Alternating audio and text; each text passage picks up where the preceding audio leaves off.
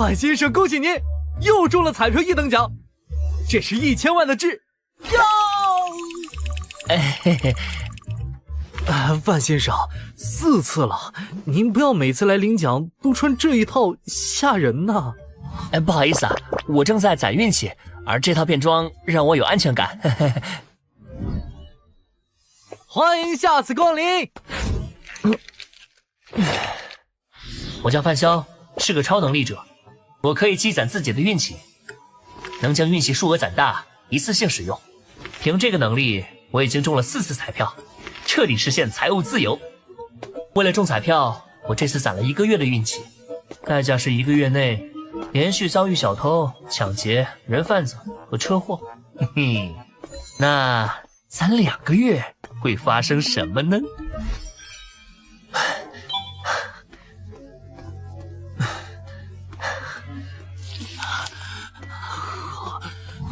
好饿！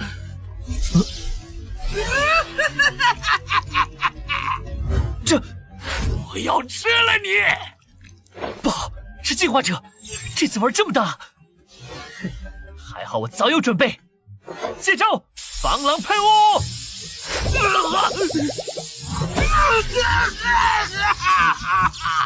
嘿嘿，敢偷袭我，小爷赏你个五花大绑！哼！喂，110吗？我要报警，我被人袭击了。又来做笔录啊，范潇，你自己说说，你这都来多少回了？迄今为止我制服过47位罪犯，做过112回笔录。就你这倒霉体，我是说鸡胸天赋，不来当警察可惜了。今天你抓的是什么人啊？他力气挺大，有点像网上说的进化者。哎，别胡说，进化者根本就不存在，那都是谣言。要不是我自己就是进化者，我就真信了你的邪。没想到攒了2个月，竟然被进化者袭击，差点翻车呀！1个多月前，人类中的少数个体发生了变异，他们食欲大增，身体素质暴涨，并产生了旺盛的捕食欲望。这类变异人被称为进化者。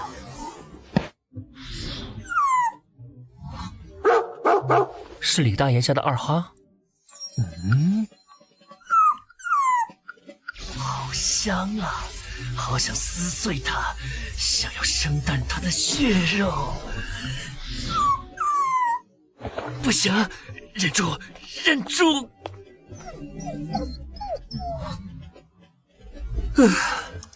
成为进化者后，不管吃多少食物，都无法排解发自内心的饥饿感。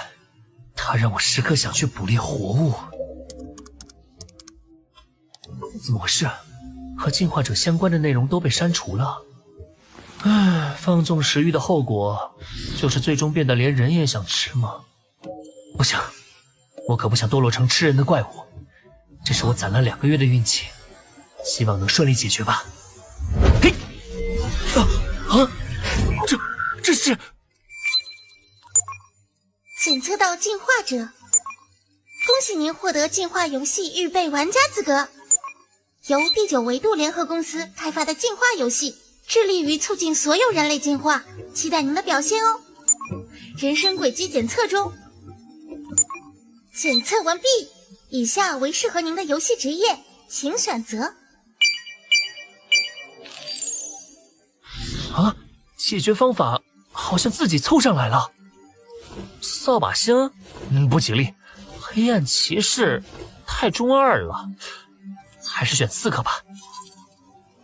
恭喜您获得游戏职业刺客。天赋开发？运气是实力的一部分。真巧，我刚攒了2个月的运气，使用天赋开发。天赋开发中。拜托了，一定要开出最好的天赋啊！恭喜您获得 A 级天赋杀戮天使残缺。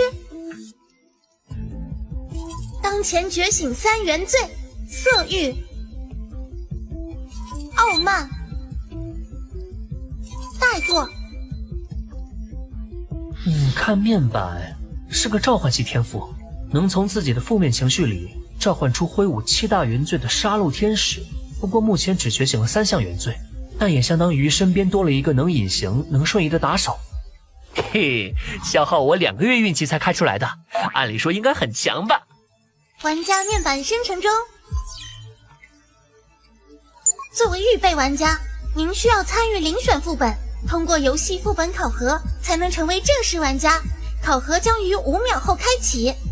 5、遴选4、副本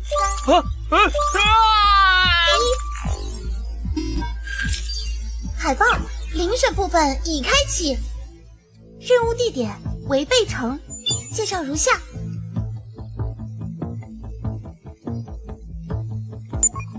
提示如下。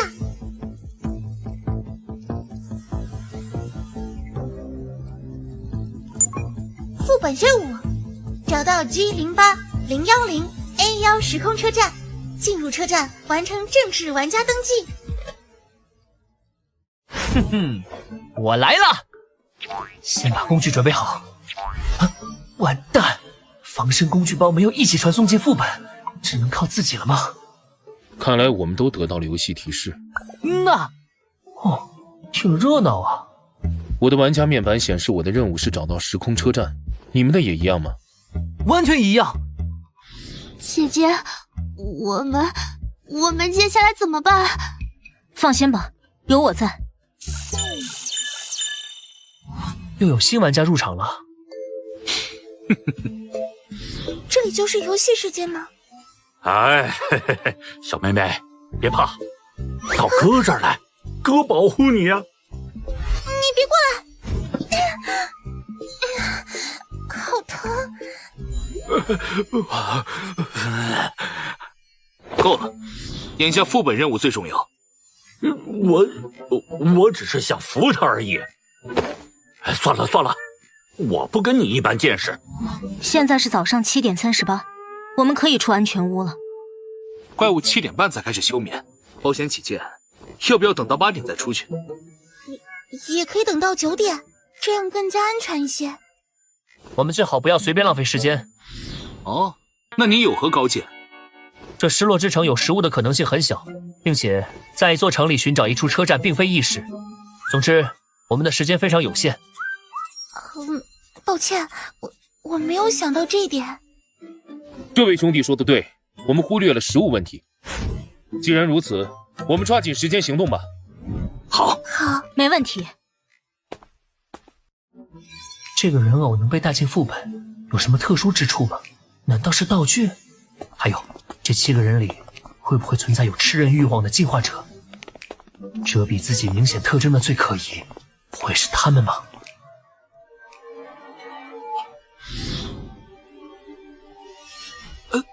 这个世界怎么会变成这个样子？麻烦了，这座城市面积好像不小，想要完成任务，也不知道得耗费多少时间。哎，我们要不要直接去违背城的车站碰碰运气？运气好的话，说不定就是我们要找的时空车站。你这也太想当然了，而且我们也不知道违背城的车站在哪儿。也是啊。从之前的讨论来看，这个人的思维活络，他的意见不能忽视。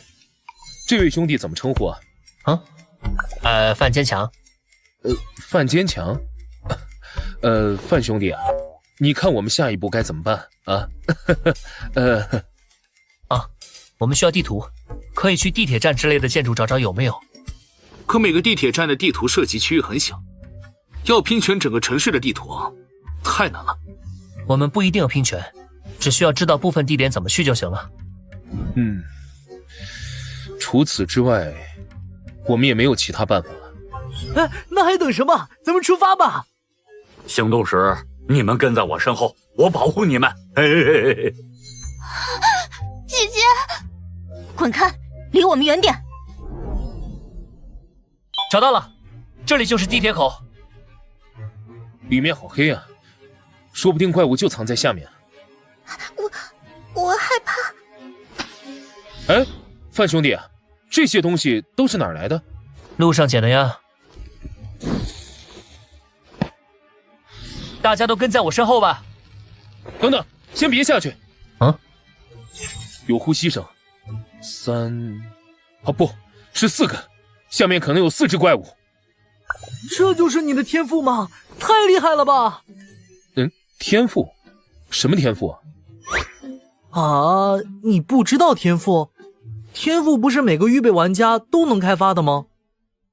那你捕食过动物吗？你们也知道进化者有强烈的捕食欲，我忍了2周，实在是到极限了，所以就自己买了条狗，然后我就获得了狗的听力和嗅觉。你太厉害了，我只忍了4天就有点受不了，还好第4天晚上成了预备玩家才有所缓解。生吃狗是种什么感觉？范兄弟，你问这个干嘛？啊，没什么，只是有点好奇。你想没想过吃人？啊？什么？吃人？你怎么会有这种想法？难道你……看来高管男没说谎，除非他演技很好，否则微表情骗不过我。啊，开个玩笑而已，毕竟人也是动物，也许有进化者会吃人也说不定呢。你说的还怪吓人的。哎，范大哥，你吓死我了，我还真以为有人会吃人呢。别玩了，现在怎么办？我们要不要换个地铁口？肯定要换，这里可是有怪物。继续走吧，地面探索这么久，一只怪物没见着，地铁里却一下出现4只。如果闭关休眠是他们的习性，想必其他地铁口怪物的数量也少不了。我同意范兄弟的说法，继续走吧。我不去了，我害怕。你们疯了吗？那可是怪物！你们小点声，要不咱们去别的地铁口去试试？对呀，万一别的地方没有怪物呢？随你们，我去找地图。啊！若真遇到危险，刚好可以试试 A 级天赋的实战效果。范兄弟，你等等。啊？咱们一起去。我要亲自确认一下地图。哈哈，谨慎是个好习惯。我记忆力好，待会儿找到地图后，记忆的事情交给我。那边怪物啊！嘘，不要出声，他没发现我们。啊，不用再往里面去了，我找到地图了，而且是整个违背城的地图。只看了1分钟地图，你真的全记住了？啊，无意识记忆而已。我记得不多，但他画的与我记得的全能对上。他们在这儿。你们没事真是太好了。哎，不好意思啊，刚才我们被吓懵了，才……大家一起行动是为了相互配合，完成副本任务。你们遇到危险就退缩，这样没法组队。怎么？我觉得危险，不想下去难道不行啊？那你就别想要地图。行啊，你问问其他3个答不答应？哎，你干嘛？之前确实是我们不对，我道歉。接下来的行动，我绝对配合你们。对不起，我就是有点害怕，没跟上来。对不起。我也道歉，刚才有点怂，毕竟第一次遇到这种事儿。接下来我也会配合行动的。啊？你们怎么样？你还有什么要说的？我道歉。贱人，我迟早弄死你！都省点力气吵吧，能不能活着出去都还不一定呢。这里是2份地图，我们接下来分头行动。哎，要分开啊！恐怖电影里面的分头行动，可是要立死亡 flag 呀！违背城有3个车站，一起行动太浪费时间，我们分成3队，效率更高。那这怎么分队呢？我和妹妹去探索东边的车站，你们随意。我和你们一起去吧，我也对东边的车站比较感兴趣。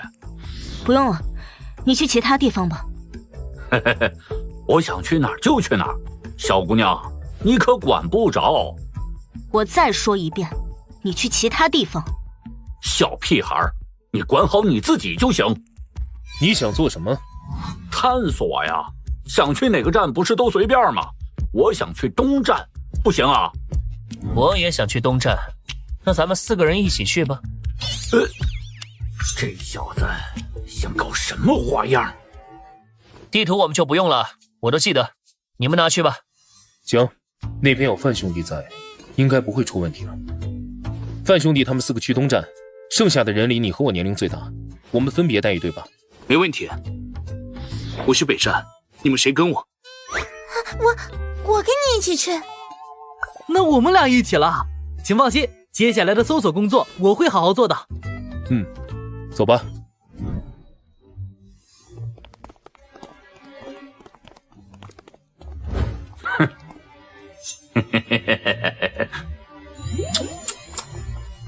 哎呀，大叔，我们错了，放过我们吧。这俩小妞先前还敢跟爷耍横，现在也差不多走出一段距离了。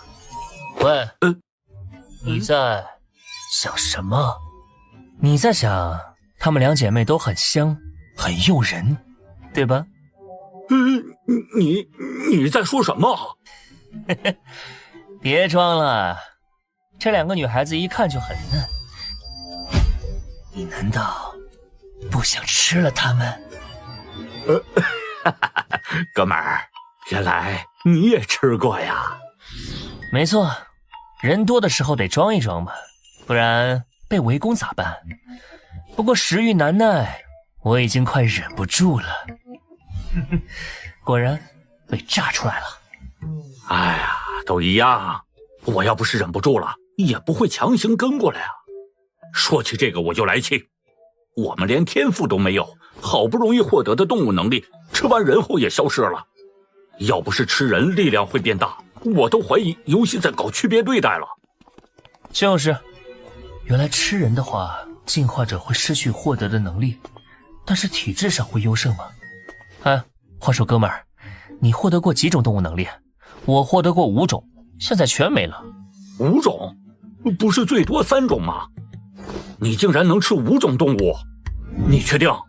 我当时吃了狗猫后，又吃了一头猪，猪变异太快，差点就没了理智，本能的就去袭击人了。你们在说什么？你们吃过人？姐姐被发现了呢。好了，我们一人选一个，如何？我喜欢姐姐，她让给我好了。好吧，这样也行。就按你说的，姐姐归你。不过你别急着吃，2姐妹我都要先玩一遍，配合点儿，会少受点苦头。你给我想清楚，对我们出手，你们回安全屋后没法解释，到时候被围攻，你们同样没好结果。放心吧，就说探索时不小心吵醒了一只怪物，把他俩拖走了，把一切甩锅给怪物就好。大家素昧平生的，你觉得其他人会因为2个死人对我们出手？简直搞笑。哥们儿，还是你脑子好使啊。栀子，去找人帮忙，我先拦住他们。姐姐，快走！拦住我们，狂妄！我看你怎么拦！收！姐姐，快走，快去找他们过来！臭婊子，贱货！哇！我要让你后悔来到这世上！糟了！看我怎么对付你们！不好意思了。你。姐姐，玩家海豹击杀世界之王，玩家海豹可以随机继承玩家世界之王的一件道具，道具检索继承中。玩家世界之王无任何道具，继承失败。切，什么都没弄到，居然是个穷鬼。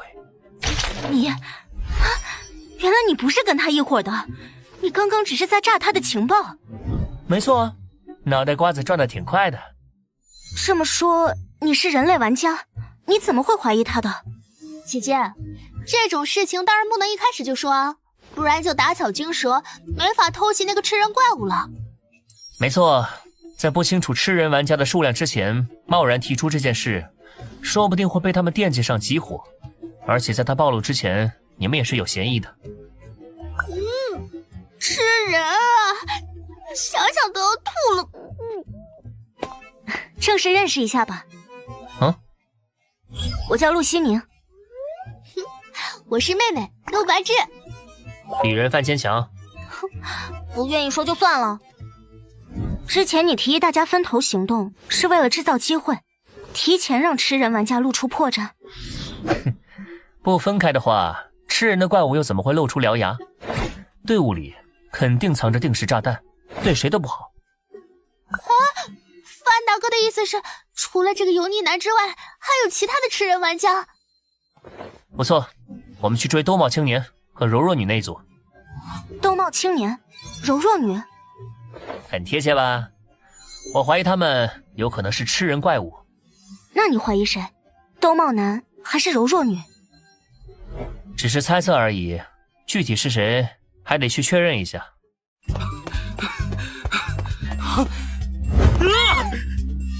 太好了，是你们！救命啊！有怪物，是人的怪物！看来我们来的好像刚刚好啊。他是吃人怪物！都只认对方是吃人怪物吗？那你们有什么证明吗？我被他咬下了一块肉，他想吃掉我！啊？什么？不对，是他才是怪物，我才是被他咬了一块肉。都有伤口的话，那就只能凭我的直觉了。你们同意吗？嗯，听你的。姐姐，这会不会太草率了点？那我选择相信你。什么？你这家伙别色迷心窍，被他骗了，他才是怪物啊！闭嘴！谁是怪物我还看不出来？这分明就是个大美女，等死吧你！你，谢谢你相信我。嘿嘿，小美人别怕，我肯定站你这边。太好了，哥哥，人家才不是什么吃人怪。动手！你们竟然骗我！我杀了你们！你就不怕我没能领会你的意思吗？有之前对付那个油腻男的经验，所以我相信你。这家伙不仅有头脑，甚至还很有胆魄。怪物，现出原形吧！你们这对狗男女！我要把你们折磨致死，然后吃掉！这丑八怪看起来很强。该死的狗男女，给我站住！你还有什么计划？总不能一直躲着吧？放心，外援马上就会到。到了。喂，丑八怪，难道你不觉得这个地方很眼熟吗？这里是要来喽！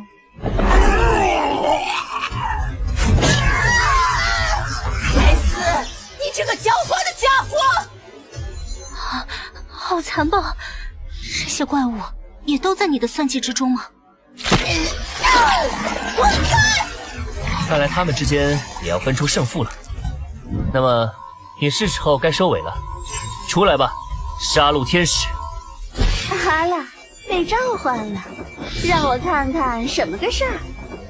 哇，好多玩具呀！你们这些杂碎！杀戮天使，上吧！好耶！不好！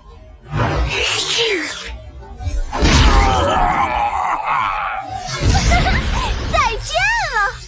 啊，这怎么可能？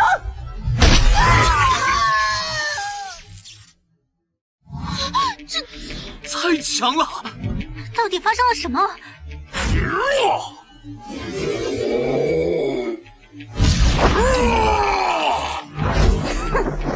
还敢偷袭？你也配！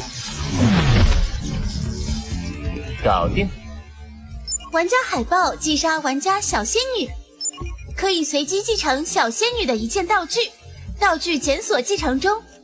玩家小仙女无任何道具，继承失败。嗨，又是一个穷鬼。不过，杀戮天使干得不错。呀吼，主人夸我啦！我还要玩，还要玩。召唤这家伙体力也没什么变化，但是精神有些损耗。原来召唤杀戮天使消耗的是精神力吗？好了，应该回去了。刚刚发生了什么？这是你的天赋吗？没办法，觉醒了一个比较残忍的天赋。他们是因为精神力弱，应该看不见杀戮天使，所以才会这么震惊吗？你的伤口已经恢复了吗？这是谁的天赋啊？是我的 C 级天赋，治疗。那你姐姐的天赋呢？操控人偶？没错，我是1级天赋，操控者。可惜带进来的人偶被毁掉了，不知道这里能否补给。除了人偶，你能带其他物品进来吗？不行，人偶能带进来，是因为系统认定它是我身体的一部分。好，我们找其他人汇合吧。时空车站的所在，我已经有答案了。什么？队伍里居然有吃人的怪物！还好有你在啊，不然我们可能就团灭了。那我们接下来怎么办呢？答案我已经拿出来了。拿回来了？你指的是这些尸体，还有这几份报纸？对啊，这些报纸和尸体有什么用啊？这些报纸是附近的报亭收集到的，可能是这座城市毁灭之前最后的新闻报道。哦，那我们岂不是可以推断出这座城市到底发生过什么？别急，现在有一个好消息和一个坏消息，你们想听哪一个？那先听听坏消息吧。那你们看到这些怪物之后，有没有什么感想？这些怪物似乎怕光，对声音比较敏感，虽然实力略强于人类，但是在极度愤怒时应该可以反杀。分析得不错，但没找到关键。这些怪物体型有些像人。哦，对，像人，因为他们原本就是人类。什么？啊？他们是人类？他们的外表虽然与人类不同，但是你们不觉得他们很像吃人的进化者吗？而且内脏与人类一模一样。这就是你切开他们的原因吗？对啊，人类成了怪物，这难道就是生化危机？叫进化危机更合适。而且我在这里是我们世界的平行世界，我收集到的这些报刊报纸也证明了这个说法。也就是说，未来我们的世界也会变成这样？不要啊！所以，这也是我们以后的未来吗？我还没找到一个帅帅的男朋友呢。倒不用这么悲观，知道了违背城的结局，或许并非坏事，反而给了我们一个预警。预警？没错，这个副本告诉了我们进化者的未来。而我们作为被选出来的玩家，或许就是改变未来的钥匙。这么说，我们会成为未来的救世主吗？哼，有可能哦。这家伙虽然臭屁了点，但是几句话就让大家重新燃起了斗志，还挺有魅力的嘛。这就是你说的好消息吗？不，好消息是我找到，或者说推测出了时空车站的位置。哇塞，你连时空车站的位置都猜测出来了！你们要不要也试着猜一猜？情报我已经全部给出来了。猜谜啊，这个我不太擅长。一般副本的线索都在最危险的地方，既然怪物就是人类，肯定在人员密集的地方。加上怪物不喜欢光，也许在大型商场的底下停车场。最危险的地方，并非怪物最多的地方，而是 BOSS 所在的位置。而且我们可以反向思维，这些怪物原本就是进化者，他们因大量捕食动物而不断变异，进食越多，变异就越彻底。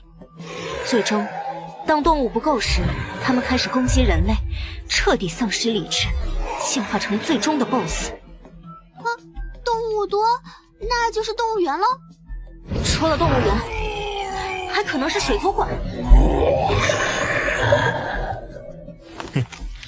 没错，就是水族馆。这张报纸上记载了水族馆发生了大规模进化者灾祸事件 ，BOSS 应该就是那时候诞生的。原来你早就找到了地点，还一直卖关子。目前一切都是猜测，我们可以先去水族馆，如果不对，再去动物园。唉，看来接下来有一场苦战了。比起 BOSS， 我更在意的还是他呀。啊？你在担心和副本 BOSS 战斗的事吗？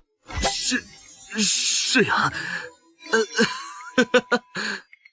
我其实在担心你突然暴起杀人呢。其实大家也不用过多担心这件事，毕竟我们准备了食物。这就是你让我们把尸体搬回来的理由啊！到时候先用尸体试试，不行了再战斗。那我们现在赶紧出发吧，早点离开这个鬼地方。好好休息，恢复体力，等明天再去探索水族馆吧。可是现在是下午1点，时间还很充裕，为什么要等到明天啊？我累了，想休息。你们想去，我也不拦着。毕竟有关副本 BOSS 的一切都是猜测，我是不会在杀戮天使冷却结束前贸然行动的。我同意他，明天去。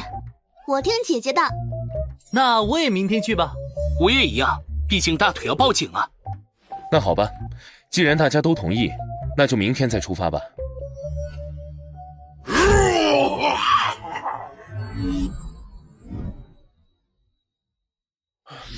已经休息1晚上了，该出发了吧？再等等。啊？还等啊？都已经天亮了，难道还打算在这里待上1天吗？我们搜集的食物可撑不住了。你要着急，你可以先出发。在杀戮天使 CD 没有彻底刷新之前，我不能冒一点险。你们呢？怎么说？我听范哥的。反正时空车站的位置已经被推测出来了，只剩下探查工作，不用急于一时。你们，可恶！他那个恐怖的天赋果然存在冷却时间，但也可能是他在故布疑阵。好狡猾的家伙！哎呀，好了好了，我也不是故意拖时间，我们先把尸体收拾一下，就出发探索吧。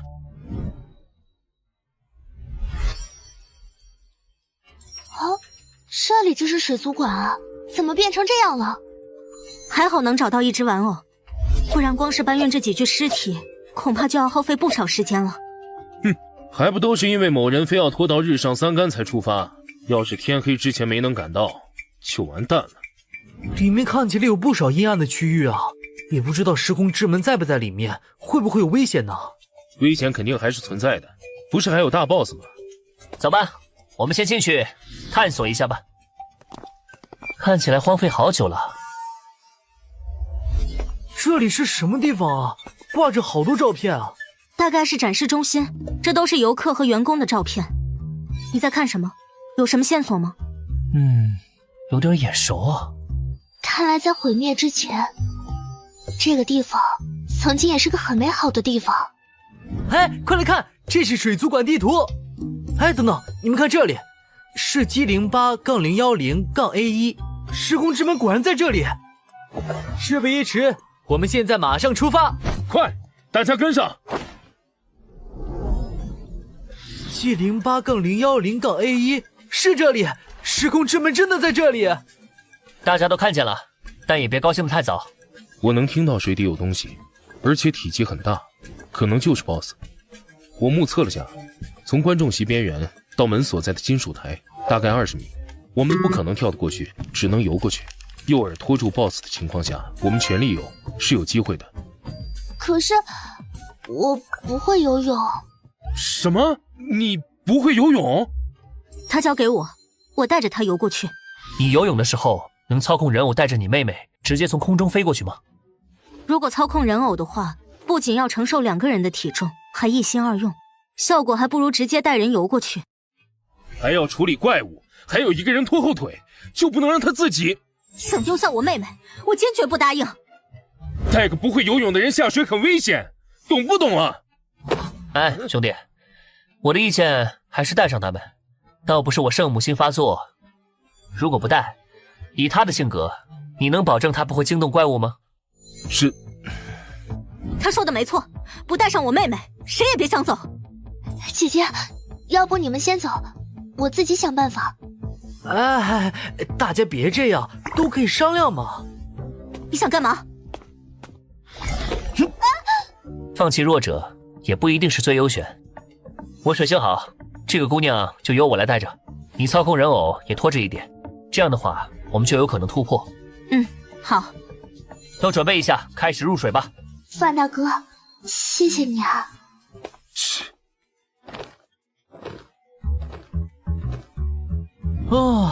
还挺沉。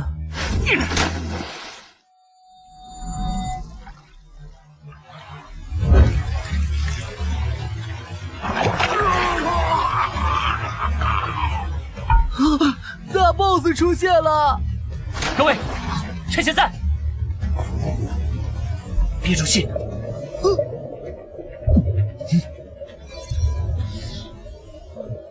不对，少了个人。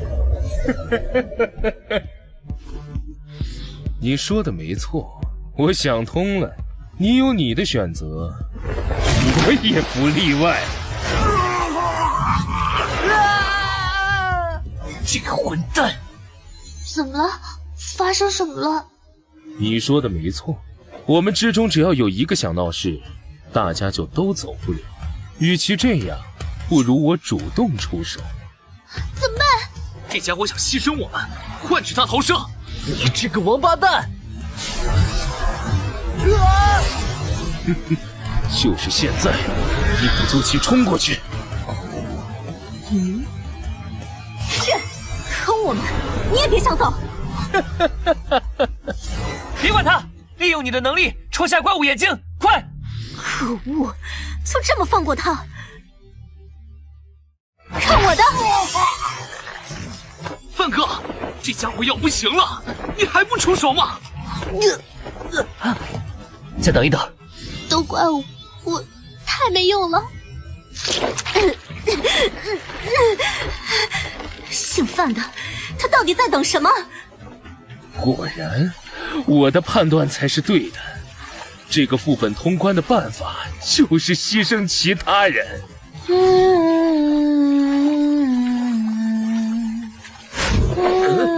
怎么回事？我的手脚怎么不听使唤了？歌声，是谁在唱歌？难道这才是真正的副本 BOSS？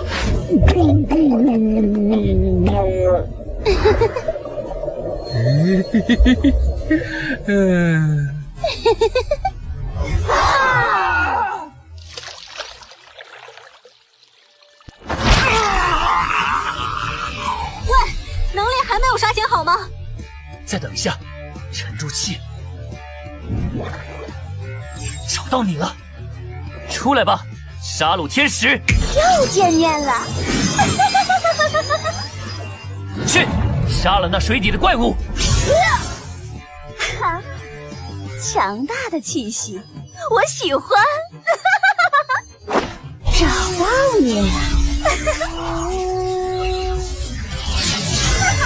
唱的好听有什么用？搞定！给我死吧！交给我！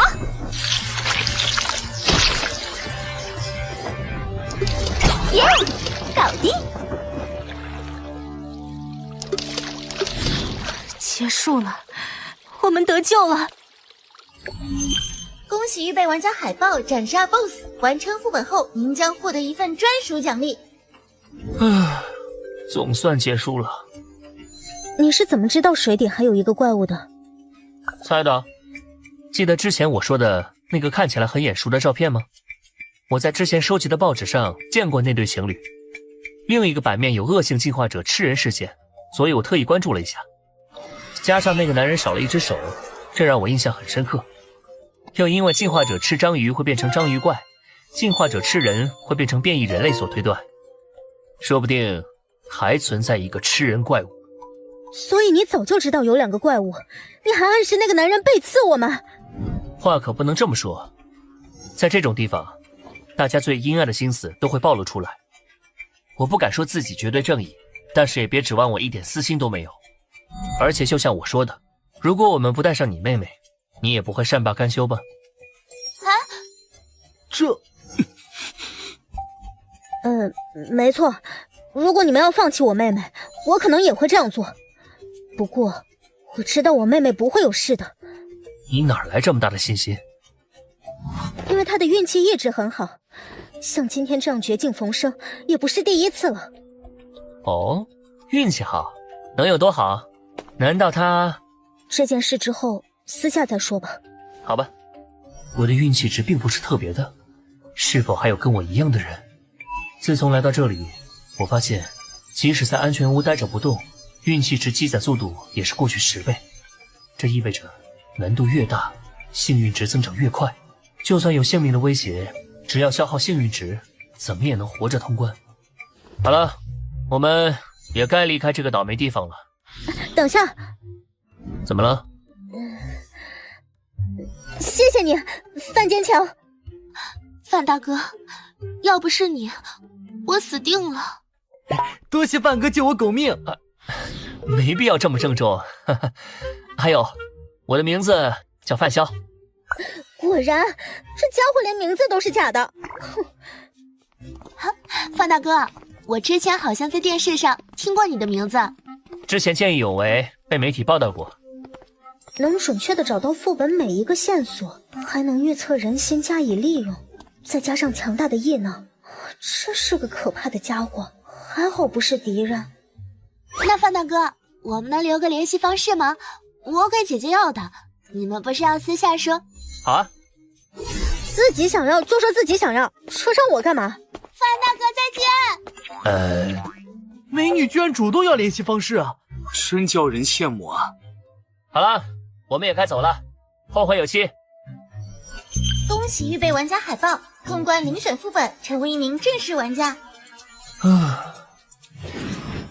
正式玩家分为3类，分别为白名、灰名以及黑名玩家。玩家海报无任何外来基因摄取记录，获得高贵的白名玩家身份。时间才过去了4个小时，看来进入游戏后，外面的时间是压缩的。成为正式玩家后，那种饥饿感也消失了。由于玩家此次副本表现优异，副本评价 S， 副本奖励3张时空车票，1级净化药剂，1级治疗药剂，1级解毒药剂，各3瓶，5000游戏币。斩杀最终 BOSS 奖励贫血的耳环，1级道具。领取奖励，先看看这个耳环的效果。贫血的耳环效果如下：佩戴时，玩家可将血液凝练为武器，强度由付出的血液数量决定。当血液兵器刺伤生物时，可以自由控制该生物血液，时长1小时，隔空操控血液的最大距离为50米。哇，我感觉全身血液沸腾起来了，这个奖励可真不错。接下来是净化药水。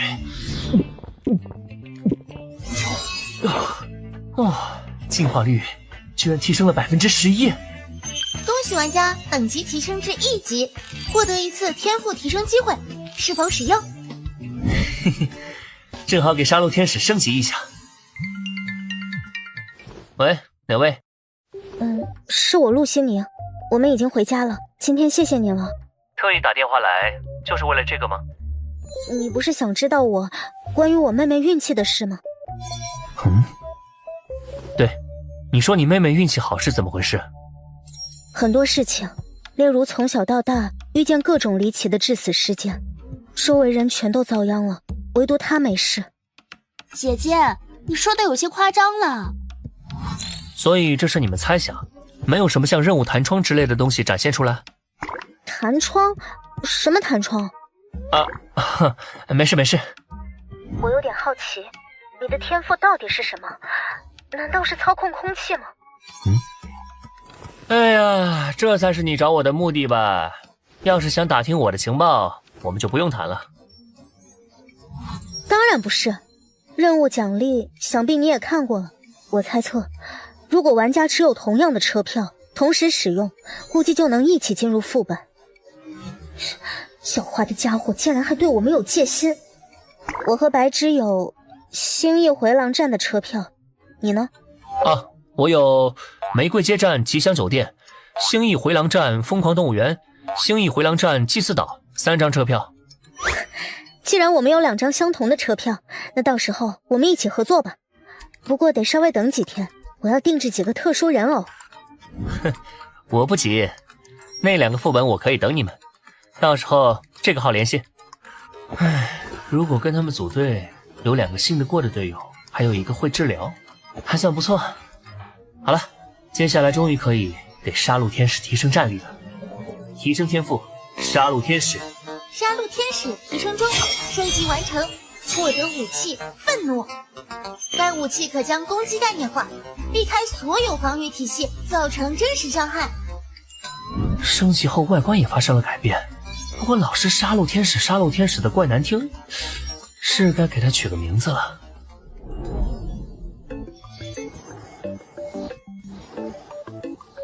相似度100%，我的素描功底还没落下呀。总算来了吧？你们好啊！你小子一点也不意外，好像知道我会过来啊。昨晚的袭击案牵扯到了进化者，早晚的事。进化者，这只是网上的传闻罢了。你为什么会相信这种传闻啊？而且还肯定袭击你的人是进化者？因为我也是进化者。什么？我在副本里遇到过2个吃人玩家，他们已经死了，这是他们的画像。画得很好，你们调查下他们的身份和人际关系，也许一些命案就能破解了。是。好，认识一下吧。我叫杜若，他叫吴延青，算是我的助理。所以你们是有关部门人士？准确来说，应该叫特事局，专门负责与进化者、玩家和进化游戏相关的事宜。王队长是知情人士，他刚知道不久。你小子总是能跟一些奇怪的事情沾上边。那个，方便透露下你们的玩家类型吗？白名玩家。你还记得遴选副本里其他人的长相吗？记得。不过我和其余几人也算共患难过了，相处融洽，不好直接透露。不用试探我们，特事局没你想的那么小气。当然，你们若是对我做出强制要求，我也只能配合了。进化者是战略性的重要资源，每一位玩家都是我们拉拢的对象。不强制？不强制。不过背靠国家，能享受到的情报和资源，可不是孤狼玩家能比的。那我考虑一下。想通了打我电话。这张名片上面有我的号码，以及特事局的内部网站，网站上有我们分享的一些情报。期待你的回复。谢了。范潇这家伙可是十分稀有的白名啊，如果能拉拢，日后必能为我们带来巨大的帮助。这小子好像有些傲，我看拉拢他加入的可能性不是很大。去调查一下他下次副本信息，我要考察下。是。另外，让狙击手和作战小队撤退吧。行动取消吗？是。大镰刀，割肠子，戳心脏，砍脑袋，一舞一挥，大家都变小可爱。既然他们准备撤退，那你也回来吧，别调皮。坏范潇，为什么不让我杀了他？多好玩啊！范七七，别天天想着玩。既然他们没有恶意，我们就不能先出手。哼！好了，我们先准备准备吧，开去下个副本了。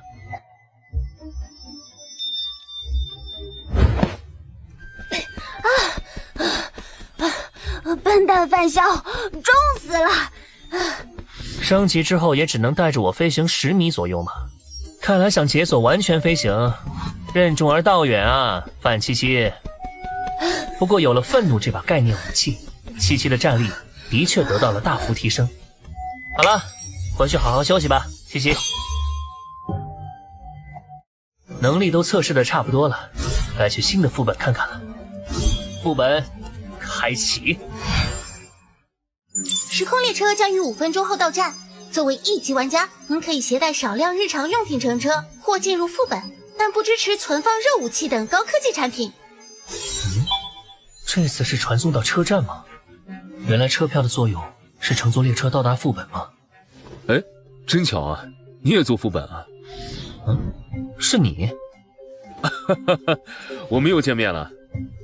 真是巧合吗？你做过几次副本？这是第3次了。你说有没有可能我们是同一个副本？时空列车会途经很多车站，每个车站都有很多副本。我们哪有那么巧会去同一个车站的同一个副本啊？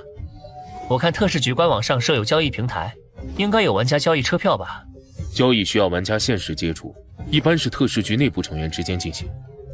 其他玩家私下交易不可靠，因为玩家击杀玩家可继承道具，彼此都怕被坑。你们成员多吗？你加入了我就告诉你。我考虑考虑。欢迎乘坐 G08010A14时空列车。列车来了。本次列车始发站阳光海岸站，终点站幻想童话城站。对了，我去吉祥酒楼，你呢？那确实巧了，我也是吉祥酒楼。哼，那还真是巧得过分呢。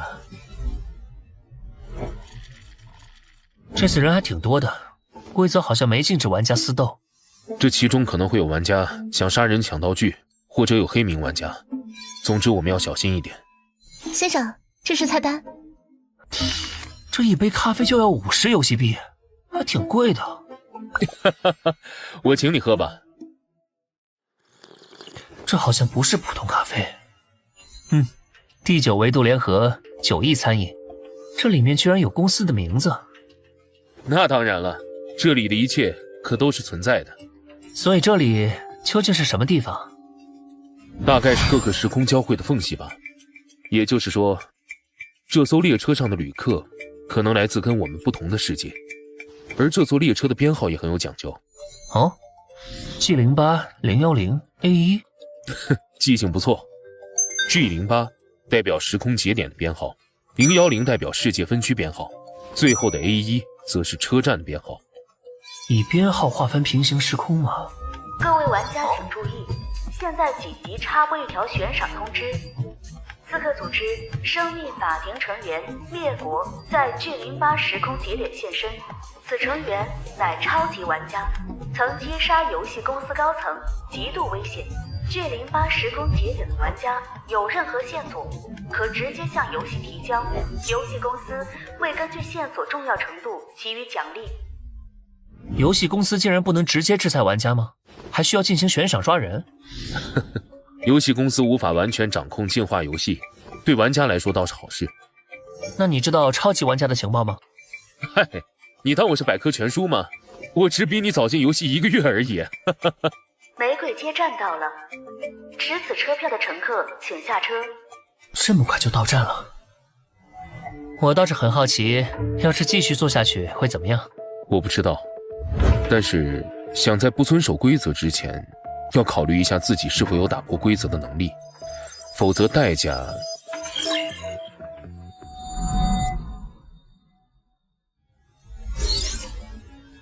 副本名：藏尸凶杀案。任务背景：一位红裙女子被杀后藏在床垫内部。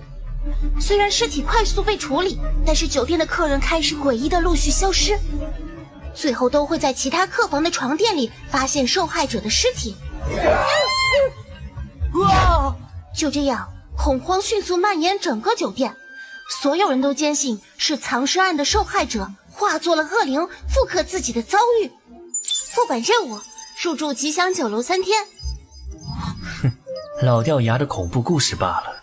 任务提示：一、晚上9点到早上7点是恶灵活动的时间。2、同一楼层只允许入住1名客人，违反者将率先受到恶灵的袭击。看来人都到齐了。你们是最后一批进这个副本的玩家，这次参与副本的人数是12人。那还等什么？快进去吧！等等，现在不能进去，谁知道你们这些人里有没有吃人玩家？你们得先证明自己不是怪物才行，否则我是不会进酒店的，谁爱进谁进。你丫的谁呀？我需要向你证明。丑人多作怪呗，谦哥，咱别惯着他臭毛病。你说谁丑？我看你们就是吃人怪物吧。你们也听见了，这2个人不愿意证明身份，很有可能是吃人玩家。你们不想被吃掉，最好现在抓住他们，提前排除危险。干嘛要我们上？你2个头，我们保证一起上。你什么意思？我看你也是吃人玩家，跟他们一伙的。我们没有清理吃人玩家的义务，就算找出来也会有伤亡，谁都不想死。而且，就算我是吃人玩家，那谁先上？你吗？听到没？他已经自曝身份了，你们还不上？当前的主要威胁还是恶灵，吃人玩家大家就自己注意吧。喂，等等我，你明明是白名玩家，何必一开始就得罪所有人呢？白名玩家不像黑名那样有明显特征，与其被误解，不如主动站出来建立威信。恶灵还在，他们不敢轻举妄动。而且这女人的目的是想把水搅浑，弄清楚大家的能力，保全自己罢了。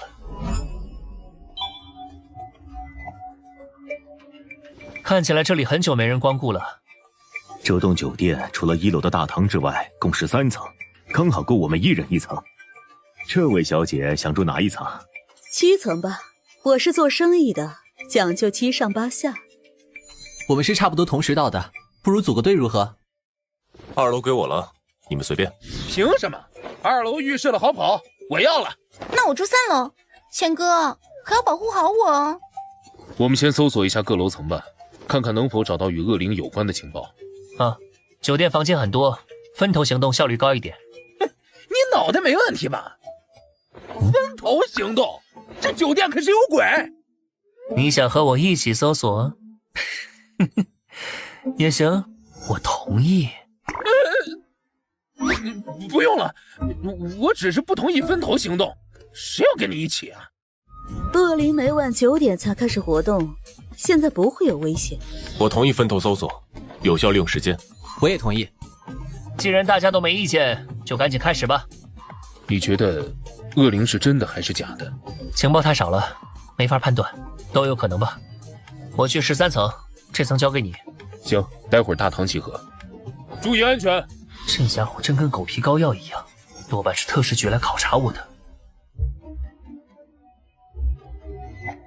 这房间看起来有段时间没人光顾了，应该也没啥有用的线索。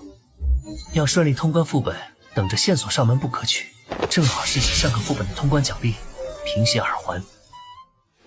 嘿嘿，大功告成！这耳环不仅能操控血液，还能让血液氧化干涸，效果完美呀！我在第10层的2个房间发现了不太明显的居住痕迹，其余房间都很正常。你们呢？我在第7层发现了模糊的血迹和墙壁上的坑洞，这里似乎发生过战斗。这个副本应该不止开启过1次，可能是以前玩家战斗的痕迹。话说人都到齐了吗？怎么感觉少了个人啊？我这里发现了不一样的线索。啊？有新的线索？应该是之前的玩家留下的，大家请看。这个他不会指的就是恶灵吧？应该没错了。副本介绍里提到过恶灵的形象，是个穿红裙的女性。啊，以前进入副本的玩家不会团灭了吧？应该没团灭。从字面意思理解，只有被敲过门的人被砍了头。也就是说，恶灵可能是通过敲门锁定目标的。据刚刚的调查，拥有血液的房间很少，说明只有被敲过门的人被杀害了，其余人都能安全度过3天。我去，这不是完全凭运气吗？靠运气也太不靠谱了。我们得想想办法才行。我提议大家组队住在一起，联合起来，一同对付恶灵。不行，同一楼层只允许住1名客人，违反规则可是会率先被恶灵攻击的。大家都注意一些，一起反抗规则不就行了？恶灵总不能杀光我们吧？哼，想拉别人一起下水，你们想的还挺美的。你什么意思啊？住在一起，恶灵来了好一波端是吧？而且单独遭遇恶灵，并不一定就是死局。我们发现的战斗遗迹，有可能是玩家反抗恶灵时留下的。这，我自己住，你们要违反规则，你们自己违反。我也自己住，我相信自己的运气。那大家还是遵守规则，自己住吧。既然你们都想通了，那就赶紧回自己房间吧。违反规则的也请自便。这家伙这么想大家单独行动，肯定是个吃人玩家，你们别听他的。闭嘴，想找死别拉上我们。真是一群乌合之众，违反规则怕是不用等恶灵来，游戏规则就能抹杀他们。这个楼里有没有恶灵还是个未知数，但我身上可真有个恶灵啊。你住第7层，我住第6层，遇到危险时发出些动静，及时支援彼此，你看如何？当然可以。我住你上层，遇到危险时我们也可以相互支援。好，大家都可以有个照应。哎呀，这小子真是碍事。还有我选第9层吧。我没意见，合作嘛，人越多越好。哼，2个舔狗，一个少妇，还有个小屎棍，以及一对精神小伙，危险程度好像都不大。剩下这几个话虽然不多，但是看不出底细，得多加提防。还有这家伙，你不是住12楼吗？跟我上13层干啥？哎呀，我找你有事，先来你这儿坐坐。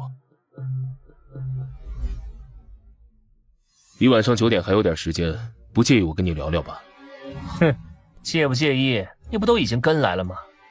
之前在酒店外，你暗示自己是吃人玩家，是为了钓鱼吧？有结果没？随便钓一钓而已，不一定有用。不过，虽然没有人咬饵，但我猜测娃娃脸、纹身男和秃头男这3个人可能是吃人玩家。为什么？他们有什么不对劲的地方吗？其他人太活跃，藏不住事儿。那3个人话不多，有问题肯定在他们之间。算了，不管吃人玩家的事了，我来找你是为了另一件事。之前窗帘上的血液字迹是你伪造的吧？杜哥，你应该没收到什么扮演恶灵杀人的任务吧？所以你认为根本不存在恶灵，而是玩家？如果我是那个玩家，那你现在可危险了。哈哈，我只是开个玩笑罢了，毕竟官方人员不会滥杀无辜的。距离10米以内有愤怒加持，范七七应该能够秒杀他。你要是不信，可以随便测试我。不必，我还是放心杜哥你的。根据副本介绍，恶灵会在规定的时间内把人杀掉。现在又添加了恶灵必须要敲门和砍掉要杀之人的头2条伪造情报。恶灵如果真的遵守了规则，就证实了恶灵是人扮演的。而恶灵玩家知道床单是我伪造的，为了排除威胁，必然会率先攻击我这个不安定的家伙。你倒是很自信自己能斗得过恶灵玩家。当然，这一切有个大前提，恶灵是人假扮的。这是件1级道具，进化的纸杯传话筒，可以在同一片空间内做到类似对讲机的功能。好，蛮实用的道具。如果你遇到危险，可以用它通知我，我会第一时间赶到。别人对恶灵避之不及，他居然主动撩拨，有意思。对了，你为什么这么肯定恶灵就是假的？我只是认为这种可能性比较大而已。感觉这种神神鬼鬼的东西不太可能出现在1级副本。希望你运气好点，能顺利钓到。记得一定要通知我啊。放心吧。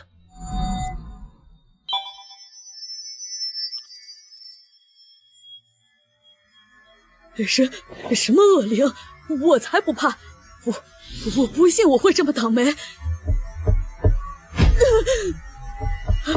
是恶灵来了，只要抵着门不打开就行了。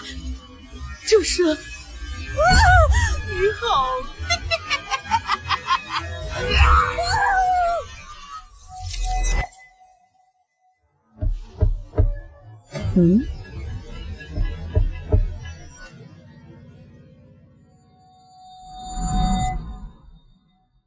昨晚没情况？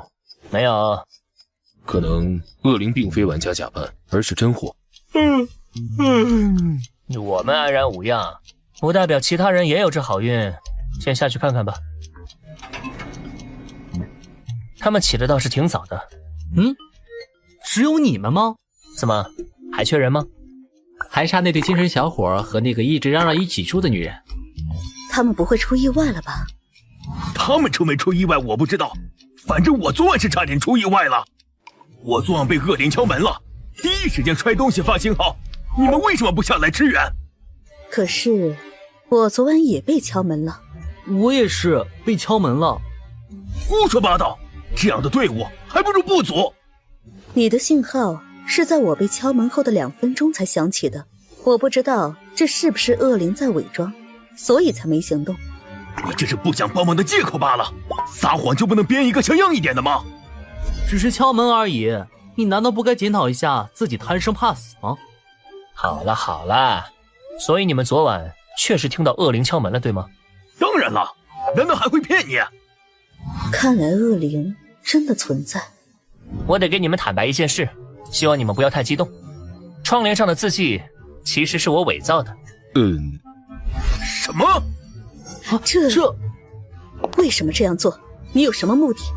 目的就是想看看到底有没有亡灵，而现在结论已经出来了，那就是根本就没有亡灵。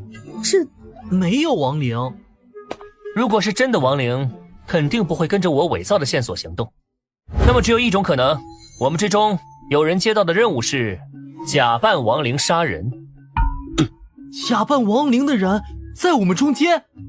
我昨晚可听到了敲门声，不是我，也不是我，我也听到了。原来这么多人听到敲门声了呀！你搞这么多事，说不定恶灵就是你。是我的话，完全可以不用坦白窗帘的事，然后今晚悄悄地把你们都杀了。既然结论是在我们中间，那么我们每个人都有嫌疑。不过可以确定一点，我们的敌人是人，并非恶灵。这个游戏类似狼人杀，但又有些不同。狼人在晚上是必杀人，而这个游戏的恶灵如果是人的话，就没那么可怕了。对啊，只要知道他是人，还有什么好怕的？哎呀，终于可以安心了。先别高兴太早，还有3人生死不明，得先去确认一下状况。哎呀，有什么好确认的？现在还没下来，肯定是被杀了呀。恶灵可是会把尸体塞进床垫里，你们谁也不想自己晚上睡尸体上吧？那你还有其他线索吗？恶灵玩家可就在我们中间，我可不会蠢到直接暴露底牌。睡在尸体上，想想就恶心。我同意搜查。我也同意，反正白天大家都能互相支援。一直装神弄鬼的，谁知道你又有什么鬼把戏？我要说的就是这些，你们爱信不信。有意思，这小子到底打的什么主意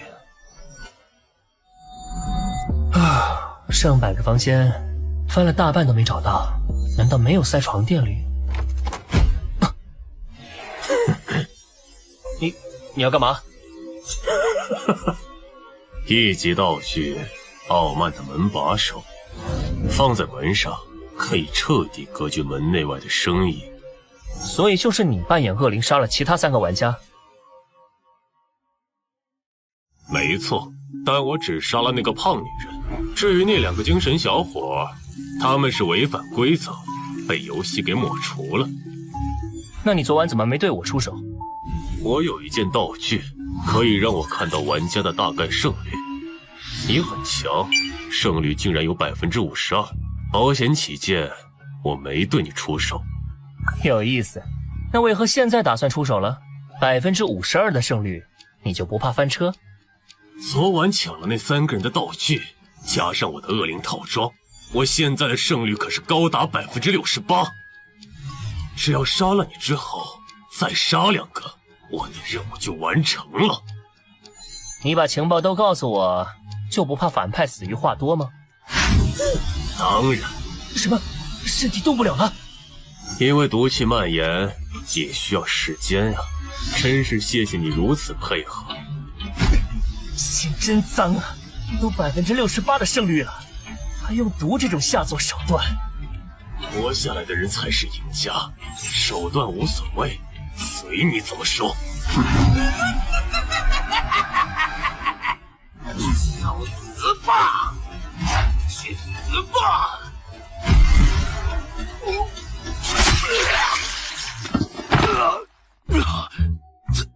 怎么可能呢？明明有68%的胜率，我还专门下了毒。搞定！玩家海豹击杀玩家蚁王。玩家海豹可以随机继承蚁王的一件道具，道具检索继承中。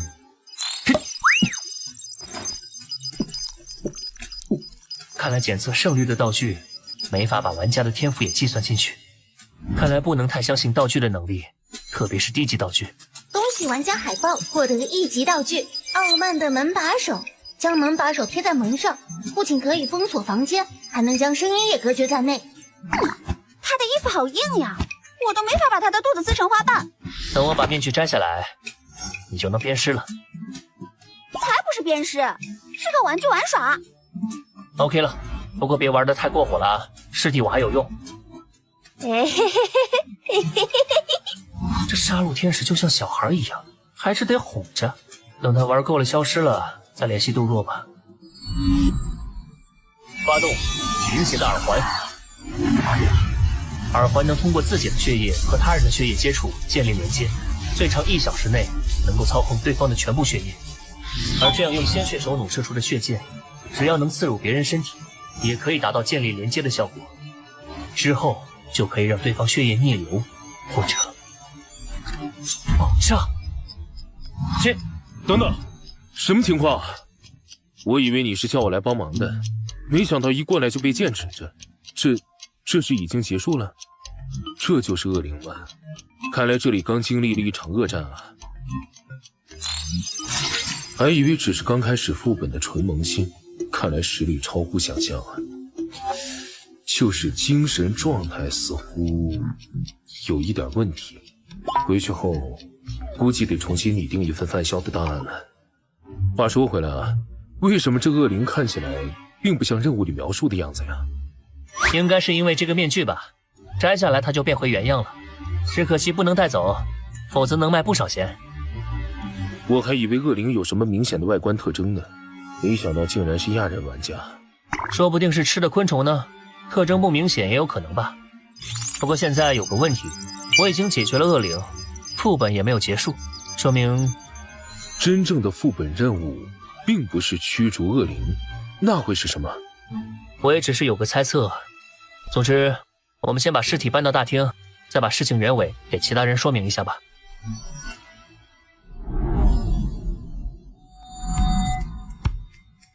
差不多就是这样，我套路了恶灵玩家，然后反杀了他。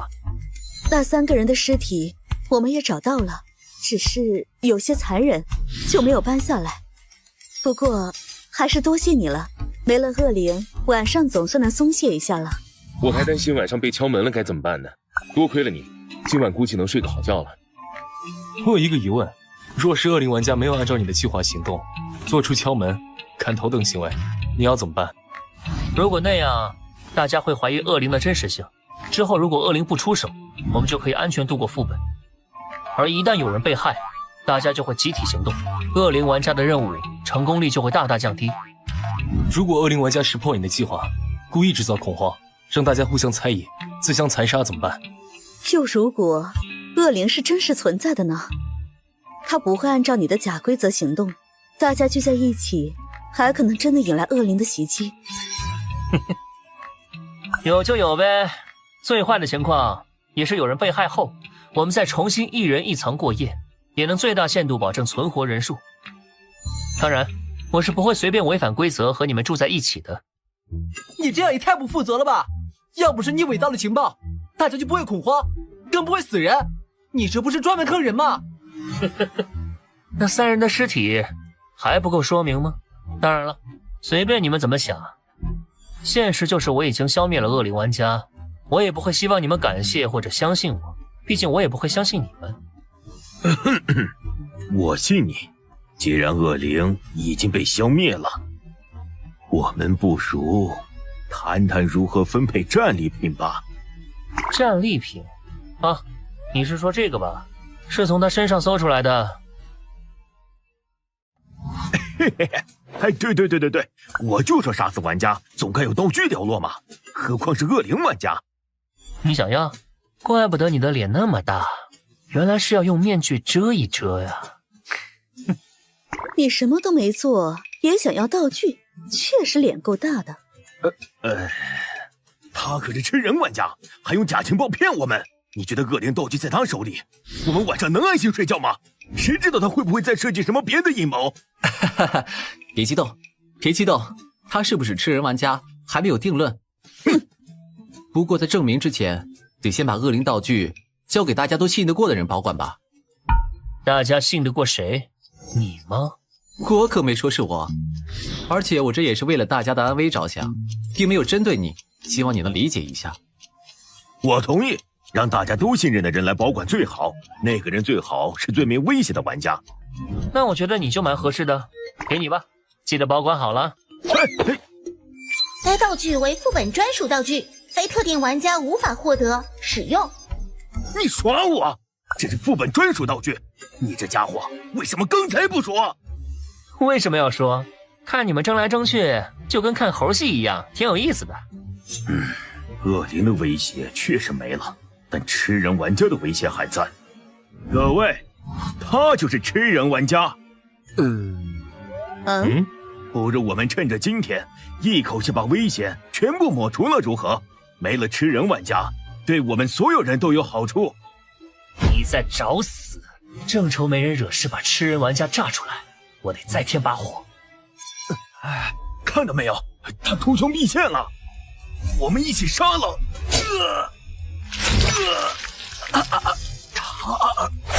百变魔衣，一级道具百变魔衣，应用特殊金属制作出的衣服，具有强大形状变换能力和颜色调配功能。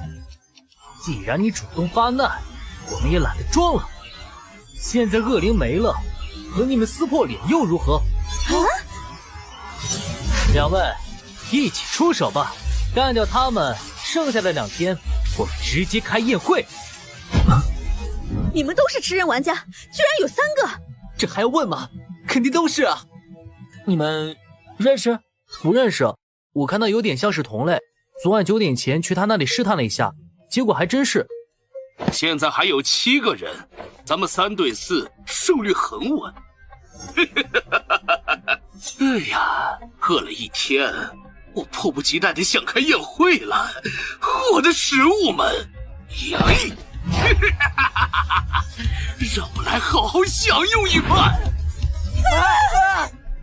这宴会怕是开不了了。你什么意思啊？对不起，我是白名玩家。你敢耍我们？他到底是人类还是吃人玩家啊？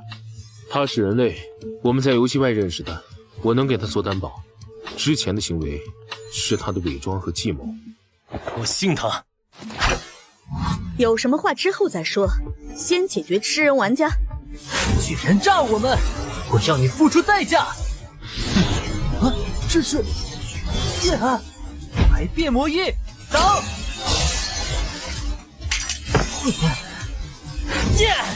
不过如此。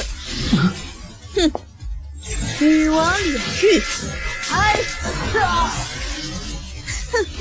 让姐姐我好好教训教训你吧。不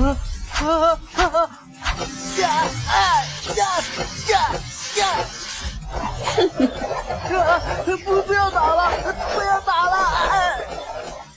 娃娃脸的盔甲能防住血剑，却无法抵消鞭子的击打。看来那鞭子也是道具，而且等级不低。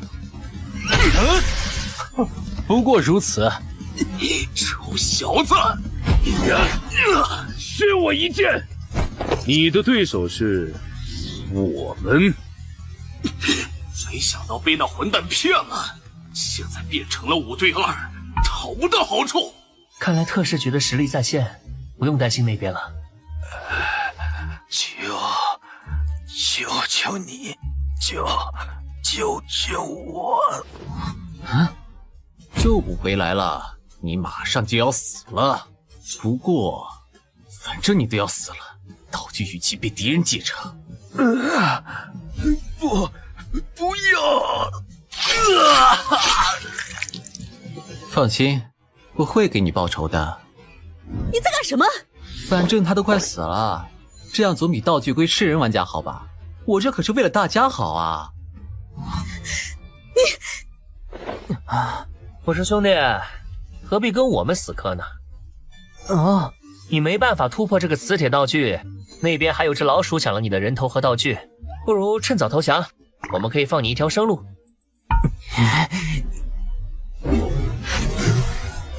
给老子闭嘴了！不人头，先杀你泄愤！迅速跑击！恶心人的臭虫！看来你鞋子的等级不怎么样啊，那我就勉强上马了吧。金属道具离开本体了，好机会！起，去！有什么东西刺到我了？一点都不疼，但是，是你对我做了什么？砰！玩家海豹获得继承道具百变魔衣。什么？现在是分心的时候吗？不好！下辈子学乖点吧！这不可能！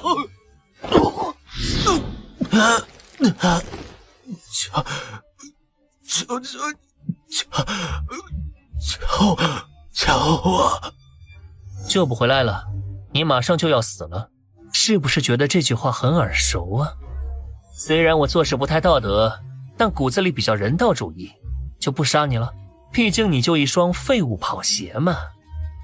人道主义嘛，哼，我倒是觉得你的道德水平蛮高的，至少比倒在地上那位要高出一大截。组队时一份力不出，还老想占便宜的，这样的人太多了。我更喜欢像你这样有谋略、有胆识的人。你果然是亚人玩家。没想到第一天还没结束，所有危险就都解决了。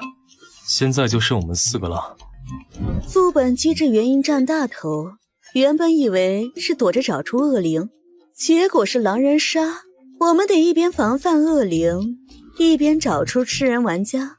恶灵道具给了秃头男也有关系，他解决了3个人后，使吃人玩家的优势变大了，才会在被挑衅的情况下直接跳出来。不过也多亏了你的钓鱼计策，我们才能第一天就抓出恶灵和吃人玩家，估计这次副本的评分不会低了。不客气。那么正式认识一下吧，我叫严可宁，算是个生意人。杜若，许耀，范建。等真？没必要，兄弟，没必要。小气的男人可是会在不经意间错失很多机会哦。开个玩笑而已。我叫范潇，来自010分区。我跟他一样。哼，这倒是巧了，我也是010分区的。我也是，我们几个挺有缘分的。这其实很正常，同一世界分区的人在一级副本里相遇的概率很大。我之前进副本也遇到过这种情况。对了，你们知道特事局吗？特事局？特事局是国家新成立的部门，专门负责玩家和竞画游戏有关的事件。目前为止，我们已经招揽了很多玩家，且拥有庞大的情报和资源，可以给玩家提供很多帮助。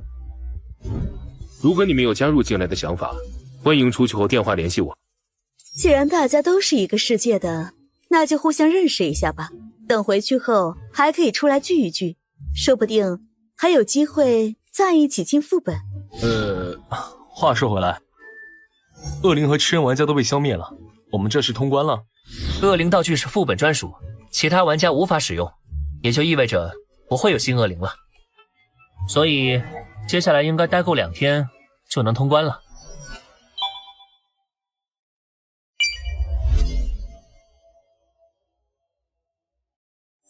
1级副本吉祥酒楼已结束。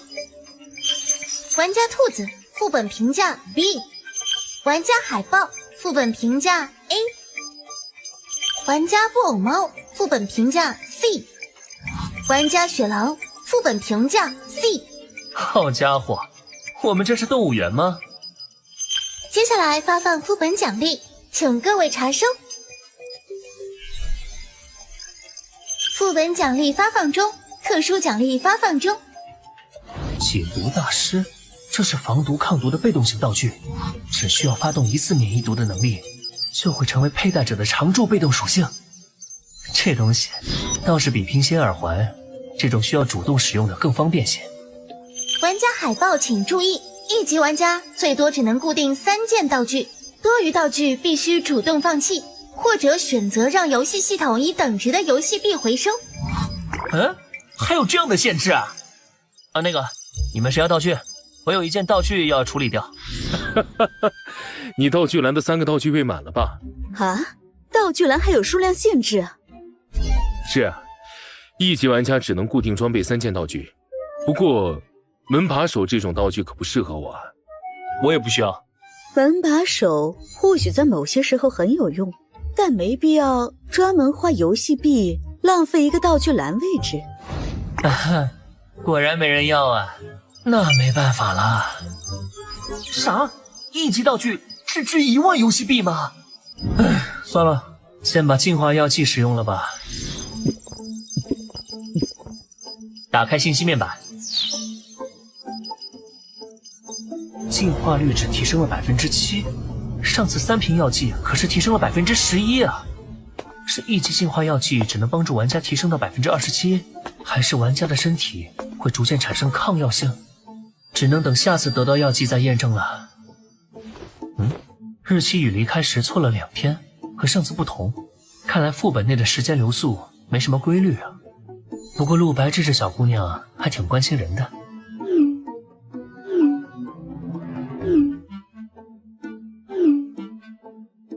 放心，我的暴露跟你们没关系，而且我本来就没隐瞒身份的意思。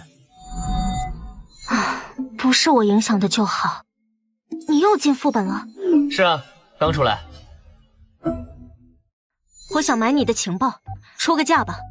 买就算了吧，马上就要一起进副本了，情报我免费提供给你们。这么快？我也看看。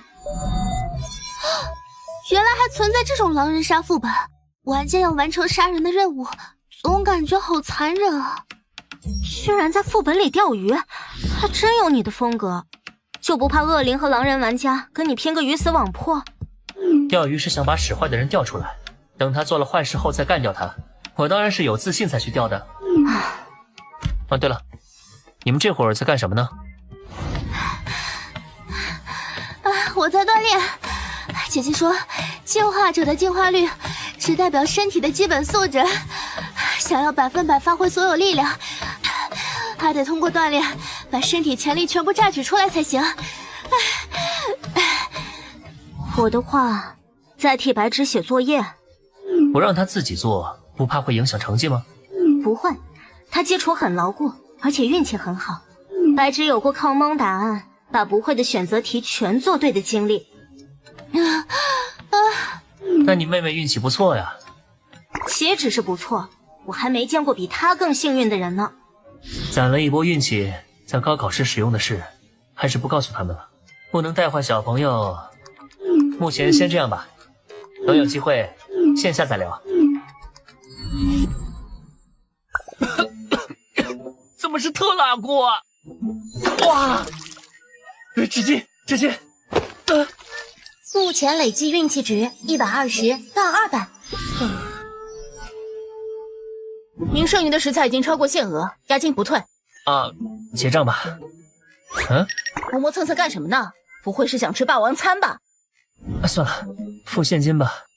哼，今天是开启超能力攒运气的第7天，倒霉程度已经肉眼可见。算算时间，该进入2级戒备状态了。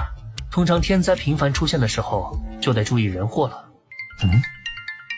喂，妈，有事吗？你已经有2个多月没回家了，抽空回来一趟吧，你弟弟妹妹也想你了。妈，我最近工作比较忙，做设计的总是会遇到些很难伺候的甲方，我这周抽不出时间，下次吧。啊。哎呀，你那个工作怎么老是这么多事？这样吧，我去找你宋叔叔，给你安排个清闲的职位，这次你就别拒绝了。不用，我挺喜欢现在的工作，不想换。你这孩子，唉。以前耗费1个月运气帮老妈求得的2婚姻缘，虽然宋叔叔也有1对子女，但为人很和善，对妈也好，现在生活非常幸福，我也没什么好担忧的了。范潇啊，你听话，工作要找能赚钱的，你喜欢的有什么用啊？是，您说的都对，比起在家人安排下安稳度日，我更喜欢独自生活。不仅如此，这也是为了攒气运时不伤到身边的人。好吧，工作不换可以，但病你必须得去治好。我重新帮你找了一位心理医生，你记得去看看。哎呀妈，我真没病。没办法，去一趟吧。不过先把衣服上的油渍处理一下吧。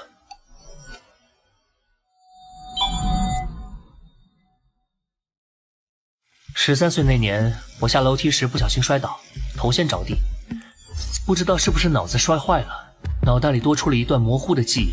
我好像有一位很会照顾人的姐姐。事后去医院做了几次检查，每次检查结果都显示我的身体状况无任何异常，记忆真就来得莫名其妙。既然不是身体问题，那就是心理问题了。于是我开始不定期的去看心理医生，接受心理治疗，并配合服用一些药物。直到14岁，我发现自己倒霉和幸运的过程是能够被主观控制的。我这才理解，原来自己并非天生的倒霉蛋，而是超能力者。当我试图用运气让脑子正常时，才发现那段记忆是真实的。但当我想用运气寻找那个姐姐时，却毫无效果。不过，我现在有了新的猜测，我那多出的记忆很可能是其他世界分区的玩家来到这个世界时用道具或是他们的技能造成的。所以，不管为了活下去，还是为了那段记忆，都得继续参加进化游戏。但心理医生还是得来看，一是给妈一个交代，不然后续会没完没了；二是估计这边会有人祸，所以躲是躲不过去的。你的情况我已经提前了解过了，先不要有什么心理压力。多出了段模糊的记忆，并非什么匪夷所思的事情，就跟感冒一样，你的情况属于一种心理上的疾病，它是可以被慢慢治愈的。啊，很多心理疾病其实都来源于童年问题的残留。我听你母亲说，在你小时候没有给予足够的关心，所以你可能幻想出了一位姐姐，让她替代了父母的位置和作用。在你的记忆里，这位姐姐一定很会照顾你，对吧？哈哈，她确实很会照顾人，也确实对我呵护备至。问题就出在这里了，如果你想得到治疗，就得弥补你的缺憾和你父母身上的缺陷，并真正的接受他们。也就是说，从认知层面去承认现实，接受过往。听上去挺简单的，只是总体方向而已。这个过程自然需要一些药物和心理引导来配合治疗。先喝口水吧，然后我们开始第一次引导。刚刚解毒大师发动了，这茶水里被下了药。反正不怕毒，我尝尝是什么。这味道是土真剂，刚好之前试过一次副本奖励里的土真剂。好好的心理医生给我下土真剂做什么？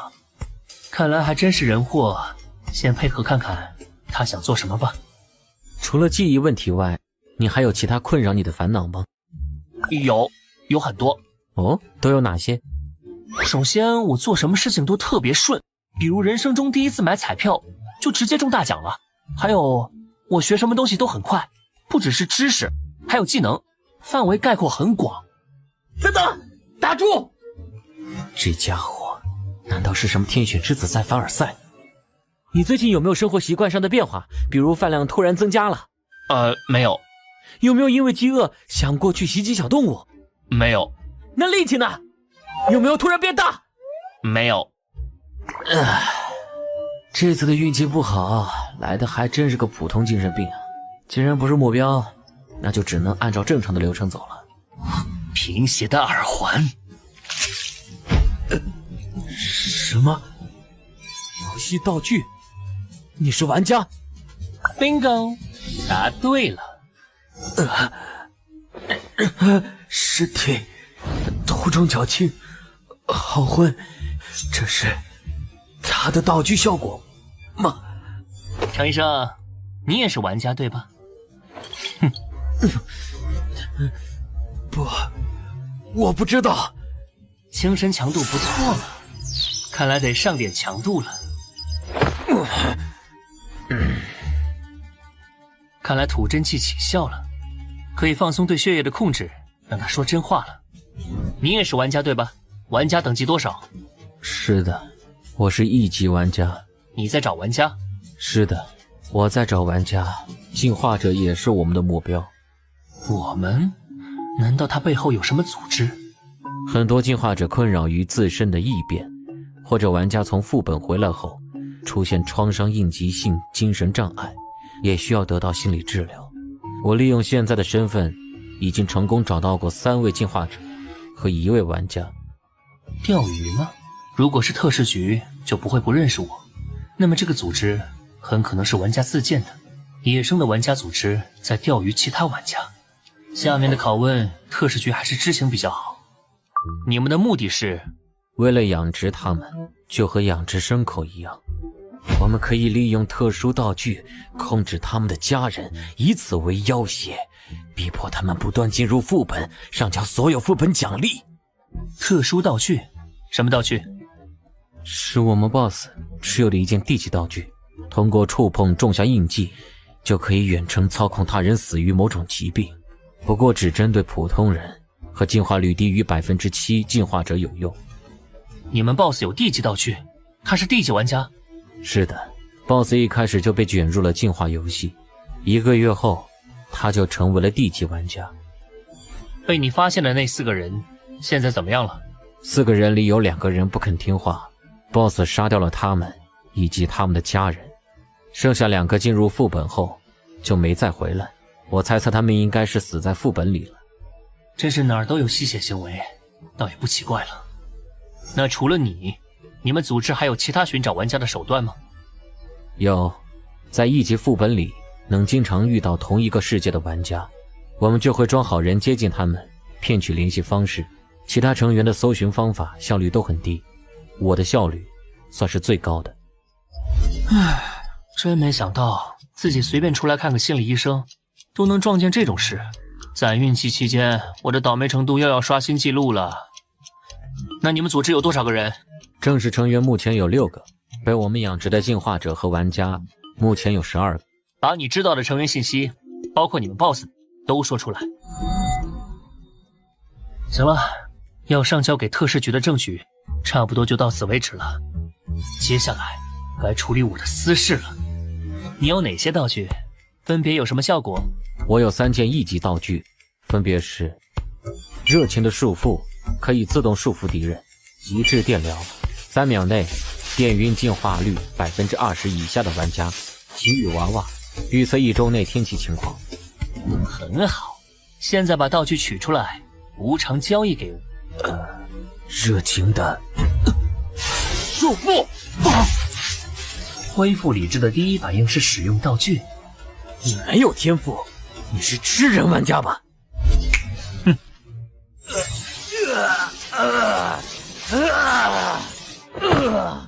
提醒你一句，我现在动一动念头，就能让你砰爆炸，到时候你的血液会溅得满地都是，尸体都留不下个完整的。听懂了的话，就别搞小动作。现在，把你剩下的2件道具拿出来，并放弃道具所有权。你有这么厉害的道具，栽在你手上我认了，但想让我交出道具，不可能！哇哦，居然有个不怕死的哎！你早说呀！等等，我不是这个意思，只要你能保证让我活命，我可以把所有道具都给你。晚了。等等，不要杀我，我有双赢的方案，真的。你那么紧张干什么？我也没说要杀你。啊？其实你的3件道具我都不怎么看得上眼，给我也只能卖掉换些游戏币，可有可无。那你想怎么处置我？面对你这种不法分子，当然是要报警处理了。什么？证据和情报刚刚我都拍下来了，你们的事情我会联系特事局的人来处理，所以你不用担心我会直接在这里杀了你。当然，前提是你肯乖乖把道具都交出来，否则我会先杀了你，再举报你们。到时候就说你反抗强烈，我一时失手。可你不是看不上我的道具吗？哼，聊胜于无呗。给你10秒钟的考虑时间，10、9。等等，不要惊动特事局，我可以帮你引荐到我们组织，到时候我们一同享受大量的道具、计划药剂这些资源。你还有6秒钟时间，你难道一点都不心动吗？你想想那些资本家的资产增值的速度有多恐怖！4秒钟，我答应道具全都给你。聪明的选择，现在就死和以后被枪毙，肯定是后者要好点，起码还能多活几天。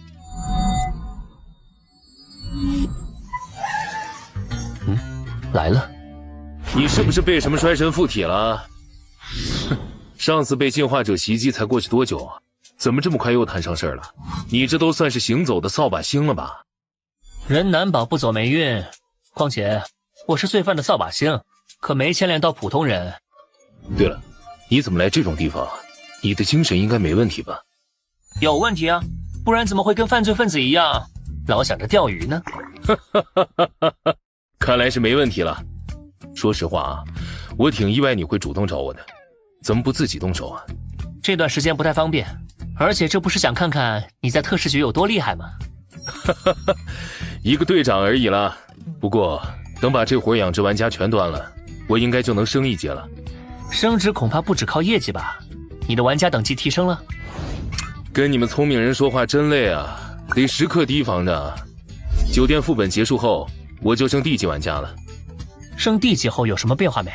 最大的变化就是活动范围，或者说玩家地图变大了。一级玩家只能在车站、列车或者副本里活动，而从地级玩家开始，活动范围就没限制了，想去哪里全靠自己意愿。哦，那副本外面是什么？其他世界分区？是的，副本依附于世界分区而存在。当然，这一点是不是绝对，规律目前还不清楚。只知道玩家离开副本后，可以前往该副本所在的世界分区。副本所在世界是什么样的？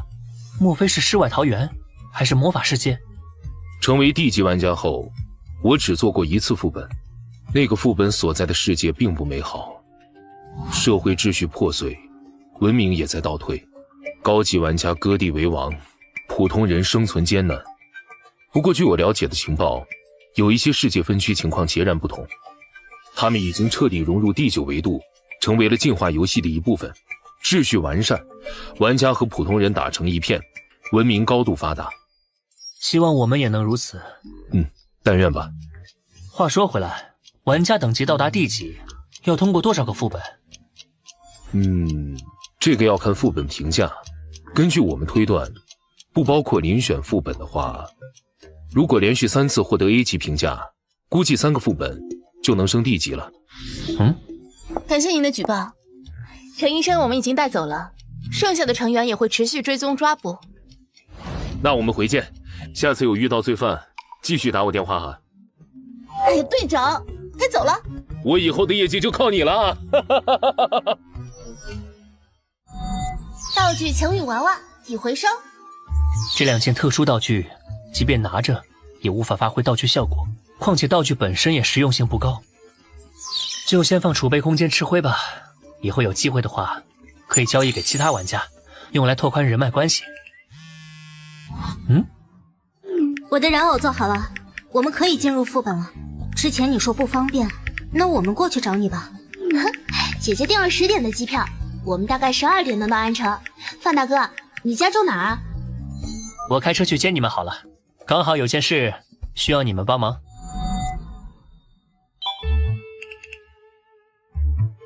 暂时关闭气运积攒吧，反正未使用的运气会持续积累。他们还没到，再等等吧。范潇这边，范大哥，好久不见呢。这是兔头，路上辛苦了，还没吃饭吧？想吃什么？我请客。那个范大哥，你推荐好了，我和姐姐都不怎么熟悉安城。先上车吧，我知道有家焖锅不错，我带你们去。我们出发吧。陆西宁这种性格的女孩，居然会穿短裙配过膝袜，难不成？别告诉我那身过膝袜加短裙，就是你从遴选副本里获得的道具。很遗憾，就是你猜的那样。如果可以的话，我也不想穿成这样。但这裙子道具太方便了，自带清洗功能不说，还能将我250多公斤的玩偶缩小成饰品携带。好了，先带你们去吃饭，吃完再逛逛安城。逛安城今天不去副本吗？我需要你们帮点忙，准确来说是需要陆白志你帮忙。啊？什么？你的意思是，你有一件能降下霉运的道具，还想用白芝的幸运体制作对冲实验？这种道具你不扔掉还留着干什么？能影响因果律的道具可是稀罕货，扔掉多可惜，说不定能在遇到一些特殊境况时发挥奇效。算了，跟我没关系，这件事你问白芝自己吧。啊，我当然可以。那个，我具体需要做些什么？只需要最近跟着我，然后在心里祈祷我能幸运一点就好。没问题。你方才还提到2件道具，分别是什么？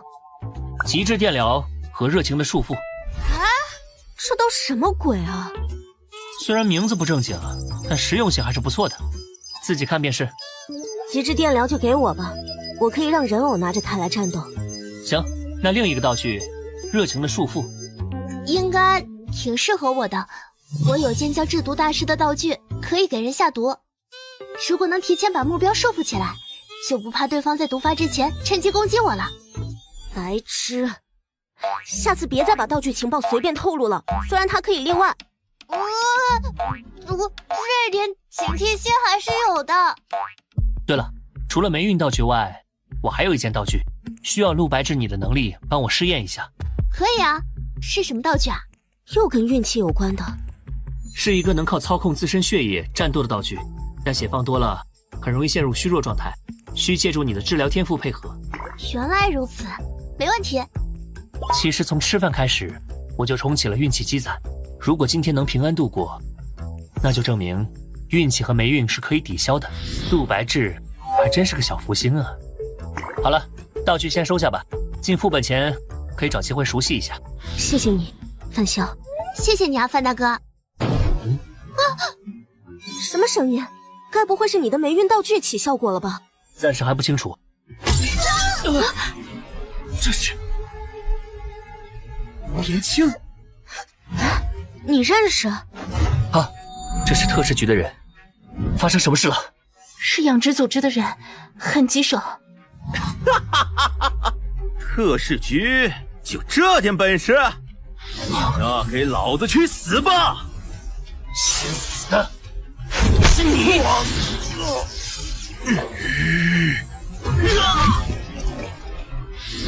我还以为你多厉害呢，结果就是个只会嘴炮的废物。我获得的进化药剂数量远比正常玩家多，而这个人的力量居然比我还要强。要不是他拥有力量型天赋，要么就是持有力量增幅道具。范大哥，我来助你。热情的束缚。哼，居然还有埋伏！这种破绳子，就想拦住老子吗？不好！热情的束缚，收回！世子，你后退，我来。就是你了，去吧，仙鼠人偶。啊，人偶？极致电疗。什么？就这？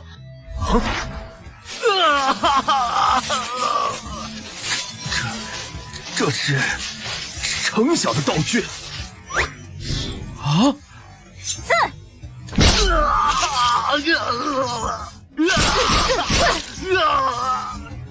好了，停。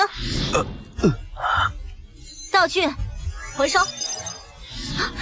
这是不对劲儿，快离开这里！可恶，来不及了！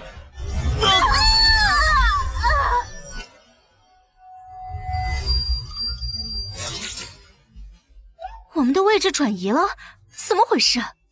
草地、森林，空气中有海腥味儿，吹来的风也是温热潮湿的。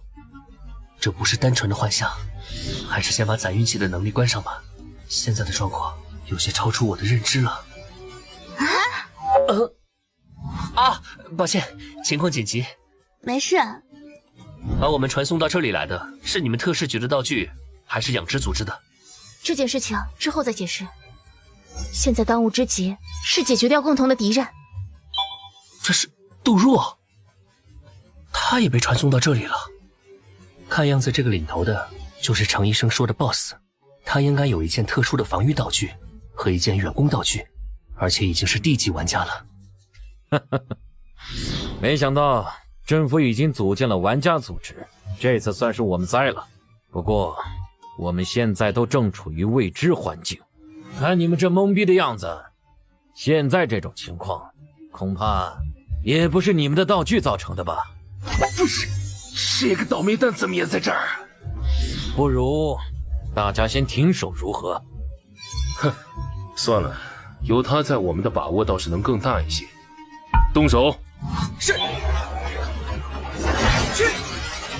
哼，问题。可恶！这是交涉失败的意思吗？我这没打算和你交涉。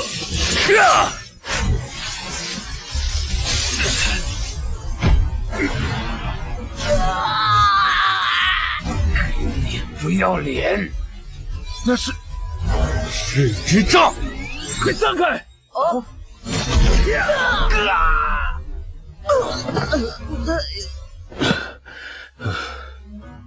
哼，有点本事。赤之杖，火毒蛇焰。哼，不过如此。赤之杖，连玉球。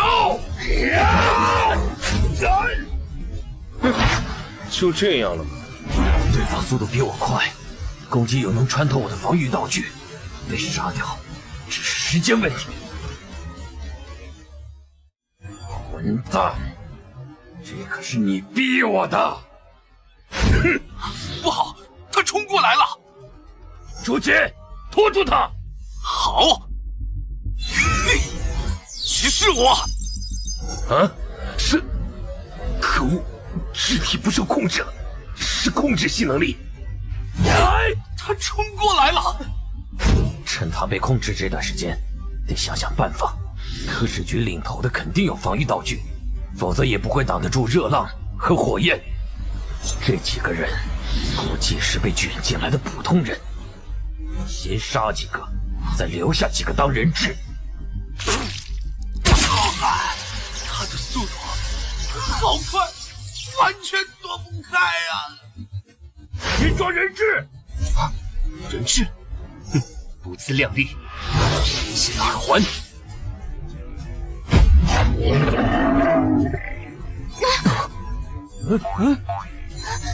姐姐，那是灵选副本里的怪物吗？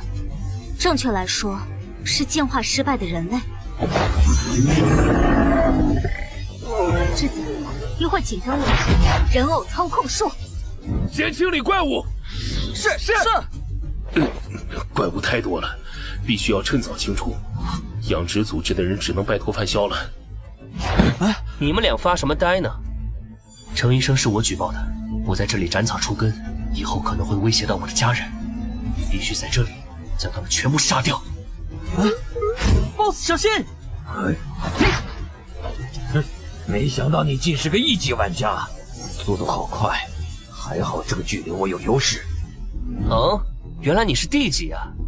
不过那又如何呢？准备好迎接死亡了吗？失职。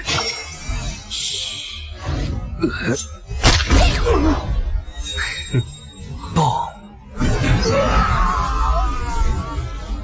范大哥，好猛啊！他的嗜好还真是，不过作为队友，还是一如既往的强大。爆开了，这人是？不用担心，他是我们这边的人，先消灭怪物。是。愤怒的牙签，光之使，极致电疗，热情的束缚。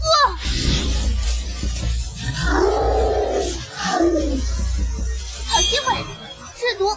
清剿的事情先交给我吧，你的毒暂时留着。嘿，让我们速战速决吧。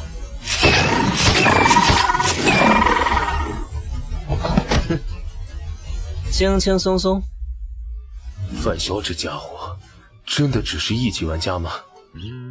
哇，摆开数一数，超过10个了。范萧，你对我真好，我好喜欢你呀。不过我还没玩够呢，我还想和那2个漂亮姐姐玩。不行，持续时间还有30秒，带我到高空看看，侦测地形。岛屿中间居然有这么多建筑，这么多耕地，看来有不少人类生活在其中啊。过去绕着城镇转一圈。哦。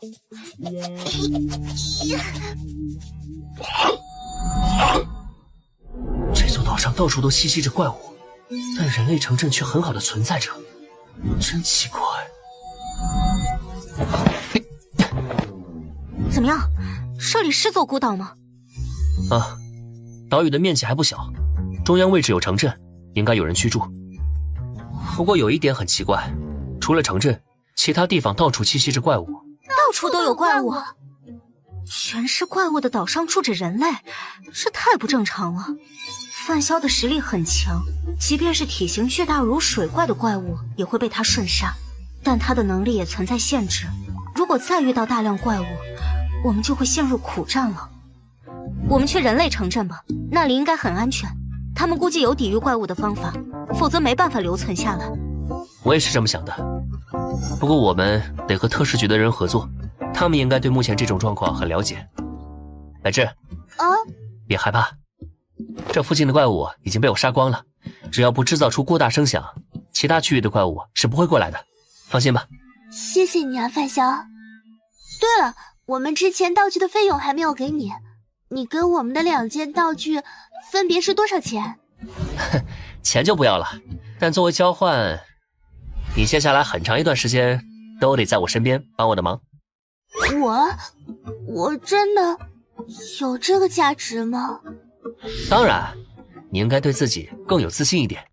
陆柏芝的运气能否和我的能力抵消还是未知数，但我需要他的治疗能力搭配贫血的耳环，补足范七七召唤冷却时的战斗力。奶妈技能加因果律被动属性，这都不算有价值啊，什么才算？不仅是在副本里，等出了副本后你也得跟着我。至于具体时长，得看之后的具体情况。当然，我会按照后续雇佣之子的时间长短来算具体报酬。他没意见，我就没意见。之子，你的想法呢？我没问题。合作的事情谈好了，现在来分战利品吧。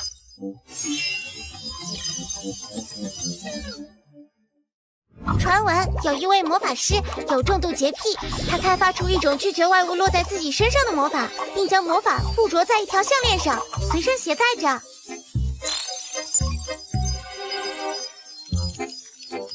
拒绝屏障，真是一件不错的防御性道具啊！还有这件百变魔衣，我从养殖玩家手里获得了新的道具，这件百变魔衣就替换下来了。子健，这个我和你好像都很需要，但我没钱买。笨！你现在在他眼里可是个宝贝。这件道具你可以用预支工资的方式拿下来，快去拿！恭喜玩家人物获得1级道具百变魔衣，该道具绝对领域具备共融性，是否融合？具有共融性的道具，花费游戏币就可以融合。哼，总算发现游戏币除了列车购物外的消费途径了。姐姐，既然你刚好有属性契合的道具，这件魔衣你就收下吧。我也没钱，我可以预支工资帮你垫着，而且我也想知道道具融合是什么效果。好，就听你的。童话道具百变魔衣和绝对领域融合成功，道具等级为 D 级。融合成功了，道具等级提升到了 D 级。有什么变化没？融合是以我的裙子为主的，变化能力增幅了，延伸方向有2个，一个是可以将更多的玩具变成饰品挂在裙子上，第2个是可以变为所有者喜欢的样子。姐姐喜欢可爱的东西，她不仅喜欢给可爱的人偶穿上可爱的衣服，自己也很喜欢穿。怪不得。白痴，你的话有点多了。那除了变化功能增幅外，防御属性增幅没？这倒没有，只比一般的衣服结实点，被撕碎后还可以自动修复，只能说比占2个道具格子方便些。抱歉，让你们久等了。检查队员的伤势花了点时间。你们好，我叫杜若，特事局成员。特事局是……他们知道，杜若是我朋友，可以信任。你们好，我叫陆心宁。你好，我叫陆白芝。吴小姐，你受伤了吧？这是好舒服啊！我的天赋是治疗。陆小姐，可以帮我治疗一下吗？还有我。一个个来。治愈系天赋还真是少见啊！你应该有什么想问我吧？没错，刚才你飞到上面都看见什么了？我可以告诉你，但我需要你的情报作为交换。情报交换没问题，你是想问我们为什么会被转移到这里吧？没错，不如我们先一起离开吧，这里并不安全，不是说话的地方。刚才我在空中探测了10几秒，粗略规划出一条怪物较少的路径，现在就出发吧。岛屿的情况差不多就是这样。你刚刚说这里是副本，怎么回事？就像是某个地方突然发生空间扭曲，将周围的人卷进去。国内已经发生过5次，其中只有2次有人成功返回。我们暂时把这种无规则、无前兆、突然把人卷进异时空的状况定义为随机副本。随机副本？那我们该怎么回去？副本开启期间，时空会封闭，但只要通关，副本原本将我们拉过来的时空通道会重新打开，届时就可以回去了。当然，如果刚好持有这个副本的车票，也能在通关后凭车票乘坐时空列车回去。车票？不过我们现在连副本任务都没有，怎么通关啊？这就需要我们去主动出发了，因为我们是被随机卷来的，所以我们在副本里的位置也是随机的。触发副本任务需要某个固定的位置条件，以现在的状况推测，任务地点应该就在岛屿的正中央，在那座人类城镇那里。如果副本没有限制参与玩家数量的话，也就是说我们有可能会遇到其他玩家。你在看什么？车票，这里是座岛，我刚好有一张岛屿类的副本车票，说不定就是对应这里。应该不会这么巧吧？什么车站？什么副本啊？星翼回廊站，1级副本祭祀岛。星翼回廊站，竟然是这里！我上个低级副本也是在星翼回廊站。等副本结束后，我去外面的世界分区看了看，总之很糟糕。就是你上回跟我说的那个，秩序破碎，文明倒退，高级玩家割地为王，普通人生存艰难的地方。没错，希望你的车票能对应上这里。1级副本难度有限，我们联手通过副本应该没什么问题。但愿如此。1级副本危险度不一定就是1级的，说不定会有高级危险，比如我和陆家姐妹的遴选副本，最终 BOSS 章鱼怪与人鱼的组合，可不是初级玩家能对付的。啊，对了，你们抓捕养殖玩家，怎么大白天的就打起来了？这样不会闹出事吗？行动是很隐秘的，抓捕计划也没问题，但我们低估了游戏道具的多样性。我猜测，那伙人好像持有能预知危机的道具，对方提前有所察觉，逃向了商城。为了避免他们逃进副本，我们只能先采取攻击。白芝，你刚才使用治疗天赋，精神消耗如何？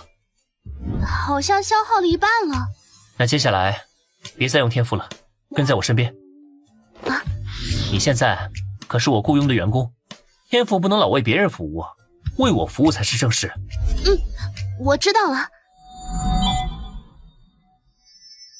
这就是城镇外围了。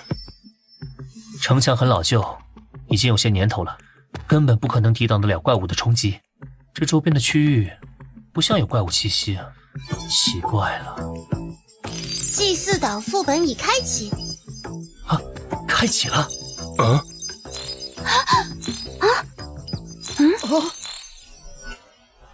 罗基岛是一处民众生活幸福指数极高的岛屿，这里气候适宜，盛产全世界公认最美味的黑鱼，岛民热情好客，贫富差距极小，是一处极好的移民之地。救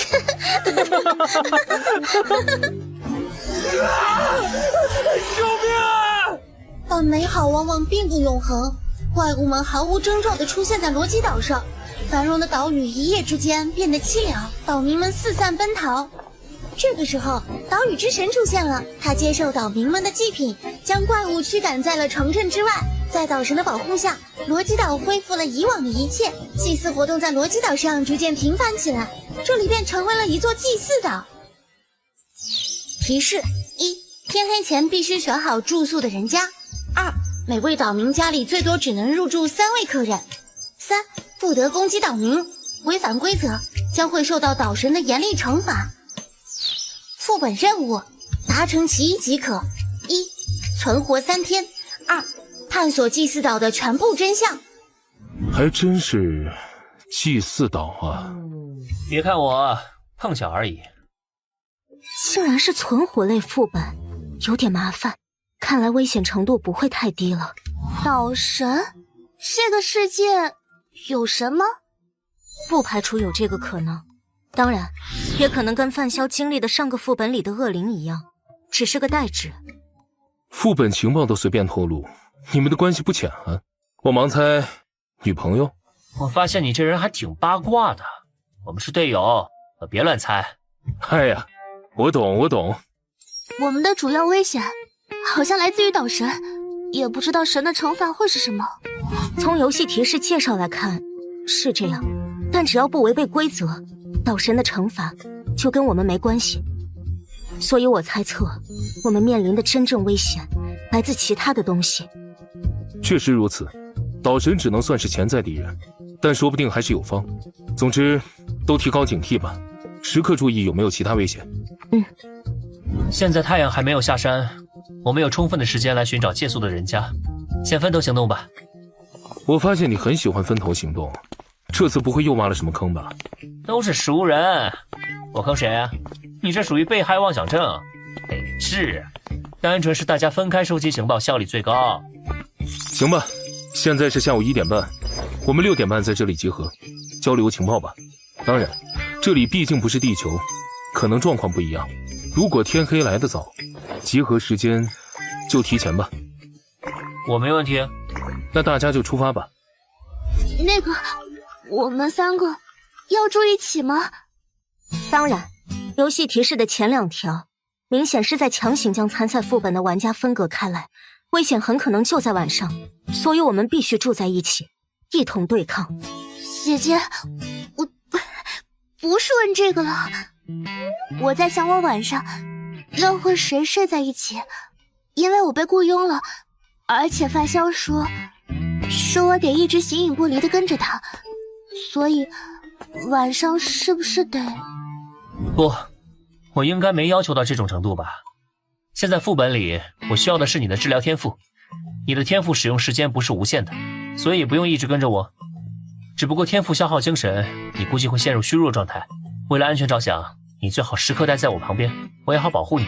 至于晚上，咱们别离太远就行。听见没？我都不知道是你思春了，还是你太老实了。什么思春啊？姐姐，你说的太过分了。以防万一，我先用血液制造些武器，你用天赋帮我回血。现在就开始吧。好。理血的耳环，现在对我使用治疗天赋吧。再来。栀子，你怎么了？感觉精神力到极限了。已经足够了，辛苦了。今晚你好好休息，明天精神应该就恢复了。用贫血的耳环形成的血液，使武器硬度已经超越了正常材料的极限。除了需要发动者保持清醒，可以说没有缺点。而2-3天不睡觉，对于我现在的进化率来说不成问题。栀子，找到留宿的地方了吗？那里好像比较合适。有人在家吗？谁呀？啊！我们家不欢迎你们，你们去别的地方吧。妹妹的运气难道失效了？平常只要是她的选择，肯定能够帮助到我们找到最合适的借宿之地。但现在的情况……臭丫头，你在干什么？哎呀，原来是有客人来了。抱歉啊，快请进吧。你们都是生面孔，应该都是外面的来客吧？请不要介意我女儿的态度，她只是因为一些经历讨厌岛外的人，并不是专门在针对你们。热情招待客人可是神灵给我们的神谕。小易，去你自己屋里，别出来捣乱。好的，爸爸，我知道错了。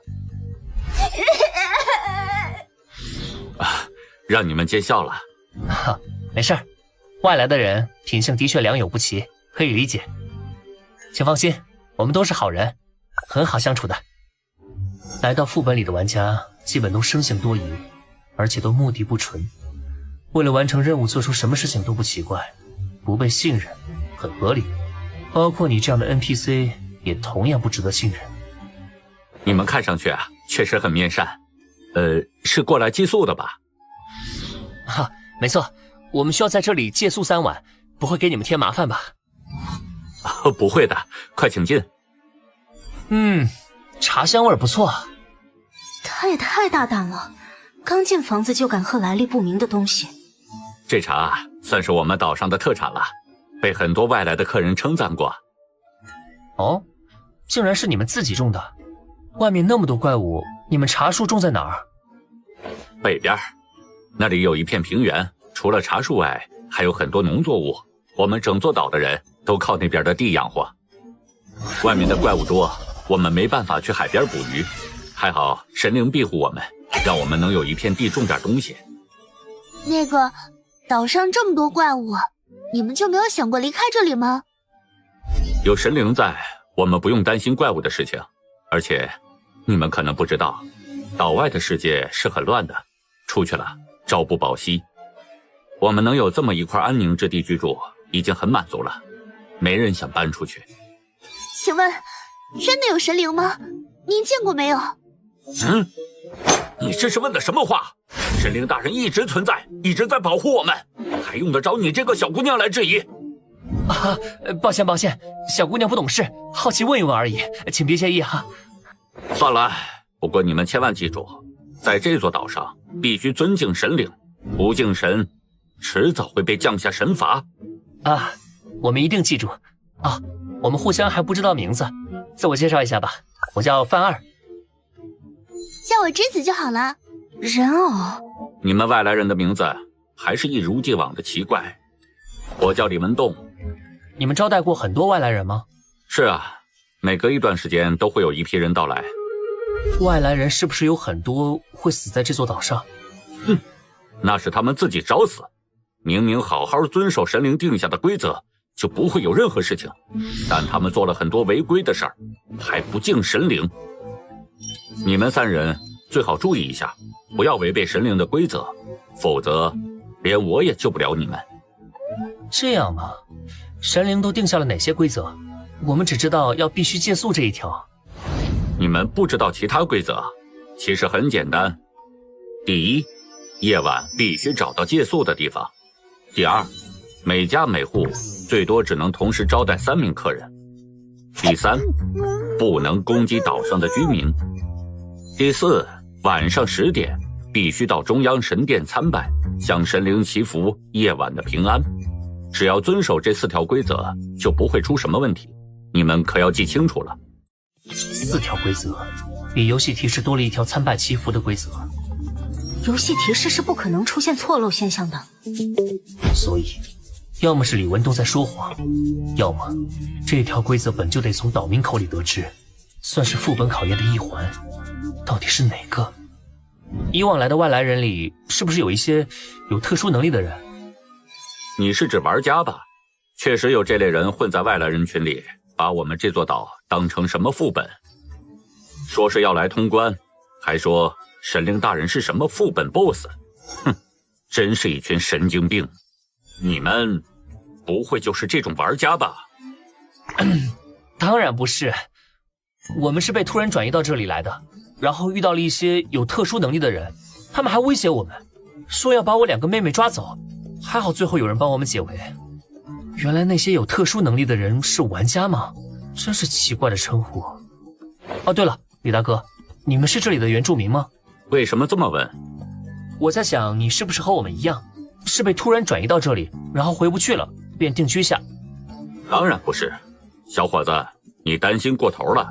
神灵的想法不是我们凡人能揣测的，只要遵守规则，住上3天就能回去了。没这么简单吧？我听别人说，这座岛上有很多……能有什么？那都是杜撰的传闻。只要敬畏神灵，就不会有危险。我听说这座岛上有祭祀活动，我们能参与吗？什么祭祀活动？你听谁说的？外面的人都在说。胡说八道！什么狗屁祭祀？神灵大人是无偿帮助我们的，哪来的什么祭祀？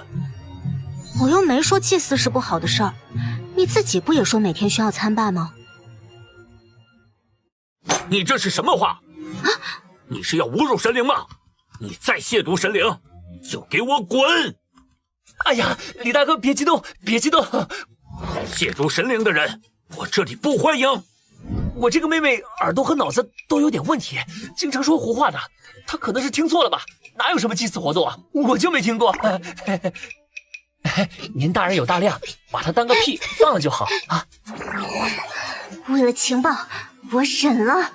哼，既然脑袋有问题，那你就把它管好了。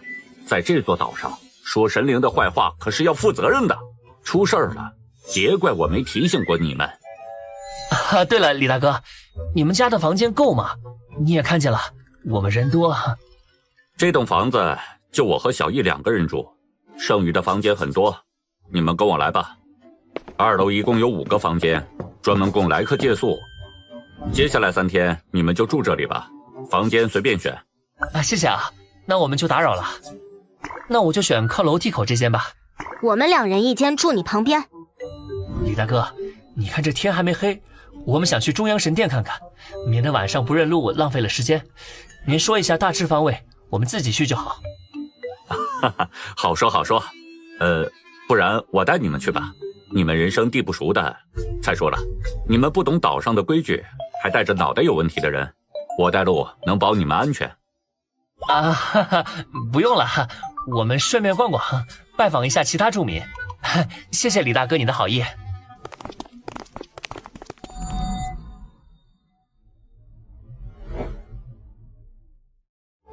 我感觉这个李文栋有点古怪，我们晚上真要借宿在他家里吗？可以横向比较一下，我们接下来再去拜访几家试试。不过我估计都差不多，最终我们还是得回来，就看你相不相信智子的运气了。李文栋家是他选的，应该比其他家靠谱点。这就是你的判断依据？靠直觉猜的。好吧，你之前随便喝别人泡的茶水，就不怕出事吗？嘿嘿，茶水没问题，就是普通的茶水而已。你这么笃定，莫非你有能检测毒药的道具？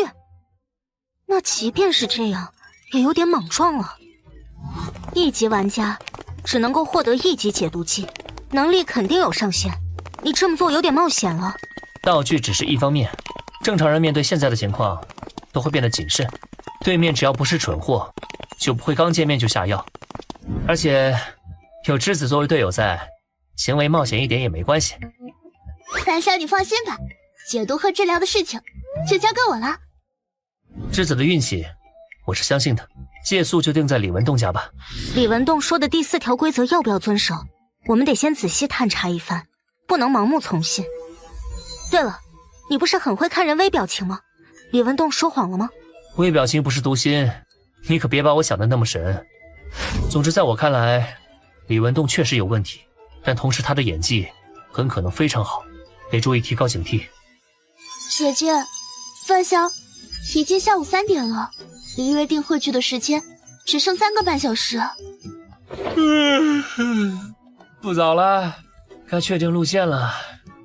剩下的时间，我们去拜访一下其他岛民，再收集一些情报。好主意，等拜访完其他岛民，我们再去中央神殿仔细探查一番吧。出发吧。3人选出了6位岛民的家去拜访，遇到的状况跟李文栋家里差不多。这座岛上的居民都非常热情好客，前提是别踩到他们的雷区。每当谈及跟岛神相关的话题时，岛民们就会变得严厉又严肃，甚至会发怒，变得极具攻击性。胡说八道什么？这里不欢迎你们！凡是提到有关祭祀的话题，必定会被岛民用粗暴的言语对待，并都持着神灵是无偿帮助他们的说辞，否认祭祀活动的存在。这个话题就如同什么洪水猛兽一般，让他们畏惧如虎。他们肯定在隐瞒一些事情。就算真的没有祭祀活动，也不会出现这么大的反应吧？现在反而有些此地无银三百两了。也许吧。现在想从岛民身上找到突破口，以目前的状况来看，几乎不可能。要是没有不能攻击岛民这条规则就好了。啊，姐姐你想干什么？用些手段威胁询问而已，我还不至于直接折磨拷问他们。现在有这条规则，岛民们有恃无恐，我们毫无办法。不，也不是不能威胁。你有办法？我怎么感觉你很热衷于用威胁手段？其实很简单，我们不能在副本进行时攻击岛民，但副本总有结束的时候，而且地级玩家在副本结束后可以决定自身去留，不会被强制传送到车站，懂了吧？懂了。冒充地级玩家，威胁说我们要秋后算账。不错，晚上在李文栋身上试试吧，白天去试的话容易闹出事，犯众怒就麻烦了。那个，我们这样会不会太过分了？李文栋都给我们提供借宿了，我们还威胁他。你放心吧，最多是言语上的威胁。别忘了，我们还有个不能伤害岛民的规则呢。他若不吃这套，我们拿他也没辙了。先别急着过意不去，或许我们才是正义的一方也说不定。我们是正义的？你是说李文栋同意我们借宿这件事没安什么好心？还记得给我们开门的女孩吧？她见到我们来访，表现得非常抗拒，一个劲儿赶我们走。随后李文栋出现，赶走了小易，解释说是以前和外来人闹出过不愉快，所以小易才讨厌我们。这套解释很合理的，玩家都是些什么人，我们都清楚。等等，小易从始至终都没有自己开口讲述理由，相反，李文栋还强行将他支开了，有点刻意。是啊，只要他自己没开过口，那就存在另一种可能性，他不是在赶我们，而是在帮我们。或许这就是白智的运气。不管李文栋安没安好心，我们今晚都得试着威胁他。接下来去中央神殿看看吧，无论如何得在天黑前调查清楚。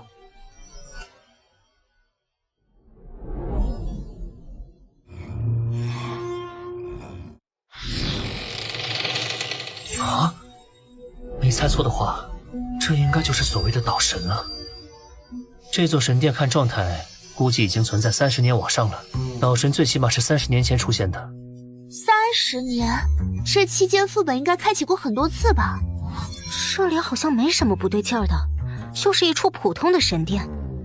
我们应该没办法从神殿上判断第4条规则的真假了。那现在只能靠推测了吗？我的结论是，晚上最好不要外出。我的也一样。你们的判断依据是什么？首先，游戏提示要求我们在天黑前找到借宿的人家，这就是变相暗示我们夜晚外面有危险，不要随便外出。其次，根据我们调查到的情报，晚上10点需要去神殿参拜祈福的只有我们外来人，而本地人是不需要遵守这条规则的。很奇怪，就像是本地人在诱骗我们外来人晚上出去。李文栋的女儿小艺在阻拦我们去他家，和他父亲表露出的态度截然相反。若我们选择相信小艺，他的态度表明我们进入他家里和他爸爸接触会有危险。好像都是些猜测性的东西，缺乏证据支撑。即便如此，至少有一点是可以确定的，游戏提示不会说谎。我认为游戏提示里没有的规则可以无视。这是存活副本，但这座岛上的危险在哪里？除了外面的怪物外，我只看到了岛民呢。怪物就不说了，我们可以应付。这里我们可以大胆假设，岛民才是真正的危险。或许他们之所以对祭祀话题如此讳莫如深，就是因为他们深知我们这些外来人就是所谓的祭祀活动的祭品，岛民要把我们献祭给神。至于手段就不得而知了。的确，这种可能性最大。既然如此，就无视第4条规则好了。那个，我有一个提议：正面就信岛民，反面无视规则。嘿，答案是反面，我们要无视。有种白分析了一通的感觉。如果不搜集情报分析，你信不信抛硬币的结果？那得看是谁抛的。如果是栀子的话，我信。我也没那么准。小心！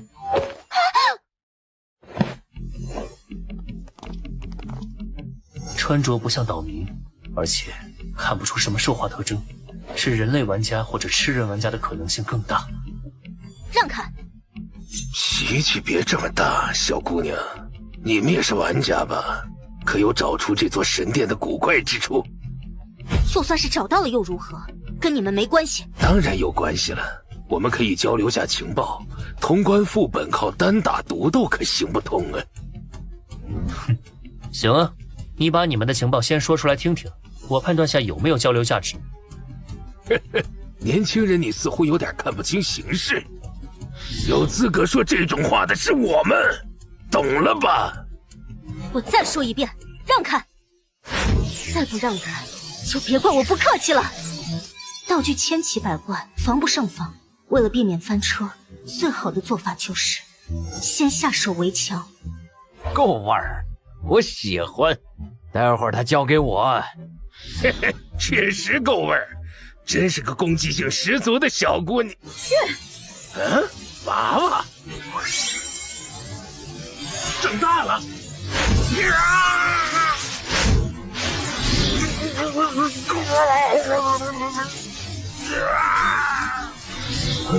什么？手忙脚乱。栀子，似乎是一件让人手里拿不住东西的道具。是人偶，力气好大。身为吃人玩家的我还要略胜一筹，必须全力压制才行。这里我拖住，你们去处理剩下的人。好，上，抓住他们做人质。是。就凭你们，还想抓我？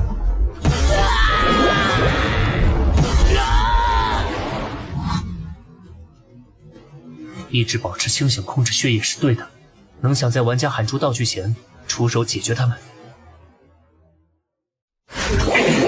一群废物！骑马关门！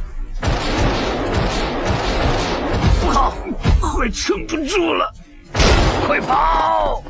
哼，欺负我们还想跑？门儿都没有！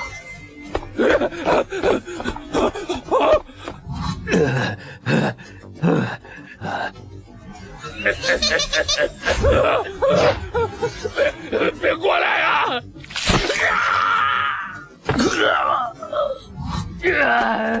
快跑啊！还好我跑得快。这是毒！哼，你以为你跑得了吗？得快点，拿出解毒剂！热情的束缚！只要有解毒剂。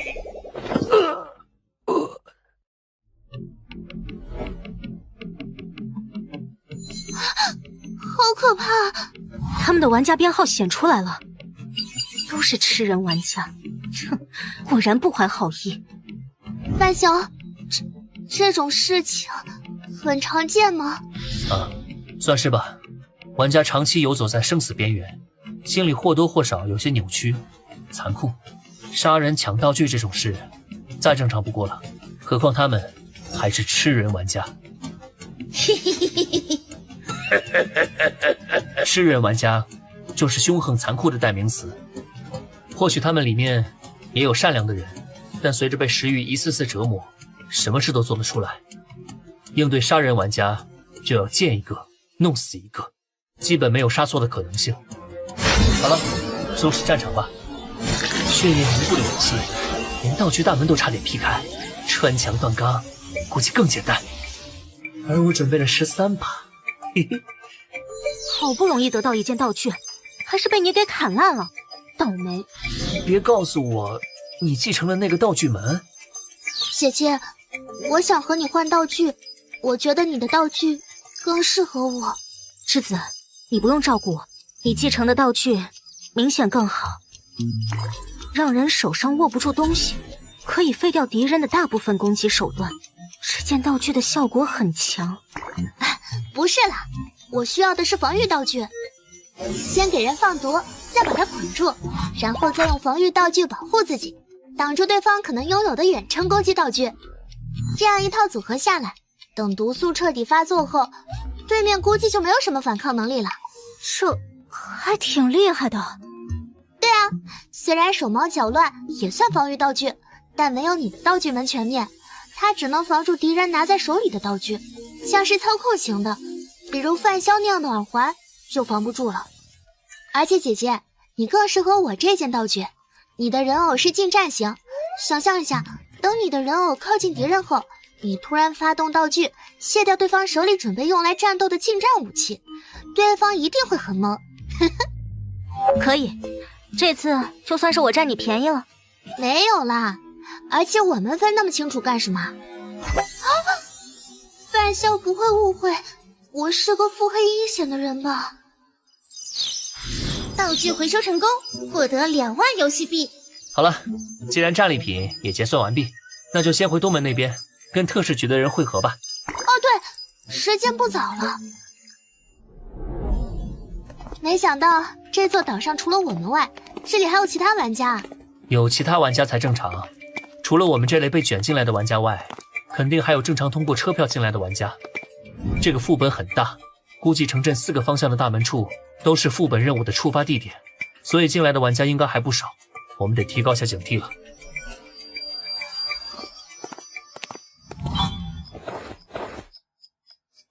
你们到的挺早啊。哦，路上遇到2名吃人玩家，发现我们不是吃人玩家后，就打上了歪主意。还好他们实力不强。啊，东门也有吃人玩家吗？也，你们也遇到了？遇到了4个，已经干掉了。参与这个副本的玩家数量似乎很多，我们干掉的、赶路上遇到的，加上你们这边的2个，已经有11个了。如果再加上我们自己以及还没露面的，玩家数量很可观。这整个一座岛都是副本范围，有这个参与数量很正常。我们还在靠近北门的位置遇到了2名亚人玩家，我和他们交流了一下，获得了一些有趣的情报。又是用钱开路的？特使局真有钱。算是吧，背靠机构，资源丰厚嘛。交换情报吧，我们的时间不多了。好，那我先说结论吧。第一，不要乱吃乱喝他们给的东西。第二，无视第4条规则，夜间不要外出，睡觉的话仍要保持高度警惕，以防意外发生。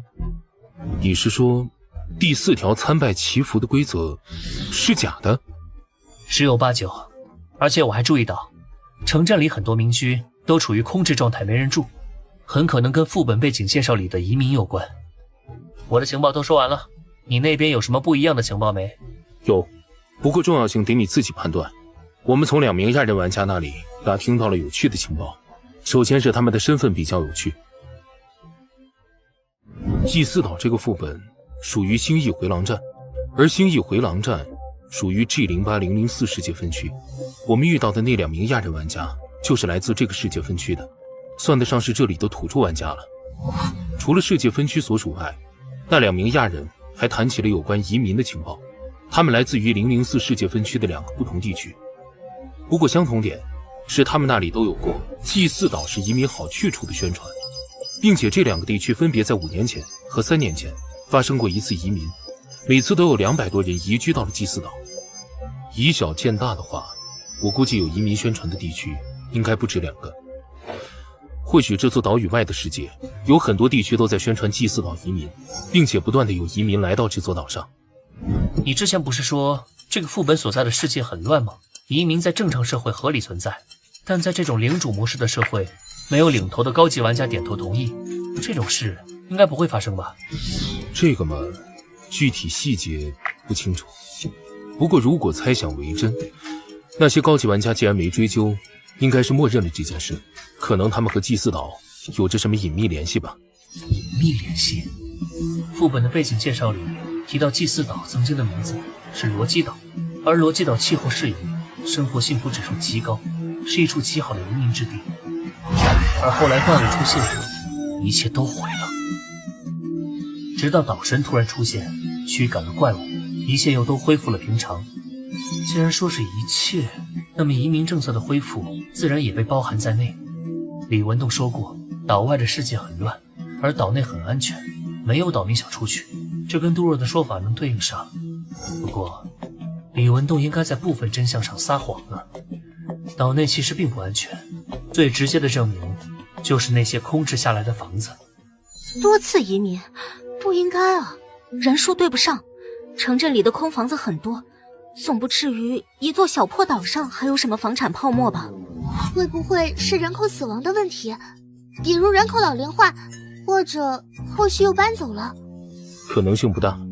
再怎么说，有多次移民进入，这座岛上的居民人数应该不会少，起码住满空屋子是没问题的。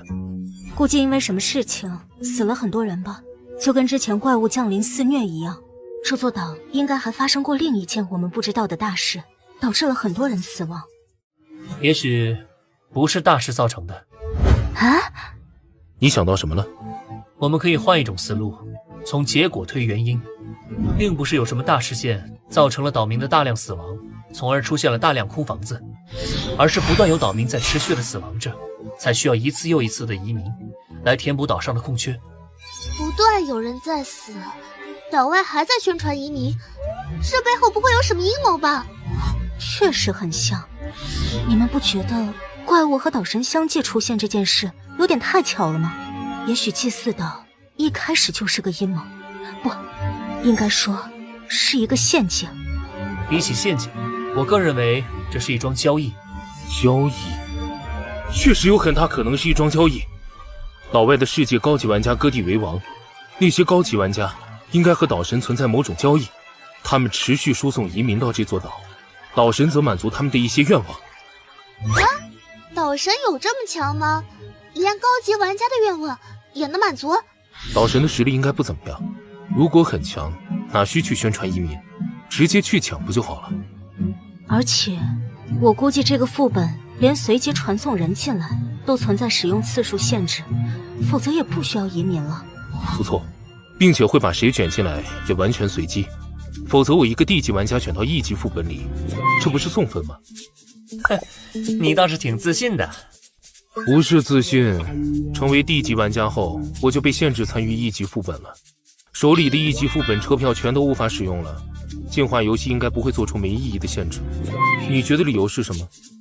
我先来说说我的结论吧。好，你来讲讲。岛外的高级玩家想获得什么，完全可以靠净化游戏，不至于求到岛神头上。所以他们和岛神的交易，可能不是为了他们自己，而是为了他们的子嗣。高级玩家的子嗣也成为了玩家，为了这些初级玩家的安全着想，那些高级玩家便和岛神交易，把子嗣送进来，让他们毫无危险地通关副本。作为回报，他们将岛神需要的人口通过移民的方式送进来。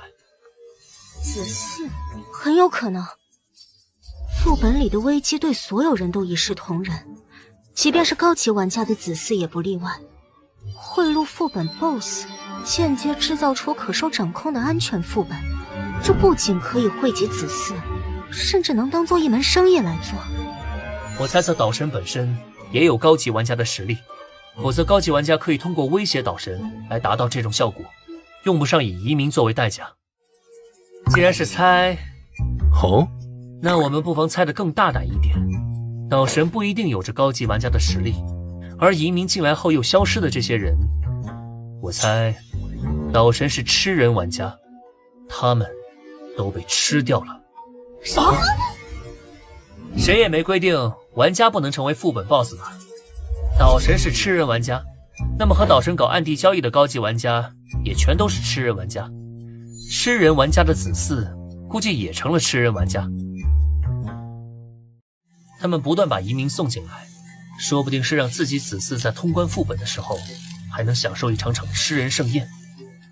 祭祀岛说不定已经成了这些吃人玩家二代们的娱乐场所。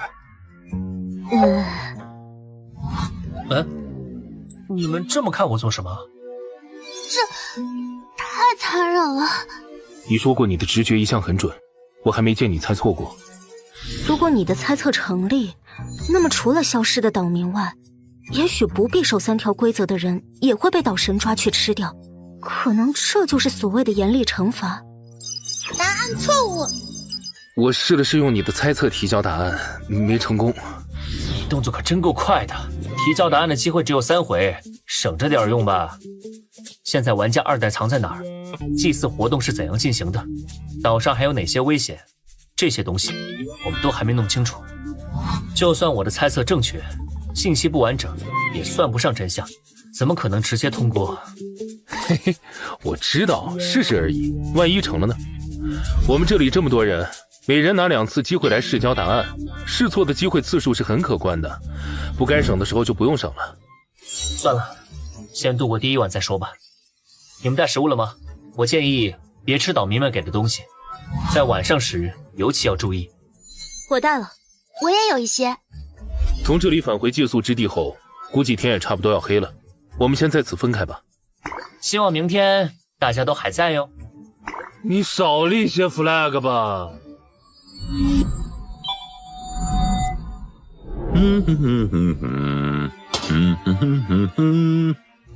姐姐，爸，哥哥，你们说他会趁机下药吗？这种事靠猜不行，待会儿你们别吃就好。各位久等了。鸡汤来了，还有其他配菜，稍等稍等啊。哎，你们吃啊？你们为什么不吃啊？姐姐，不管有没有下药都不吃，反正今天是要威胁他的，就不给这个面子了。哼，我妹妹她们从小到大被富养，山珍海味吃惯了，习惯不了农家乐，他们自己带着有食物，不用管他们，我们吃。哎，不吃就算了，我知道你们外来人疑心重，这也不是第一次了。哎，小易不来吃饭吗？我专门留了一份给他，他不喜欢外来人，待会儿在屋里吃就好。我能去看看他吗？不行，他不喜欢你们，我怕你们吓到他，他胆子很小。解毒大师没有发动过，看来饭菜都是正常的。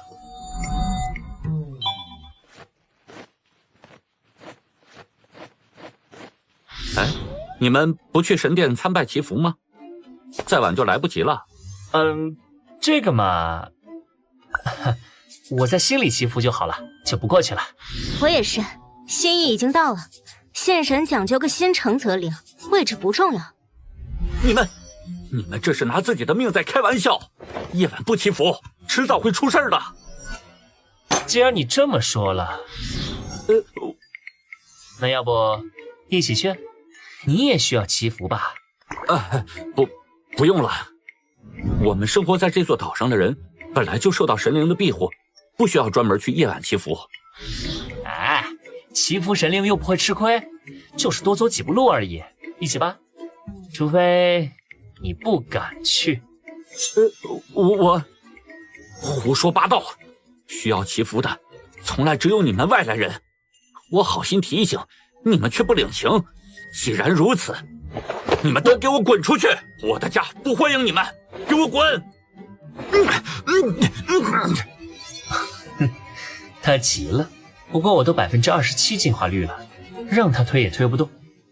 你说这是你家就是你家了，土地是公共资源，属于大家。我还说空气是我的呢，你呼吸怎么不给我交钱啊？你无耻！是你自己霸道，还不让人说，你也挺无耻的。我猜晚上外面很危险吧？你着急把我们赶出去，是想我们死呢？你胡说八道！你们3个都是玩家吧？外来人果然不能信，满嘴谎言。哼，你们想住就住吧，反正不敬神，你们迟早会死。小姑娘，你什么意思？我想知道你们的祭祀活动是怎样进行的，祭品又是什么？我说过了，没有祭祀活动，祭祀什么的，这些都是你们外来人传出的谣言。今天你不说出个1、2、3来，别想安全离开！怎么，你们还敢杀我不成？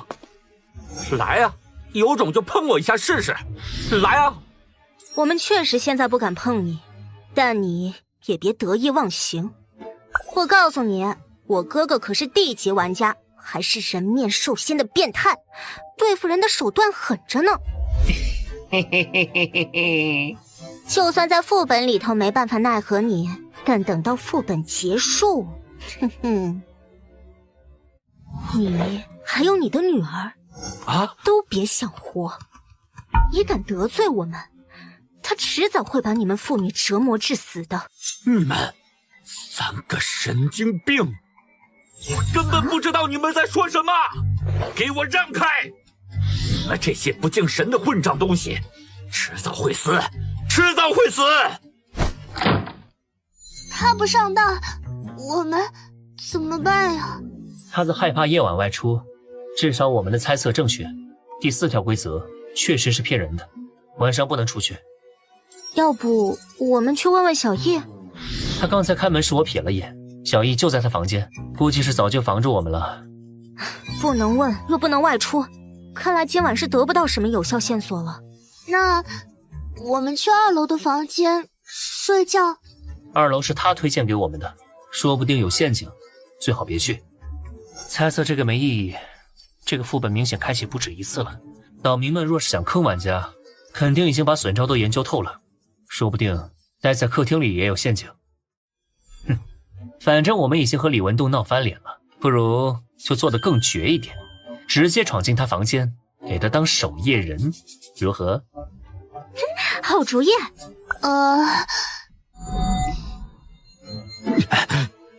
别偷听了。我们来守夜喽！你们这帮混蛋，快给我滚出去！有什么声音吗？听不清啊。混蛋呐！你们要不要脸？滚！快滚！栀子别怕，芝麻开门作为防御性道具，不算攻击岛民，他再怎么攻击都碰不到我们的。不是的，是他骂的有点难听。好啊，这可是你们逼我的，这下谁也别想好。解毒大师生效了，熏香有毒，得提醒他们。爸爸，你不能这么做！小易，停手吧！你给我趴开！你不想活，老子还想活！把道具收起来吧。好。得保护小易，但抢夺可能会被算作攻击，怎么办？大哥哥，接住！什么？已放入储备空间。把熏香还给我！没了，你搜吧。没有，这里也没有。为什么要反抗？你们为什么要反抗？你们为什么不肯乖乖去死？为什么？爸爸，你以前不是这样的，爸爸。道神这个混蛋，还神灵，我神你个头啊！爸爸，不能嘛，不能！滚！你这个不中用的东西！你干什么？要真关心这个不中用的东西，你刚才怎么不乖乖去死？假仁假义，一群伪善者，光盯着我有什么用？有种来打我呀！来呀！你不用引诱我们出手，我们是不会违背规则的。呀！可恶啊！你们外来的人也好，那个天上的岛神也好，都是狗屎！狗屎！哦，你辱骂神灵，不怕出事儿？狗屁神灵，就是个怪物而已。要不是没有力量，我恨不得现在就去弄死他。怪物，你们先出去吧，我私人找他谈谈。记住，别偷听。狗屎，都是狗屎！其实你不用装得那么狠。你这是什么意思？唉，看来是我猜对了。可怜天下父母心啊！你是怎么看出来的？你之前明明那么敬畏岛神，却在计划失败后的第一时间开始辱骂神灵，这很不正常。我估计我们这些外来人就是祭品。你打算晚上用那根熏香毒晕我们后，把我们献祭给岛神，而献祭一旦失败，你和小易就会反过来被岛神攻击，届时必死一人。所以计划失败后，你立马开始辱骂岛神。你是想通过这种方式吸引岛神注意力，让他来杀你，从而放过你的女儿。我猜的对不对？你猜对了。若是不完成祭祀，我和小易一定会死一个。你骂了岛神，反正都死定了，不如把你知道的情报都告诉我，做做最后的贡献，如何？哼，开个玩笑，现在还没到绝望的时候呢。啊？什么意思？B级玩家可以在副本结束后决定自身去留，这点你应该知道吧？你是说，你愿意带我和小易出去？我不是D级玩家，但我有个D级玩家朋友，也在这个副本里。如果你配合我，我可以帮你。反正副本结束后，我带你们出去也是顺手的事。当然，前提是岛神不会阻止岛民被带离祭祀岛的行为。如果他阻止了，我那个朋友可能会直接丢下你们，独自逃跑。这点你们得清楚。这样，足够了。如果我死了，小易那孩子，他一个人是活不下来的。如果他真的不爱女儿，就不会牺牲自己保护女儿。但如果他真的爱女儿，之前的行为又太假了。说到小易，你好像在刻意惹他讨厌你啊？你的观察力真的很敏锐。这座岛上的人必须不断的害人，否则就活不下去。我们是4年前移民过来的，那个时候我一家老小都还活着，都对即将到来的安宁生活无比期盼。但住下来的第2天，就有岛上的人过来告诉我，每当有外来人到来时，我们必须招待他们借宿，欺骗他们有第4条规则存在，如果他们没有上当，我们就得趁他们夜晚睡着后，用岛神赐予的熏香毒晕他们，把他们从窗户丢到屋子外面。一开始我们是反对的，然后我的小妹就失踪了，像是人间蒸发了一般。我们一家人找遍了整座城镇，也没有发现他的踪迹。就算他被害死了，总得有个尸体吧？可我们连尸体也找不到。半年后，有外来人抵达了，我们依旧坚定不做那丧尽天良的事儿，直接拒绝收留玩家借宿。第二天，我弟弟也消失了，然后是我爸、我妈都没了，他们都没了，只剩下我和我老婆、我弟媳还有小易活了下来。弟媳精神已经濒临崩溃，发了疯的朝城镇外跑，想跑出这座岛。结果他被丛林里的怪物拖走，被撕成了好几块。那些怪物就是我们的囚牢啊！哼，可笑，我们移民过来前根本不知道这些，在虚假的宣传下，还打算把他们当特殊景点去观赏一番。喝一口缓缓吧。谢了，有好几年没尝过这味儿了。上一次外来人到来是在3个月前，我知道这次该轮到我们了。但我老婆不忍小易消失，于是她用熏香害了人。没想到那3名玩家还有一个同伴活着，是地级玩家，他找上了我们。我至今记得他那双瞪着我的充满仇恨的双眼。为了赔偿，他杀了我的老婆。对方恩怨分得很清，放过了我和小易，便离开了小岛。幼童无辜，我不杀你。目睹一切的小易，自那以后就沉默寡言起来。曾经的他乐观活泼，直到母亲在他眼前被人杀害，他一定很内疚。所以你不想小易再度陷入内疚，一直暗示他你要自保，要为了自保去害人，而不是为了他。李文栋是打算通过行动来加强对小易的暗示，将罪恶归于自己，从而减少女儿的愧疚。是啊，我在让他讨厌我。小易太小了，这种事情他承受不住第3次的。那些晚上去神殿的人，以及被熏香迷晕丢出屋子的人，他们最后怎么样了？消失了，就跟没完成祭祀的我们一样。夜晚，凡是离开了屋子的人都消失了。除了祭祀外，还有其他危险吗？有。第2天天一亮，城镇外的怪物就会进城来杀你们外来人，攻击早中晚各一次，这是第2天的危险。第3天，会有玩家出来杀人，他们专挑别的玩家下手。这些杀人玩家好像是突然冒出来的，在前2天根本不曾出现过。杀人玩家，你的情报很有用，我们的交易成立，我可以带你们离开这座岛。没完成祭祀的岛民家里会随机消失1人，有什么具体的规律吗？比如消失时间、消失方式之类的。时间、地点都没有任何规律，我们也没直接看到过消失现场。也就是说，随时都有可能消失？是的，只要天一亮，随时都有可能。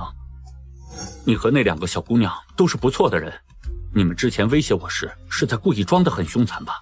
接触了这么多外来人，我其实差不多能看出来的。别担心了，我刚才辱骂过岛神，明天即便天一亮就消失，那也是我消失。万幸小易能活下来，你们保护好他，带走他就好。我的话，听天由命吧。怪物天一亮就会袭击城镇吗？是的。你们岛民能跟我们外来人一起前往我们的世界吗？不行，以前有人试过，行不通的。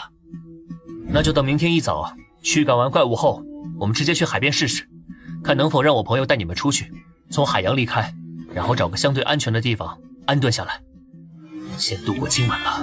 第1天是祭祀危险，敌人是岛民，岛民们被岛神威胁，不得不去用阴招献祭外来人，而被献祭的人估计会成为岛神和吃人玩家2代们的盛宴餐品。第2天是怪物威胁，通过怪物来削弱参加副本的玩家的实力，方便玩家2代们在第3天狩猎我们。第3天不出意外的话，就是源自同为玩家的狩猎危险，吃人玩家2代们就会出来猎杀我们。吃人玩家2代就是我给这些隐藏玩家起的名字，一群无视岛民生命，躲在暗处以死为乐的家伙们。至于岛神为什么要威胁岛民来害人，可能是他受限于1级副本的规则，无法直接出手，只能通过这种间接的方式。天亮后就把真相告诉杜若，看看他能否带着李文栋父女离开岛屿，越过海洋，前往岛外世界吧。您已经达成任务条件之一，可自主选择是否立刻通关。我还是先等等吧。只达成任务条件之一就通关的话，想必副本评价不会太高。怎么样了？有什么线索？通关了。刚才谢谢你了，小叶。你解开真相了？爸爸！解开了。李文栋提供了一些情报，拼图凑齐了，你们也试试看。居然真的就这样通关了，那我们接下来做什么？待满3天，达成任务条件之一，可以随时选择通关副本离开，算是多了道安全保障。既然退路有了，不妨挑战一下更高的副本评价，达成双条件，肯定比单条件的评价要高，奖励更丰厚。富贵险中求吗？那小易他们该怎么办？他们没有完成祭祀，会死一个人的。放心，我已经承诺带他们父女离开这座岛了，这也算是李文栋提供情报的报酬。请身为地级的杜若帮忙，用真相和他做交易。如果他那边也推测出真相了，那就算我欠他个人情好了。现在就等着第2天的清晨来临吧。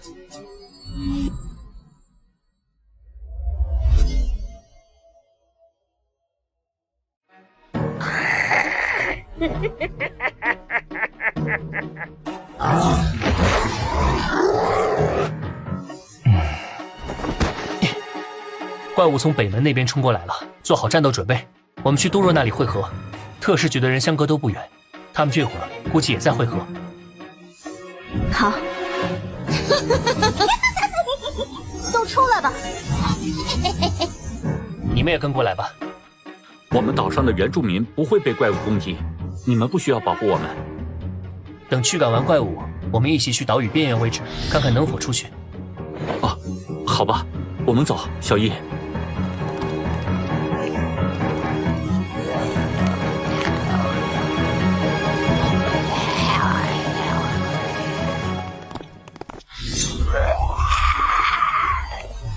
小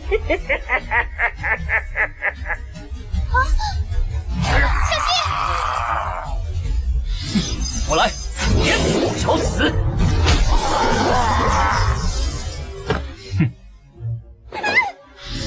这秒杀了！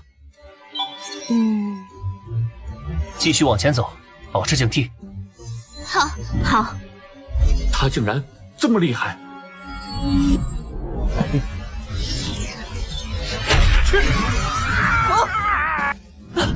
多谢老大。继续防守，不要掉以轻心。你们帮忙清理一下漏网之鱼，保护好李文栋和小易。好。嘿，久等了。来了就好。我先打扫战场。要不是知道你底细，我都认为你是 C 级玩家了。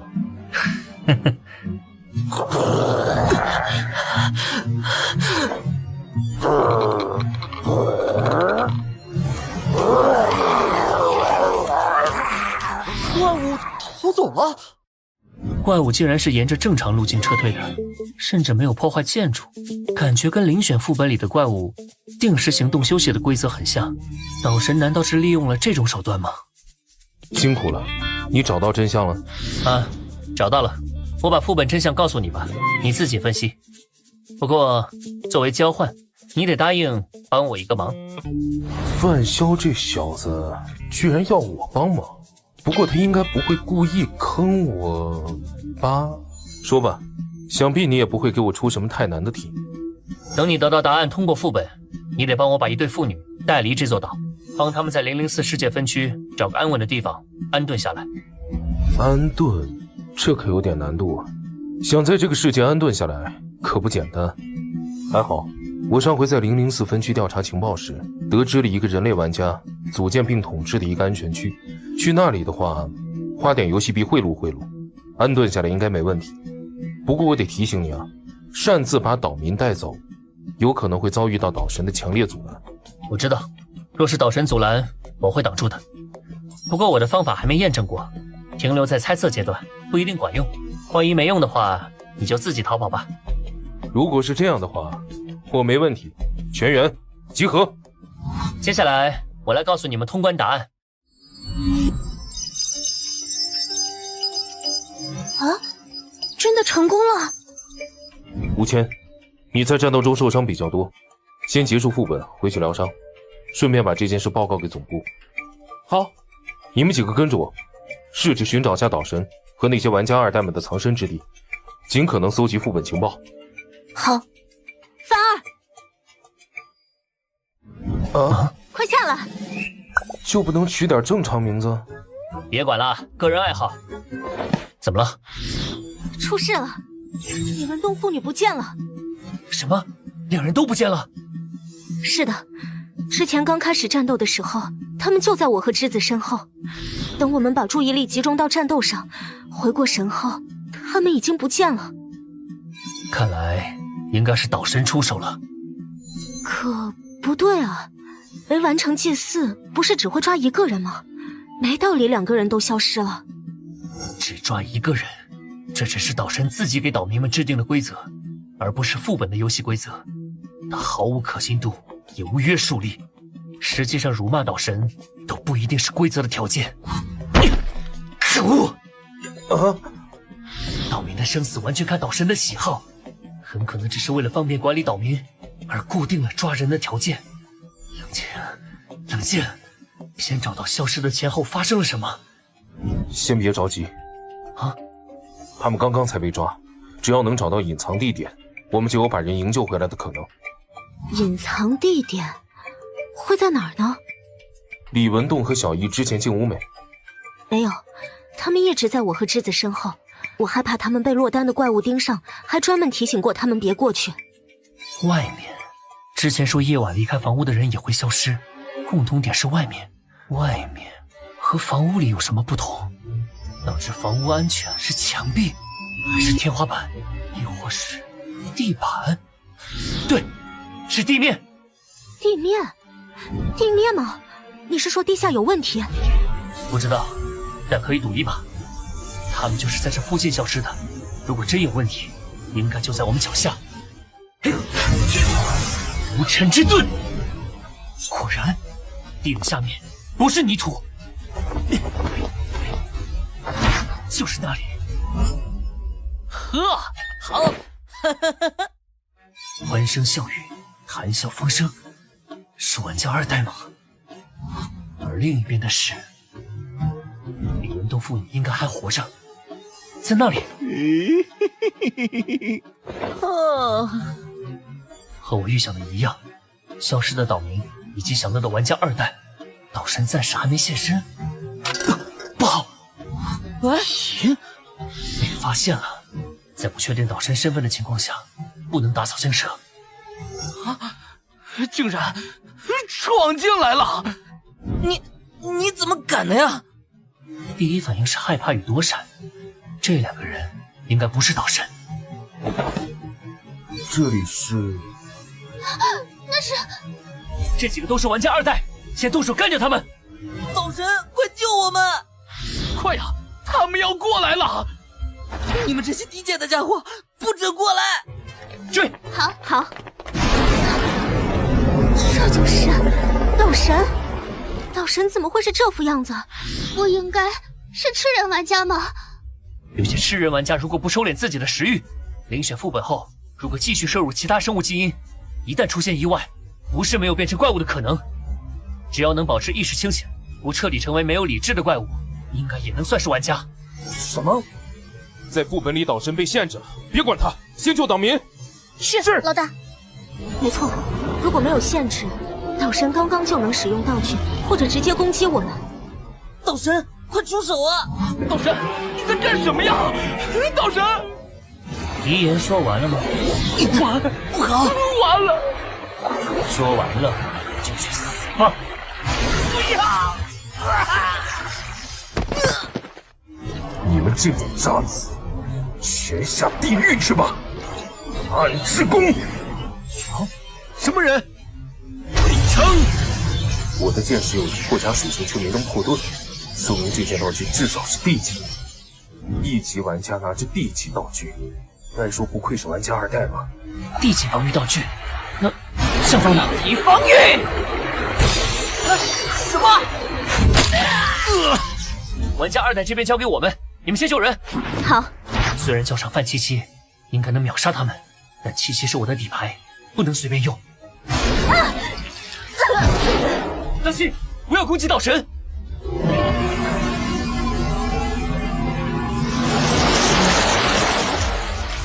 岛神受到副本限制，不能直接攻击，但想必还没到被打了又无法还手的程度。好险，很有可能我们攻击岛神后，岛神就能反击我们了。队长，啊，王鹏在这里。好，吴彦青，你先带着王鹏，看看能不能带他一起通关。质子，我知道，找到了。先让他们醒来，方便带他们离开。你们效率太慢了，让开！贫血的耳环可以在50年内任意操控血液，而血液能带起的重量和我自身能举起的重量不同。虽然接近1000公斤的重量，有些吃力，不过这个方法可行。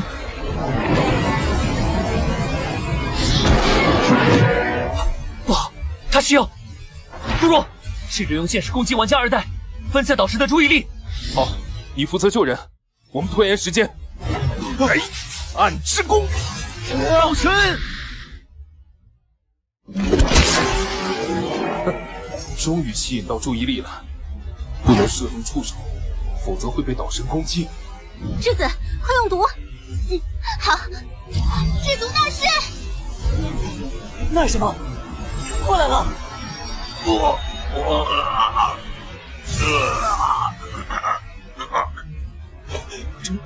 住手！老子啊，也要来个颠飞的！小心，手忙脚乱，绝对角度枪。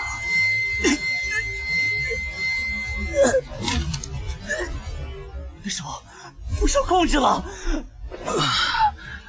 我不行了。喂，坚持住啊！喂，可恶！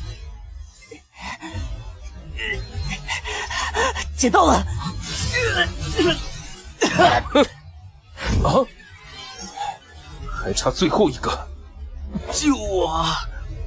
我还不想死，不想死啊！可恶，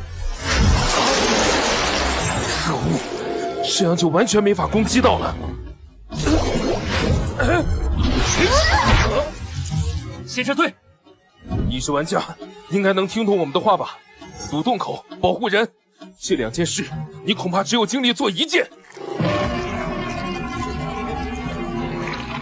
你确定还要纠缠不休吗？他说的没错，你现在只有精力做1件事，而且我们全都解开了副本真相，逼急了，大不了直接通关走人。你留不住我们，何必做无用功？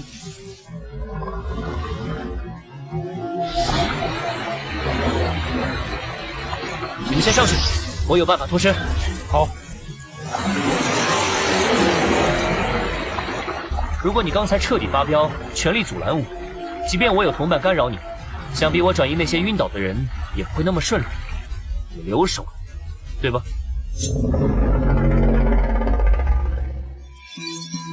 让我猜猜原因啊！即便我把他们都送出去了，只要你愿意，随时都可以把他们再次吞进来，对不对？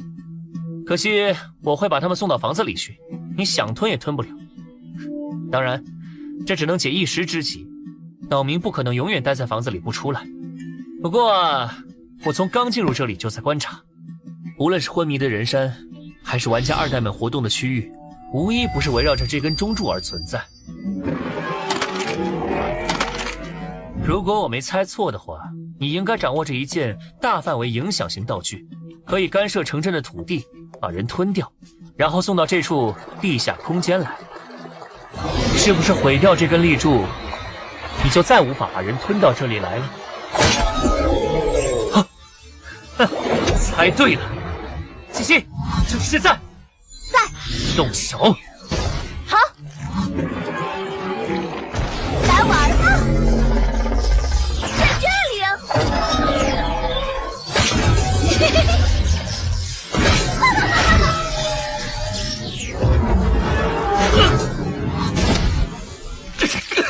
这就是高级玩家的攻击吗？无尘之盾完全防不住啊！伤到内脏了，要不是范七七飞过来接住我，我怕会直接掉到海里。他离开立柱了，啊，不好！好强的水压，还好无尘之盾能抵消一些压力，这不对劲儿啊！难道是道神的高级道具？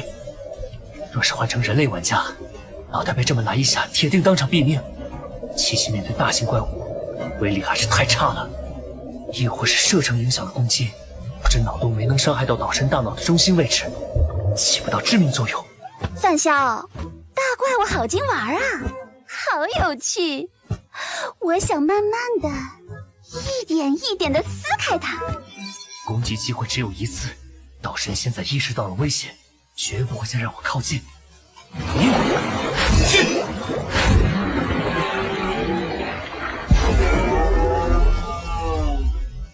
啊！血液无法融进岛神的血管中，看来地级道具确实无法伤害高级玩家。算了，既然杀不了岛神，那就恶心一下他。范七七是概念攻击能力，那概念上破坏道具应该也能成吧？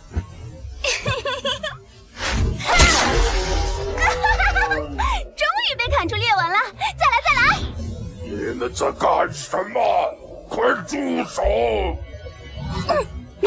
好硬啊！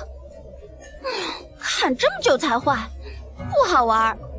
七七，召唤时间还是20秒，差不多了。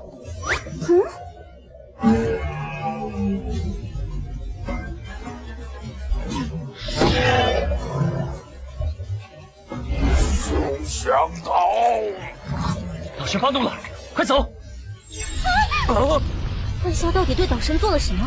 是我弄得那个怪物那么愤怒，导致整座城镇都在震动。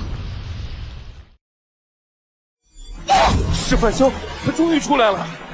如果岛神追出来了，提前通关副本离开；没出来的话，我就继续待在这里，直等到第3天结束。哎，怎么下雨了？那是什么？好恐怖的范围！哇，雨变大了，快回屋子！以岛神之前的自愈能力来看，现在他应该早已恢复，却没有追出来。看来那家伙没办法追出地面杀人。七七，你去休息吧。知道了。你做了什么？怎么这么大动静？想试试能不能干掉岛神，结果如你们所见。你不是1级玩家吗？到底哪来的自信啊？啊，范萧，你受伤了，好像伤到了内脏。来，我帮你治疗一下。谢了，感觉好多了。那太好了。啊，对了，副本期间岛神好像不能离开地下空间。我明明激怒了他，又破坏了他珍惜的道具，他竟然都没追出地面来杀我。什么？总之，这个副本应该没危险了，只剩下一些怪物，影响不大。也就是说，戒不戒速都无所谓了。理论上是这样。那个，怎么了？啊？有没有可能是这岛神故意迷惑我们呢？我们一违背规则，他就可以出来攻击我们了。是有这种可能，所以规则还是老老实实遵守吧。若是发生了什么意外，就立刻通关副本离开，不要贪恋获得高评价。是，吴谦和王鹏已经通关回去了。范萧，这次多谢了，要不是你，随机副本不会这么顺利。我们现在就去海边。不，第3天再去吧。虽然这个副本没危险了，但我们还是保险一点吧。没问题，我也推荐等副本完全关闭了再走。那时候啊，副本和外面的世界就会重新连通，更容易送人出去。话说，我从地底救出的岛民怎么样了？放心，他们很安全。喏，他们都在这里。如果你方便的话，这群人能带上的就都带上吧，不用考虑后续安顿问题，带出去就行。后续安顿问题我来处理。当然可以啊，不过被你送回来的岛民并不都是好人。经过审问，其中很多岛民都承认使用过熏香害人，只不过没成功才被岛神抓走。在这座岛上，哪还分什么好人和坏人？真正坏的只有岛神。至于他们，不过是一群没得选择的可怜虫罢了。放心吧，看不惯这种事的可不止你一个人啊。做这种事能恶心到岛神，我求之不得呢。哎，说到恶心岛神，我们去把岛上的怪物全部干掉如何？算我一个。我也去，我也去。那就一起吧，赶在天黑前回来就好。不过我自己还有点事情要办，你们稍等我一会儿。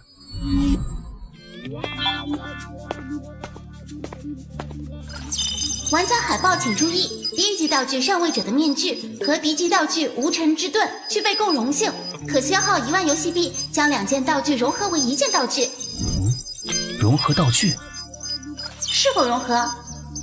没想到干掉1级玩家能收获D级道具，玩家2代还真是富有啊。第1级道具上位者的面具，系统说明加载中。传闻卡尔城有位老板有一张不怒自威的脸，与他对视后的打工人不仅升职加薪的念头瞬间灰飞烟灭，连摸鱼的勇气都荡然无存。因为这压力不只是心理上的，还有物理上的。佩戴面具者以自身为中心，制造半径10米的射出立场，靠近面具越近，感受到的重力就越强。不知道这2件D级能合成什么新东西。融合完成。无尘之盾新增效果，可在半径5米范围内灵活操控斥力。无尘之盾效果强化斥力强度，增加了50%。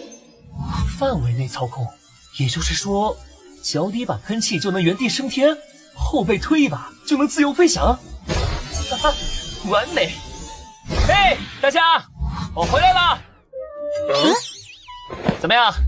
这出场方式够不够拉风？所以你特意飞一圈回来，是为了显摆这个？可是范大哥，你会飞这件事，我们早就知道了。No no no， 此非非彼非也。您老下次起飞前能不能看看场合啊？您这人形自走开饭铃一响，方圆10里的怪物都以为开席了。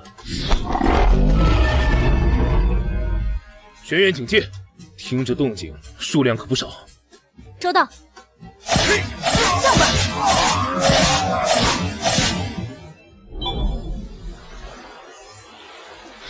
还有5分钟副本就结束了，届时岛神没了出手限制，难保不会追杀过来。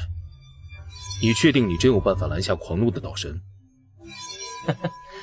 答案我早就展露过了，这就是我的底牌。车票？哦，原来是这样。一旦副本结束，就可以用车票再次开启副本，这样岛神就又会被副本规则限制住。所以按约定，该你出手了。没问题。1级副本祭祀稿正式结束。我们先走了。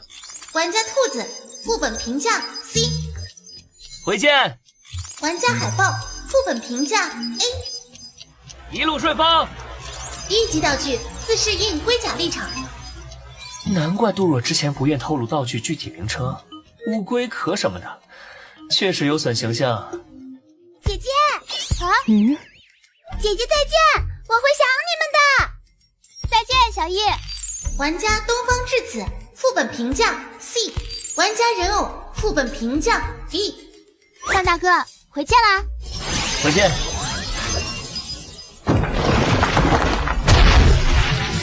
岛神，副本开启。副本祭祀感开启。小岛恢复平静了，还是范萧那小子有办法。太好了，这是在做梦吗？小易，我们自由了。哎，自由。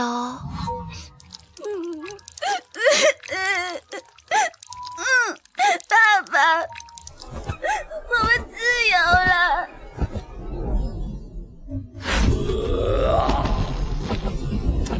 看来把岛民全部带走，着实把这个怪物气得不轻。哼，可惜啊，你现在拿我毫无办法。可悲的是，就算带走了这批岛民，迟早还有新的倒霉蛋被忽悠进来，开始下一轮循环。变革人就是这岛神，或者说这个该死的副本本身。我确实没法干涉副本，但怎么干掉岛神，哼，我还真有点思路。当人力不足时，超能力就是贯穿阻碍的利刃。在被卷入随机副本前，我攒下了差不多8天的运气。仅仅8天的运气，恐怕是制造不出岛神死亡这种因果的。好钢得用在刀刃上，必须找一个突破点，找一件最合适的事来许愿。已累积幸运值1200点。祭祀岛这个副本会随机卷人，这意味着不确定。希望这次副本能随机空投几个秩序阵营的高级玩家进来。8天的运气，能不能出街，听天由命吧。希望这一次我能足够幸运。唉，7个了，7个了，全是车票玩家。脸黑如我，许愿果然又沉船了吗？唉，算了算了，非洲人认命，世上不平事多了去了，我还都能管得过来。咸鱼要有咸鱼的觉悟。祭祀岛副本已开启。提示：1、天黑前必须选好借宿人家；2、每位岛民家里最多只能入住3位客人；3、不得攻击岛民，违反规则会受到岛神严厉惩罚。副本任务：存活3天。规则没变，但我已经知晓了真相，相当于是带着真相进副本。估计无法再使用解密的通关条件了，那么只能待满3天通关。但城镇里已经没有岛民，我该找谁借宿呢？既然规则这样写了，那么只能住空房了。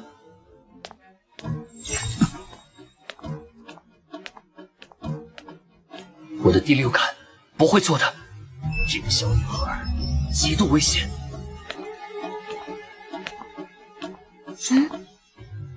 糟了，被锁定了。还好还好，她好像不是很在意我。现在应该马上跑。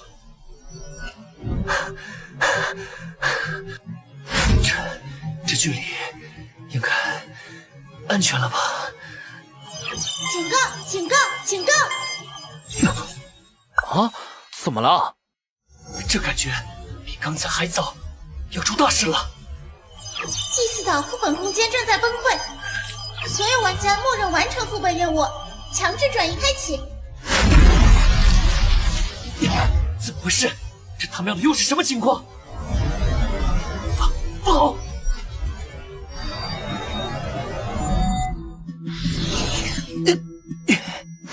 你怎么回事？祭祀岛炸了，离爆炸中心太近了，到现在都还在耳鸣，得尽快恢复一下。他们是之前进入祭祀岛的车票玩家，你们也是因为副本受到重伤的吗？是啊，你也是吗？我们刚接到副本任务，就通关了。你知道是怎么回事吗？鬼知道啊，这不是浪费我的车票吗？成功混入了，也不算浪费吧，可以往好的方面想。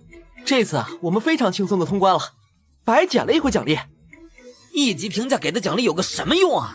就给1张车票、1瓶净化药剂、1点游戏币，那也太少了吧？那个小女孩似乎不在，希望不要出什么意外吧。玩家海报间接促成了祭祀岛副本的毁灭，此次副本评价1级。净化游戏竟然还能检测到使用超能力造成的间接影响。按理说，副本毁灭算是损毁游戏的财产了，不应该还能提升副本评价。除非净化游戏更偏向手续的一方，本身也很排斥祭祀岛这类的歪门邪道。以后遇到类似的副本，可以试着去破坏一下，说不定一直没刷出过的 S 级评价就会出现了。啊，你状态看起来没那么差呀。没有，我就是太吃惊了。还好这次评价提升到 B 了，按照这个趋势，再来一次 A， 我应该就能升级到D 级玩家了。对了，在被转移出来之前，我刚好在城镇外看到看到什么了？看到副本整个炸了！什么？炸了？副本怎么会炸？你在开玩笑吧？别问我，我也想知道原因啊！车来了！唉，算了，总之先上车吧。那个小女孩直到现在都没有出现在车站，想必是没有要过来的意思，应该算是安全了。已经连续4天没睡觉了，中间又召唤了2次范七七，精神上已经相当疲乏，急需休息来恢复一些精力了。可惜不能真睡着，坐过站不说，列车上也不是绝对安全的。七七已经是个成熟的工具天使了，要是能主动帮我预警，遇到危险了自己跳出来保护我就更好了。各位玩家请注意，列车插播一条悬赏。又是针对超级玩家的悬赏广播，这么久了还在播，估计是一直没抓到人吧。超级玩家是 S 级玩家吗？超级玩家确实是 S 级玩家，但 S 级玩家并不等同于超级玩家。S 级玩家只有满足了3个条件后，才会被游戏认可为超级玩家。条件分别是：进化率达到100%，拥有 S 级道具，拥有 S 级副本。3种条件。拥有 S 级道具，我做个1级副本就能得到1级道具。S 级玩家拥有 S 级道具，这应该很简单吧？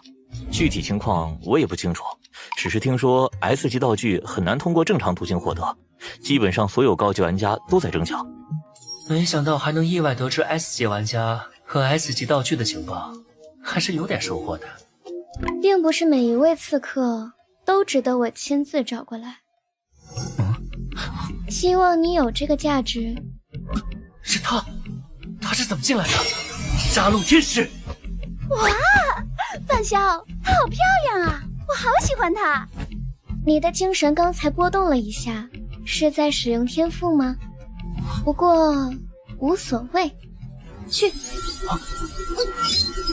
动不了了，先下手为强。七七，动手！啊！终于可以出手了。失败了，我没法摄影进在体内。既然如此，那你再试试我这招。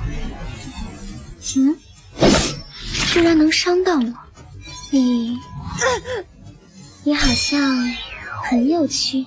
动不了了，那我就实体化解除，再度实体化。范潇，他好强啊，我好像打不过他，要不我们逃吧？范潇，你什么时候吃那么重啊？糟了！敬畏生命者才能审判生命，这就是我等的生命法庭。生命法庭？恭喜你合格了。能动了？等等，他的意思是，他是来自生命法庭的。还好，以目前的状况来看，对方对我应该没有敌意。既然不是敌人，就没必要结仇。七七，你先别急。你是灭国，根据广播的信息，与生命法庭有关，且不久前来到了G08节点的高级玩家，就只有灭国。而刚好眼前这位少女，实力强得不像话，很明显是高级玩家。我不喜欢这个称呼，你的天赋很厉害，通过考核想必没什么问题。我允许你提前叫我一声老师。你也是刺客职业？真的能有刺客直接把整个副本给弄炸的吗？而且还是蘑菇云啊！怎么，我是刺客让你觉得很奇怪？每位刺客玩家都有自己的风格，不要局限在定式思维里。你找我的目的是为了替组织招揽成员？这确实是目的之一，另一个目的，我想看看是什么原因导致我被卷入了1级副本。正常来说，这种事情发生的概率很小。估计是刚好倒霉了吧。哼，那就当是这样吧。有疑惑了，就去这个副本看看。你得到了徽章认可，具备了加入我们的资格。当然，只是资格而已。想要成为正式成员，你还得完成一道刺杀考验。刺杀考验？等你成为地级玩家后，就来001区的罗曼城找我。再会。时间到了，我先走了。这次一点也不好玩。被一个可怕的家伙盯上了。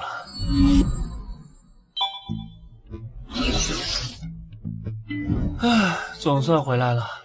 特事局应该能通过眼线知道，就不报告了。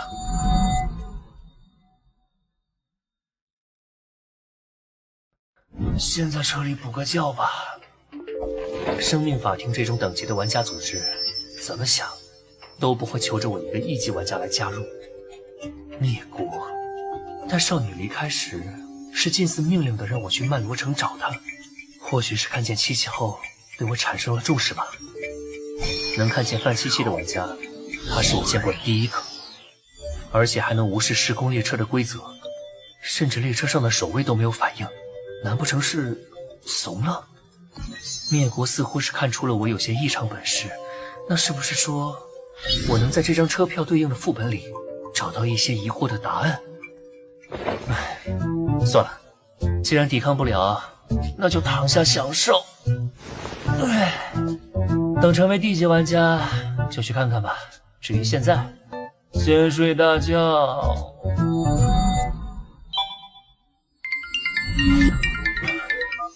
喂，有事吗？白痴。接通了。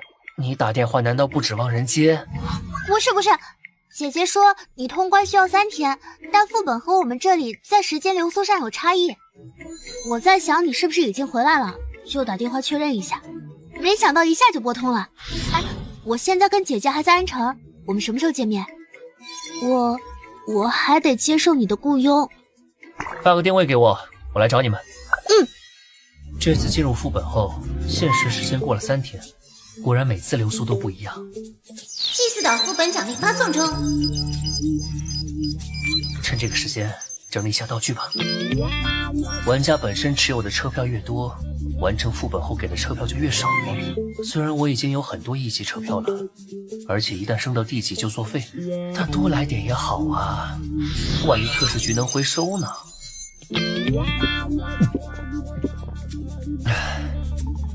第一瓶从27%升到29%，第二瓶还是29%，恐怕1级进化药剂的上限就是这儿了。再往上得用地级药剂，还是看看新道具吧。1级道具：牛顿的苹果，详细信息如下。牛顿的苹果，下一个。1级道具：初庸刻印，详细信息如下。与血液相关的地级道具。低级道具：初庸刻印和低级道具：平斜的耳环，具备共融性，可花费1万游戏币将2件道具融合为1件道具，是否融合？真是运气来了，挡也挡不住啊！嘿，当然要融合。融合完成，恭喜您获得新道具低级道具血族。居然2者效果都保留，看来这2件道具的共融性很高啊，而且还保留了被动效果的能力，跟解毒大师一样，只要喊一次就行。要是所有道具都这样就好了，要喊道具名不光羞耻，还容易错失先机。这个苹果，哎，算了，先留着吧，增加灵感，万一有用呢。舒服了。现在可以说说你后来把岛神怎么样了吗？你好像很笃定我会搞事啊。不然呢？虽然确实搞了，结果就是岛神已经被彻底消灭了。祭祀岛那个地方，以后也不会再有人过去了。什么？你做了什么？连移民问题都被解决了，太厉害了！怎么做到的？这是秘密哦。对了，特事局的人后面没有找你们吗？出副本后，吴延青上报了情况，特事局来了一队人，我们被一同带去蓝城分部做了一些记录。后来吴延青邀请我们加入特事局，姐姐以先考虑为由推脱了。那个范潇，你觉得我们是加入好还是不加入好？有好有坏吧。怎么说呢？加入特事局好处就是资源丰厚，情报充足，能得到更好的发展空间，甚至家人也能得到特使局的庇护，在现实世界生活得更安稳，比当孤狼玩家要好得多。坏处就是危险系数很高，发生了事件得顶上去，就跟这次随机副本一样，权利和义务是对等的。非要我给出个建议的话，我自然是建议你们加入。毕竟有些时候，我们也不能光从利益角度出发，也要考虑一下信仰，或者说信念。什么信仰信念？你说的跟没说一样。那范晓你呢？要不要跟我们一起加入？我现在可算是半个特使局的人，你们难道没发现我一直在和他们合作吗？而且这样挺好的，我自由惯了。说到特使局，杜若回来了没？不知道哎，我们离开特使局分部后，就没和吴延清联系了。那我打个电话问问。Sorry, the number you dialed does not exist. 啊，看来还没回来，估计还得等一段时间。毕竟带人出去容易，但安顿人可不容易。那范萧，我们什么时候开始啊？就是你在副本里说过的要雇佣我的事情。你们急不急去做副本任务啊？不急，刚从祭祀岛出来，先缓一缓。那就等3天。3天时间应该足够验证陆白芝的运气对我是否有作用了。现在就开启攒运能力试试看吧。至于后续，等放松完升到D级玩家再考虑。狮子你不做后座吗？范萧在雇佣我帮忙，我觉得坐近一些可能比较好。狮子该不会在想什么有的没的吧？但是看他表情不像啊。算了算了，相信之子。我们先去吃午饭吧，火锅怎么样？吃火锅？大中午吃火锅，出来后一身都是火锅味儿。你的衣服是道具，又不会脏，怕什么？白质的话，一会儿吃完饭，顺便去买点新衣服吧，再去我家洗个澡就没味道了。而且我的主要目的不是吃饭，是实验。我得验证有陆白质跟着时，我还会不会倒霉。比如吃火锅突然呛着了，辣到嗓子眼儿，或者夹菜的时候溅到衣服上之类的。你可真够拼的。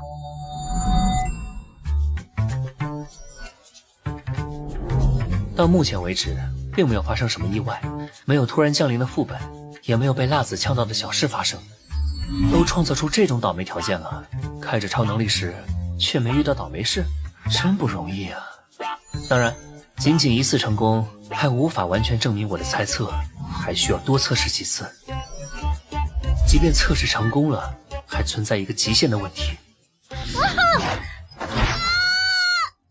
陆白质的运气让他开出了 C 级天赋，说明他的运气是有上限的。他究竟能保护我多少天不受霉运困扰呢？不过极限测试不着急，可以推迟到我成为D级玩家之后。先好好疯玩一阵，缓解我们在副本里累积的疲劳和压力吧。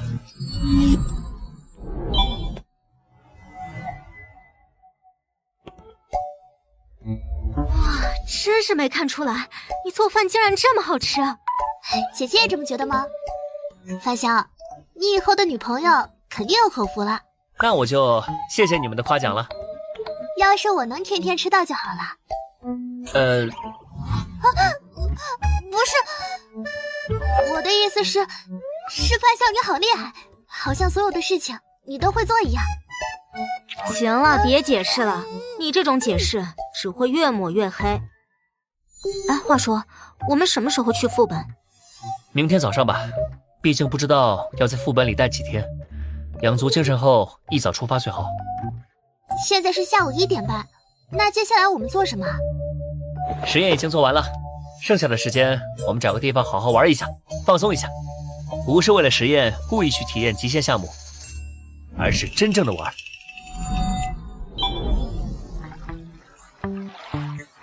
没想到范萧你连开船都会。这有什么？小时候我爸在某个岛上教我的。臭屁。能说说你是怎么发现你的运气是能控制的吗？你还惦记着这件事呢？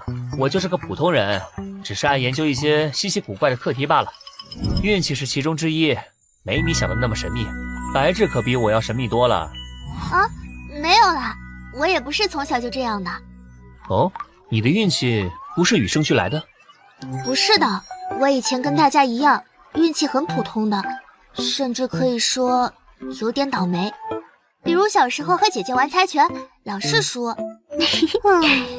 又比如买干脆面收集卡片，姐姐400包左右就集齐了，我差不多要1000包。还有，白芷小时候有点胖，经常被班里的男生骂她是胖妞，欺负她。啊，姐姐！那你是什么时候开始变得好运的？应该是在9年前，从那时候开始，我就没被什么人欺负过了，运气也变得比姐姐好了。9年前，我那一年下楼梯撞到了脑子，回想起了关于姐姐的模糊记忆。陆白芷和我的情况似乎没有什么关联，但又都跟运气相关，会有什么关系吗？那我能看看你小时候的照片吗？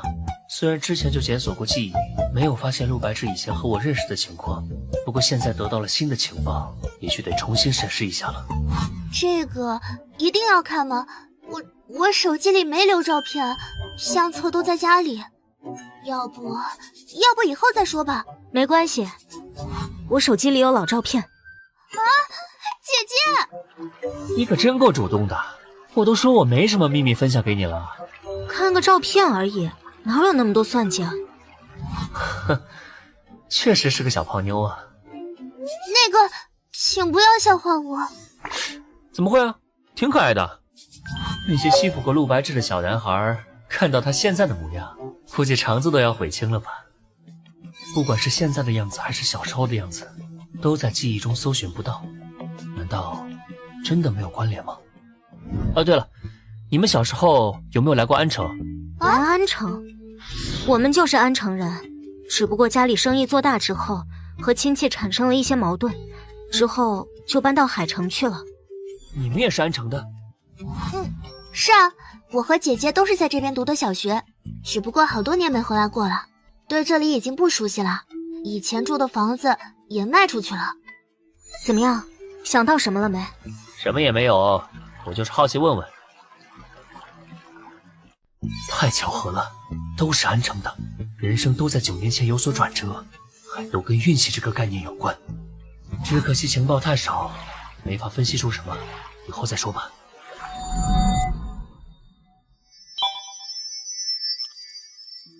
杜组长，你交上来的资料我已看过了，不过其他人还不知道具体情况。你先挑重要的点给大家讲一讲吧。情况是这样的，我们在追捕养殖组织的过程中，具体情况就是这样。此次被卷进随机副本后安全回来，甚至救助了一些人，还要多亏范潇的帮忙，或者说他起到了主要作用。你说的这位范潇是1级玩家对吧？你确定1级玩家能有这么厉害？杜若，你在我们组长中都是比较强的玩家了，你甚至还是比我们大多数人进入游戏晚的。哦，连你这家伙都自愧不如的人，真的是一位1级玩家？你是想拉拢他吗？是的，李局。不过我问过他了，他暂时没有加入特事局的想法，只是说会和我们保持合作。我暂时还想不到能打动他的条件。道具、药剂这些他都不要，这未免也……我们特事局虽然道具多，药剂也多，但大多都是1级的。而范潇跟我一起经历过的副本，最终评价都是 A， 再加上他自己经历的其他副本，手上D级道具估计好几件了，根本不缺资源。什么？1级玩家通过副本获得好几件D级道具？这难道是天生的玩家？我们有这么多的同胞，诞生出一些天才不足为奇。其实关于怎么拉拢他，我倒是有个主意，这也是我这次聚集你们开会的原因。加上这一次的祭祀岛随机副本已经出现过7次，频率随着进化游戏的不断加剧呈现上升趋势，已经牵连超过100位民众伤亡。之后的伤亡数量肯定会持续增加，我们必须采取措施了。还好随机副本并不是没有办法避免，安全区我们要效仿其他世界分区的做法，建立属于我们的安全区。根据总局那边的情报，建立安全区需要幻想物质这种特殊材料，这种材料目前只在001世界分区获得，但001世界分区只有地级玩家才能前往，所以获取幻想物质这项工作需要由你们来完成。幻想物质具体是什么？很遗憾，暂时不清楚。只知道有这种材料作为辅材建造出的安全区，才能从空间层面隔绝随机副本卷人，从而保护大家。不过你们放心，现在特使局已经初成规模，情报收集工作在稳步进行。获取更详细的情报后，我会第一时间通知你们。从现在开始，特使局持有的001分区的地级副本车票，你们都可以申请分配。大家都加把劲儿吧！只要打造出了安全区，我们就不会再受到随机副本的威胁。特使局成员的家人享有第一批入住安全区的名额。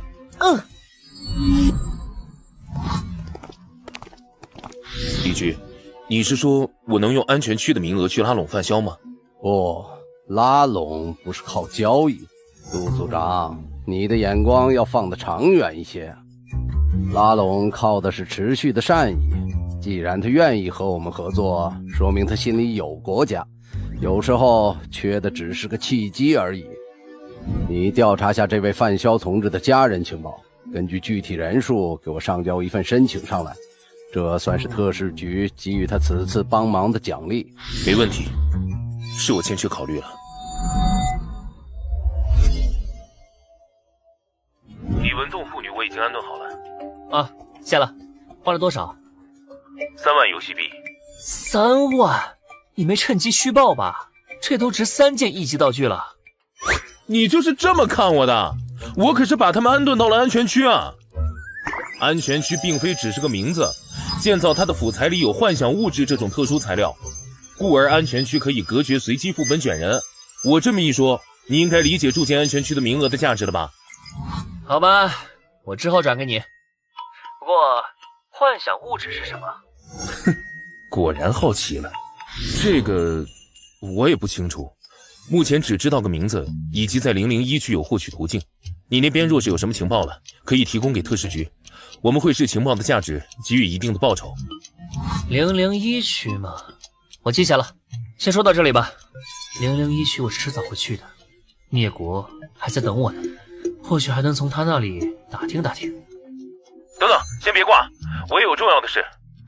你这次帮了我们很大的忙，特使局决定给予你特殊奖励。国家目前在筹备建立安全区的计划，一旦建成，你的家人将享有第一批入住资格。怎么样，这个奖励到位吧？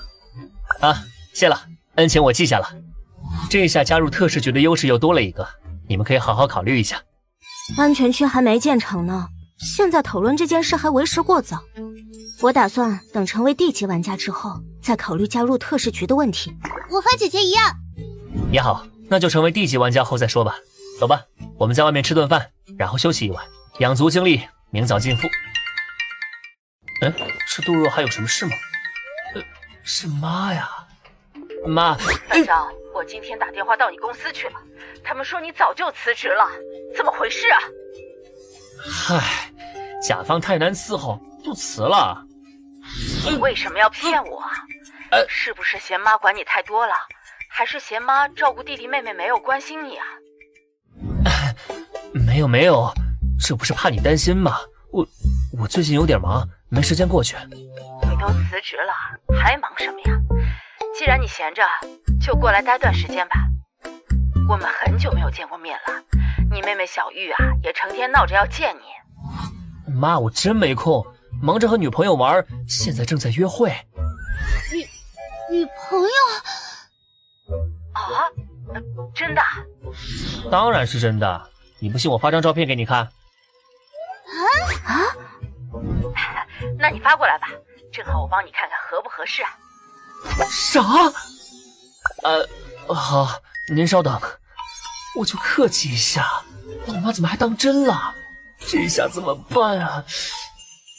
那帮个忙，演女朋友？一起拍张照就行，当个挡箭牌。那个，还是我来演吧。啊，姐姐她不喜欢男生触碰自己。我确实不喜欢男生触碰，但从来没有排斥范潇。难不成白痴他？白痴，我来就可以了。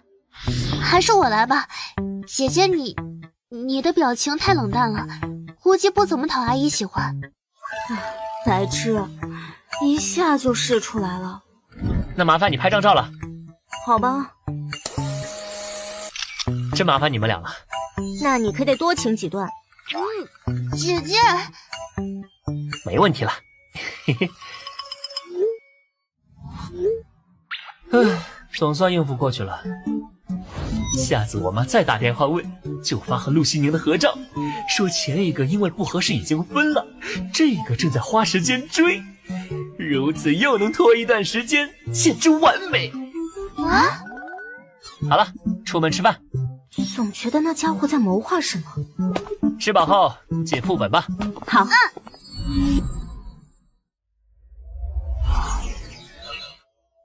又是新义回廊站004分区，我不喜欢那里。那里是高级玩家的天堂，低级玩家和普通人的地狱。除了有实力又想为所欲为的人以外，没谁会喜欢那里。如果这次顺利成为地级玩家了，我可能会去004分区看看。你这算不算是立 flag？ 嗨，我立的 flag 多了去了。各位玩家请注意，本次列车即将抵达兴义回廊站，请要下车的玩家提前做好准备。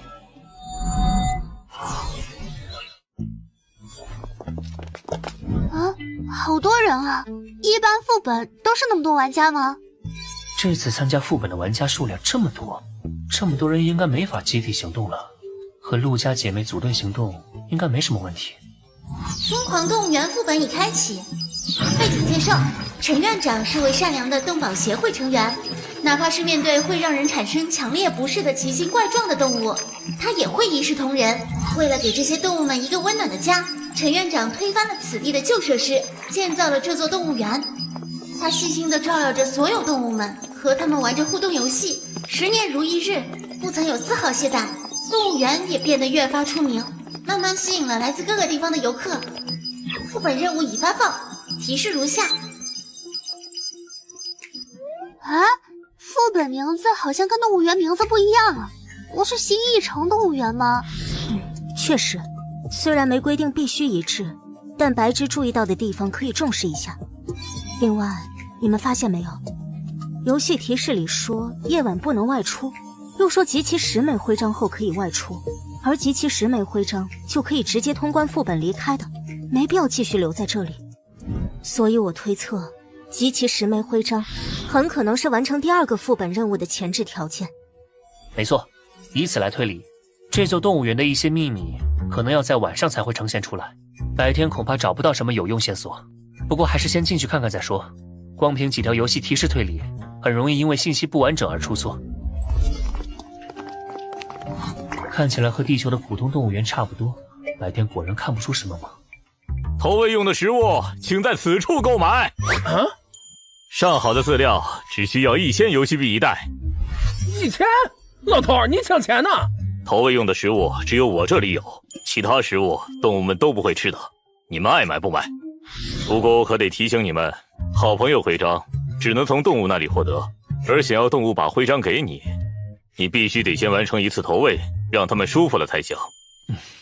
1000游戏币对1级玩家来说可不是小数目，而且这人也不一定就是陈园长，专门骗人的也说不准。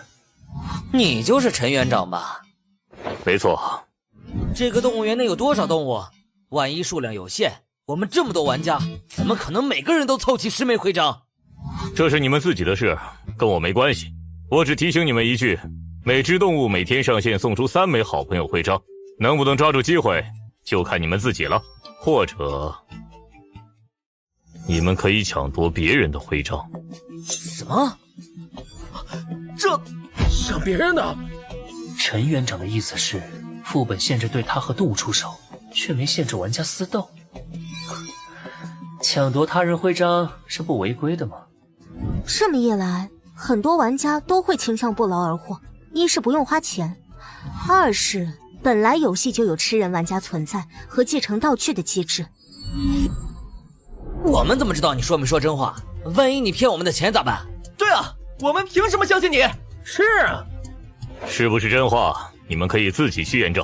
我还是那句话，爱买不买。哼，老头，副本规则只禁止攻击，可没说不能抢你的东西。食物都在屋子里，你可以来抢一个试试。副本规则确实没禁止抢东西，只要注意别误伤到陈园长就好。我们要不要抢？抢就算了，你没钱我先帮你垫上吧。目前来看，动物园的陈园长和动物两方谁是副本 BOSS 还不好说，现在得罪他没好处。是啊，既然可以交流，最好还是先打好关系，这样说不定会收获意想不到的好处。臭老头！赶紧给老子滚出来！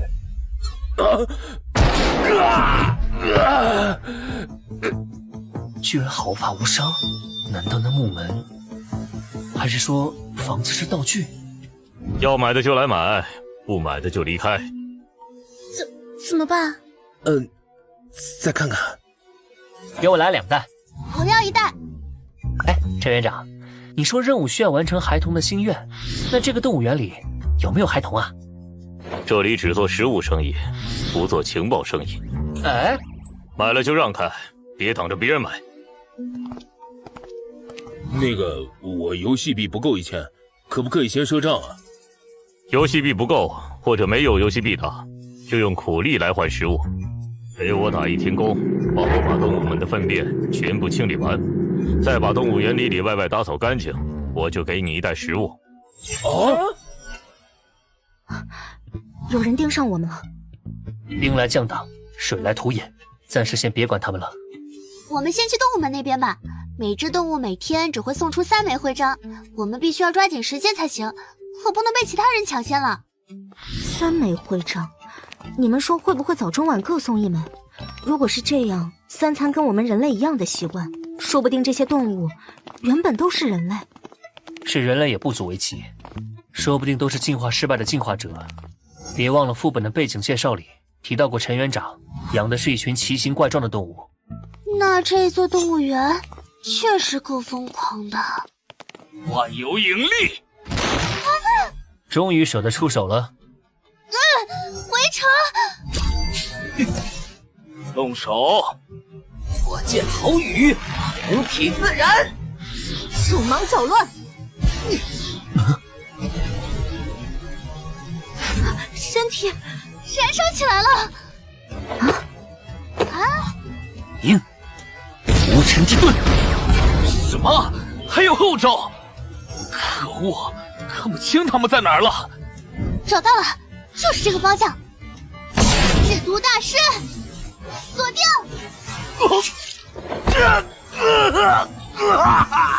老大，怎么回事？世子，把围城收起来。好，围城上吧！金属人偶。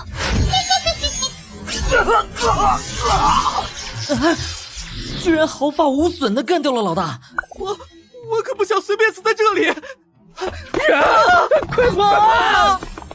记住他们的相貌就好，省点力气吧。可是，别忘了，玩家之间是可以互相抢夺徽章的。这就是你不出手的理由吗？怪不得你都没出手，确实值得放长线。自己赚钱跟抢钱，当然是抢钱来得快吧。而且是他们先不长眼对我们出手的，只是抢他们的徽章已经很仁慈了。好像说的没什么不对。人头狗，3不沾，4不像，5杂6畜兽。这都是些什么动物啊？范潇可能猜对了，这些动物说不定真是进化失败的进化者，身体里混了多种基因，和这些名字很贴切。进化失败的进化者不是会失去理智吗？可副本背景介绍里有提到陈园长经常和这些动物玩互动游戏，失去理智的怪物应该只想吃人吧？怎么还会跟人玩游戏啊？不清楚，可能有例外。也许并不是所有失败进化者都会失去理智，比如我们之前遇到的那个大海怪。光靠猜没用，去看看就知道了。你随便选一个吧。那我们先去四不像吧。行，我们走。没想到星翼城动物园的面积并不小啊。通过阶梯翻越了一座小山，又走了差不多5分钟路程后，才到达目的地。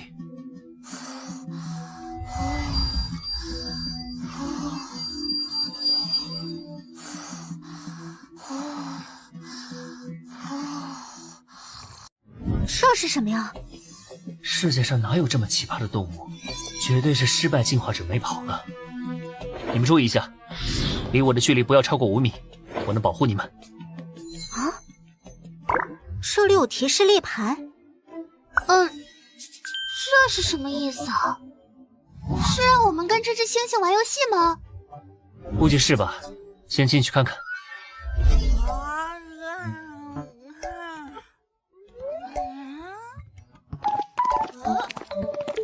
太好了，又有人来陪我玩游戏了。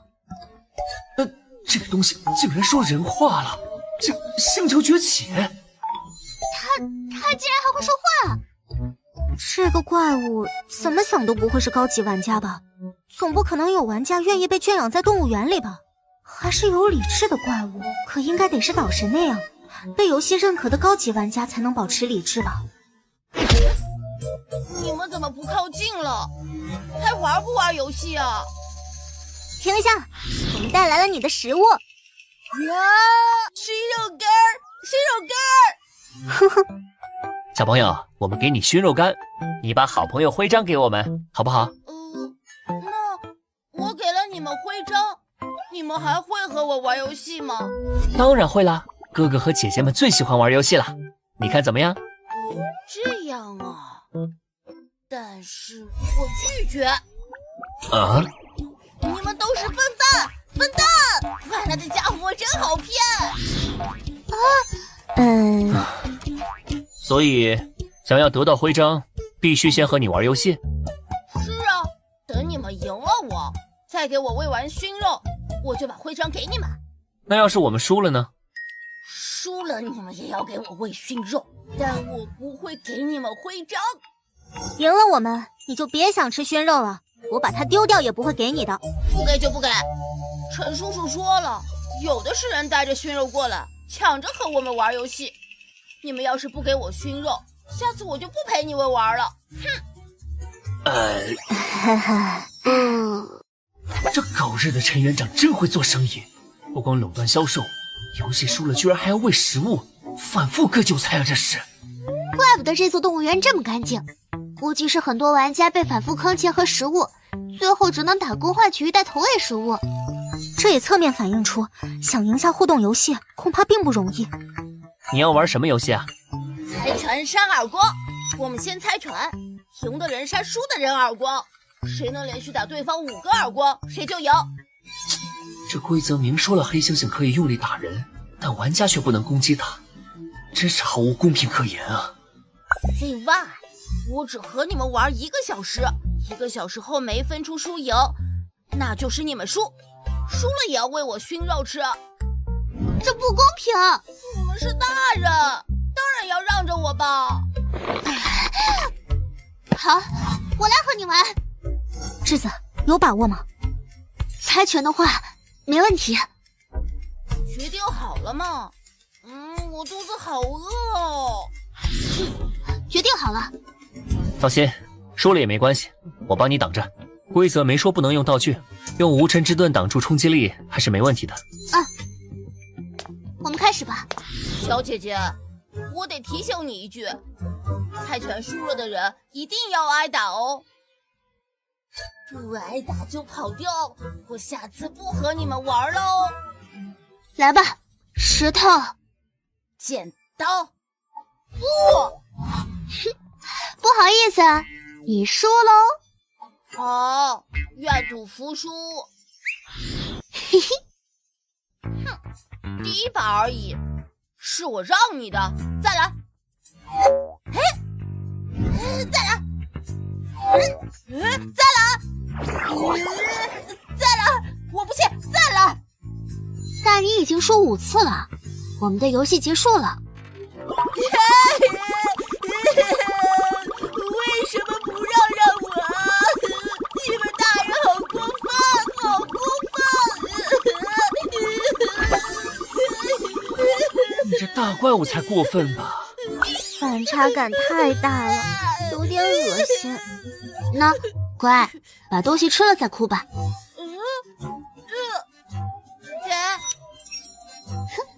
第1枚徽章搞定，我们再来一局吧。好，这回我肯定会赢你。石头剪刀，石头剪刀。为什么赢不了啊？这个副本好简单啊！姐姐，饭香，来。谢谢。我觉得第2个副本任务完成孩子们的心愿，可能与这些动物有关。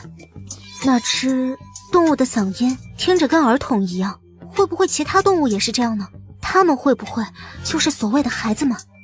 我也觉得很有可能跟孩子沾边。目前只有黑猩猩是儿童嗓音了，但要是其他动物也这样，那孩子8成指的就是他们。就是不知道这些动物的心愿是什么。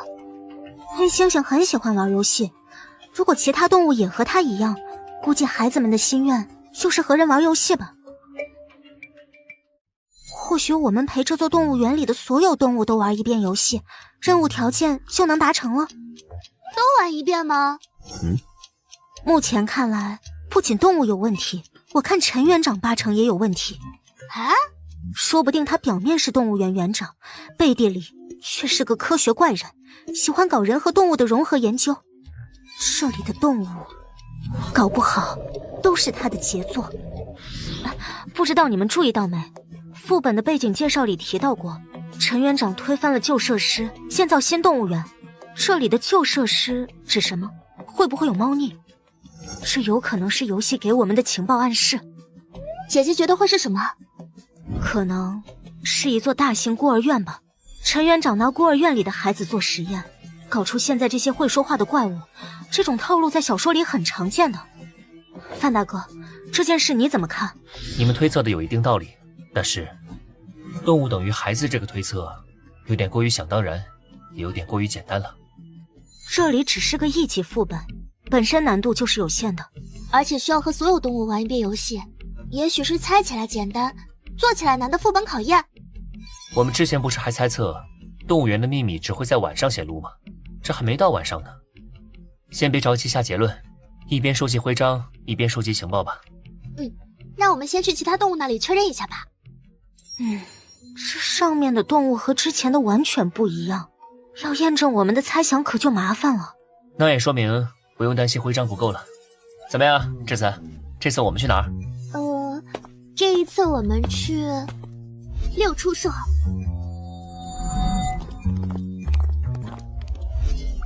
就是这里了。好高大的门啊！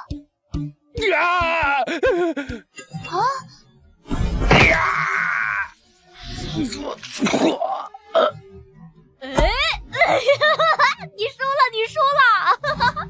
大人都好弱啊！快给我熏肉干！快把熏肉干给我！我给你个头！你居然骂人！好不要脸的大人！你们给我滚！我这里不欢迎你们！怎么办？就这么离开吗？我们回去，动手干掉他，把徽章全抢过来。啊？你确定？规则不是不允许吗？狗屁规则，就是唬人用的。之前我去的那个副本就是，规则很严酷，但有人违背后却屁事没有。副本就是在赌你不敢出手。好，那就一起上！恭喜发财！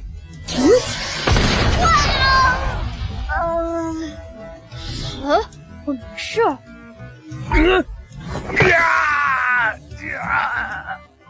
什么情况？救我！救救我！好疼啊！好阴险的大人！我再也不要和你们玩了！好兄弟，救救我！好，我没妖气。好，你等着。是怪我，换你来你也会这么做的。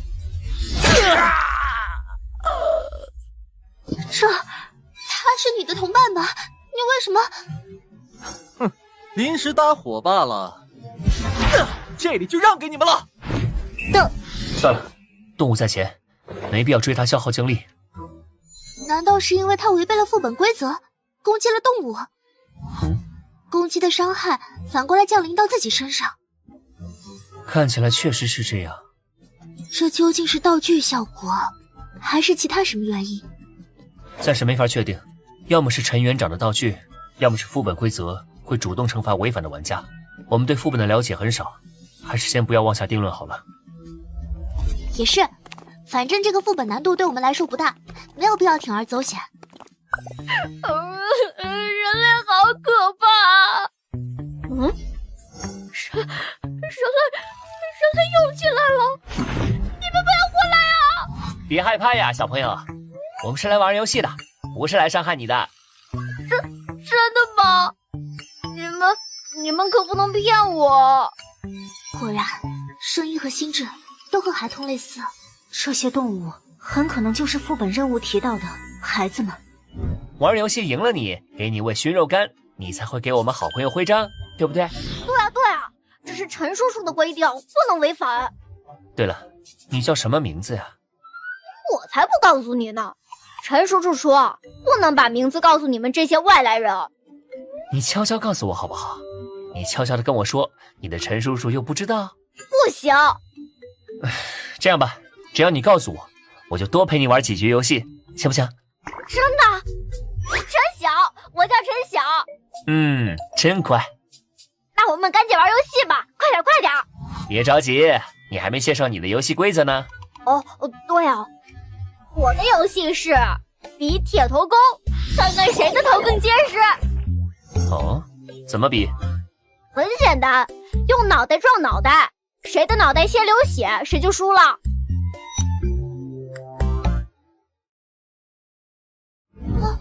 跟他撞脑袋，肯定是我们先流血啊！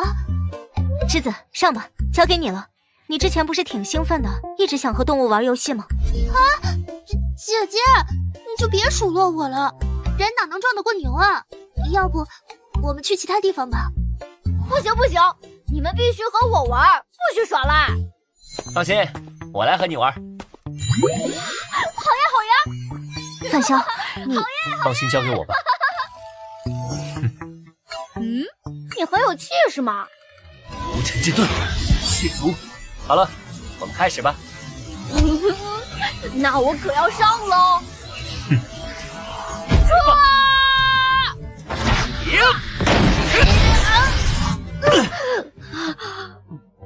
毫发无伤？怎么会？再来！可你已经输了。什么？你流血了？咦，好像真的流血了，但怎么一点也不疼啊？你这么身强体壮的，一点小伤口不会疼的。该吃肉了。嘿嘿，谢了。来，我们再来吧。好，这次我一定要赢。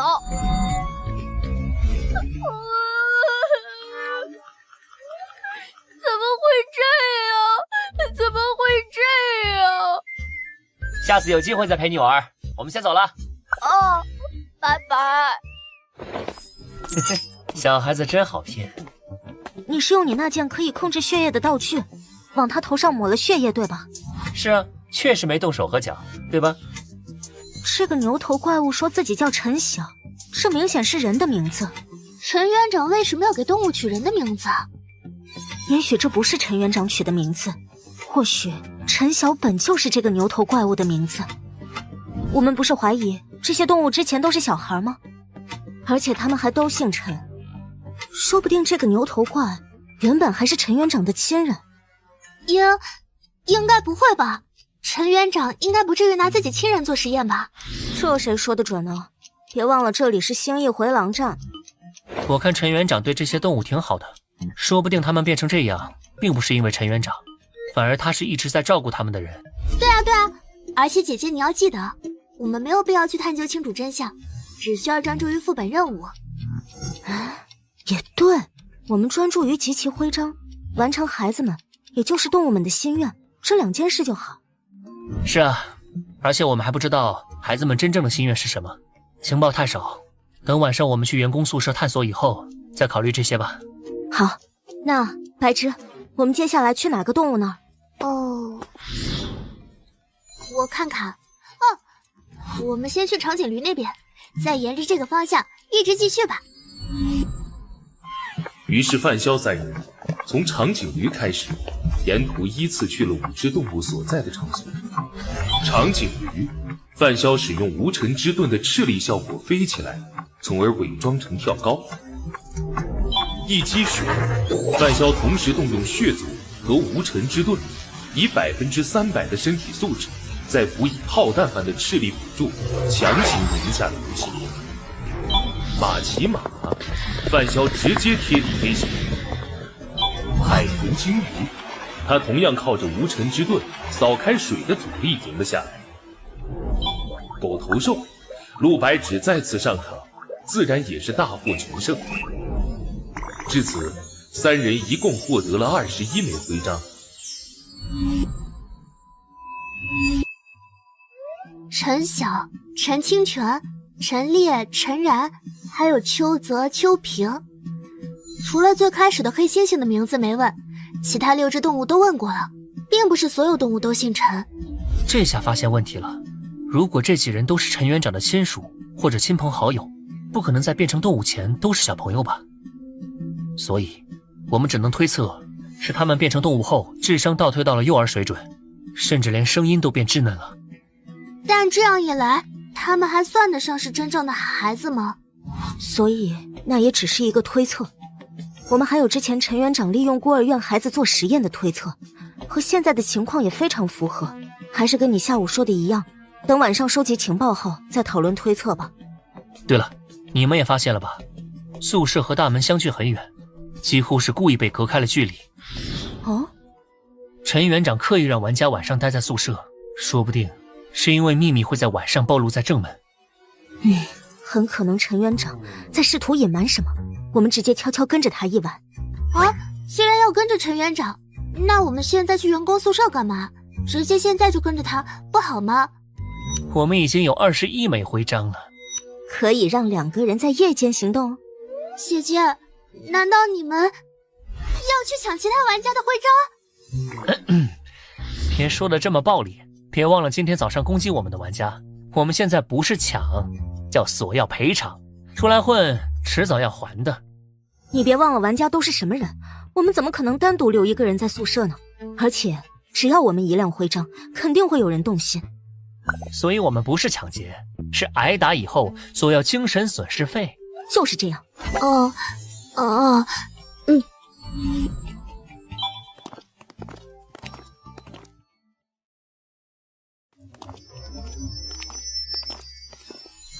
看那边，那2人是上，控制住他们。万有引力。什么涂山？身体变得好重。血族是。糟糕！好久不见啊！是你吗？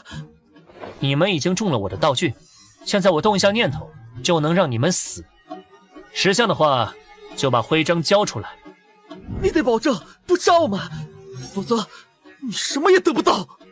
真要杀你们，白天你们就跑不了了。白天放走你们，就是为了现在抢你们的徽章。只要徽章还没凑齐，就不会动手，明白了吧？怎么了？发生什么了？这是在当众抢劫？好像是那2个人白天抢了他们，现在报复回来。嘿，我提醒你们，我手里有吐真剂，要是敢藏着徽章不交，被我问出来了。好吧。算你们识相。20、21、25，我们快要凑齐30枚徽章了。运气好的话，明天早上就能通关副本了。已经25枚了，这么快？收起来，别那么傻。哎呀，太多了，有点兴奋呢。这里不安全，我们快回宿舍。溜了溜喽！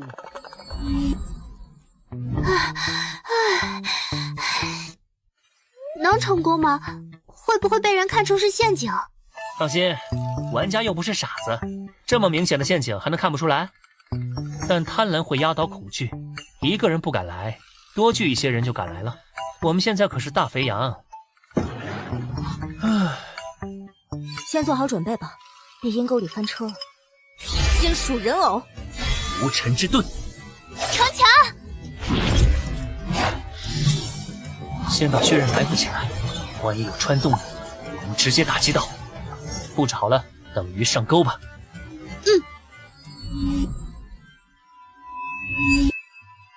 随手伪造的请假条，去来了，道具。请假条，精神干涉类道具，但是只影响注意力的集中点，不影响身体的其他动作，那就没什么用了。血刃，又闯进来一个，注意戒备。啊，这是踢踏舞，总觉得这只兔子怎么这么欠打啊！血刃，我的人偶不太对劲。怎么会？我控制不了人偶了。制毒大师，停不下来。控制解除了，来了。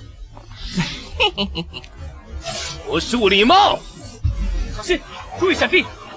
想躲，灰色沼泽。地面陷进去了。把徽章交出来！不对，快退！神之盾向上。窗户进来的交给我。金属人偶。好像有点麻烦了呀。门口的几个，我来解决。血刃。什么？血族，血液控制。不好，那个玩家有闪避道具，玩偶打不中他。快跑！姐姐，手忙脚乱。剧毒大师，糟糕！都解决了吗？还有扔兔子玩偶那个没进来，让他给跑了。别管他了，这里有5名玩家，就算每人只有1枚，也足够凑齐了。那么，你们是想挨揍，还是乖乖交出徽章？交，我们交。赚了赚了！让人强行注射的纸条，让人强行攻击的玩偶。按照游戏定位，这属于强控技能，能瞬间扭转战局或者抢占先机。精神干涉类的道具真危险啊！也许这次副本完了，你也能得到1件。他们的徽章还挺多的，拿到了11枚呢，不知道多收集一些能不能提高副本评价。怎么，抢上瘾了？不劳而获，确实挺上瘾的。比起徽章数量，应该是通关时间更影响副本评价。为了收集徽章延长时间，算是本末倒置了。既然如此，我们抓紧时间吧。你们拿着，这样每个人都有10枚以上徽章，可以在夜间自由行动了。确实得抓紧时间了。陈园长可能在9点会有动作，我们现在赶过去。这是时间紧张，我直接带你们飞过去，准备好了吗？原来你能带人飞啊？能带，但消耗挺大的，不是紧急情况一般不用。我们要不要再靠近一点？光线太暗了，远了看不太清。姐姐，我们还不确定陈园长是否危险，还是暂时别靠太近了，被发现了就不好了。其实靠近一点也没关系，但不能太过火，否则有10枚徽章就能夜间行动的规则就太像摆设了。观察的事情就交给我吧，我我的道具能让我有夜视效果。夜视？你的道具效果还真是五花八门的。初拥刻印和贫血的耳环融合后，除了不能初拥别人，不能物化、蝙蝠化，我和真正的吸血鬼区别不是很大了。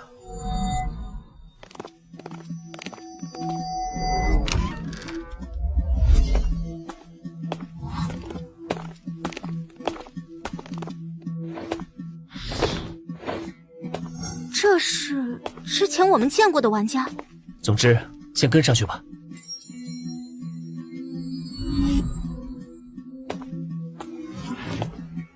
陈园长肯定是玩家，3具尸体不是普通人能扛起来的，更何况还走得那么快。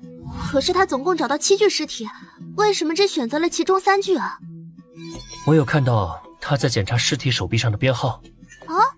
难道遇到灰色和黑色的，他才会装入袋子里，白色的他没理会。陈园长收集的是亚人玩家和吃人玩家的尸体。亚人玩家和吃人玩家体内都会有其他动物的基因，而人类没有。他盯上亚人和吃人玩家，会不会是因为这个原因呢？不好说，不过我白天看过了，那个小屋子的内部不具备什么搞实验的环境条件，总不至于是在替玩家收尸吧？要么实验室就在那间小屋的下方，要么那间小屋子有通向其他地方的暗道。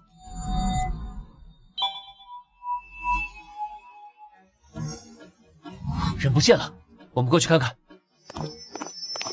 人和尸体都不见了，先进去再说。门没有打开，人也没有从窗户出去，也不知道陈园长是从哪里离开的。既然陈园长有可能是玩家，估计是使用了什么道具吧。要不你挖开地面试试？啊，正有此打算。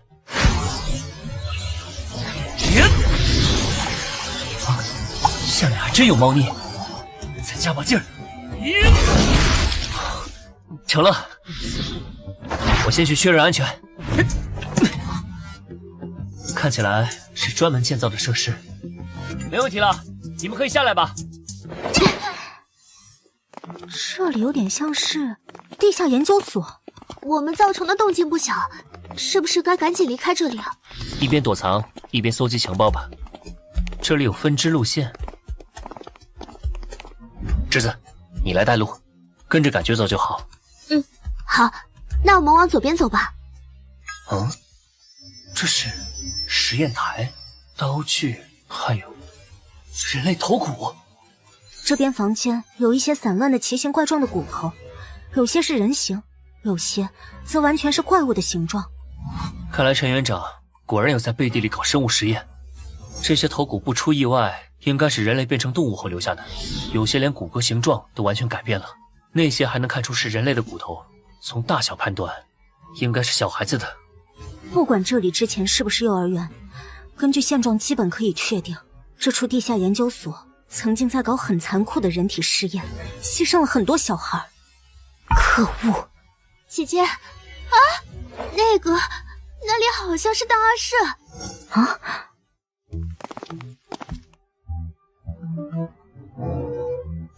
一尘之盾。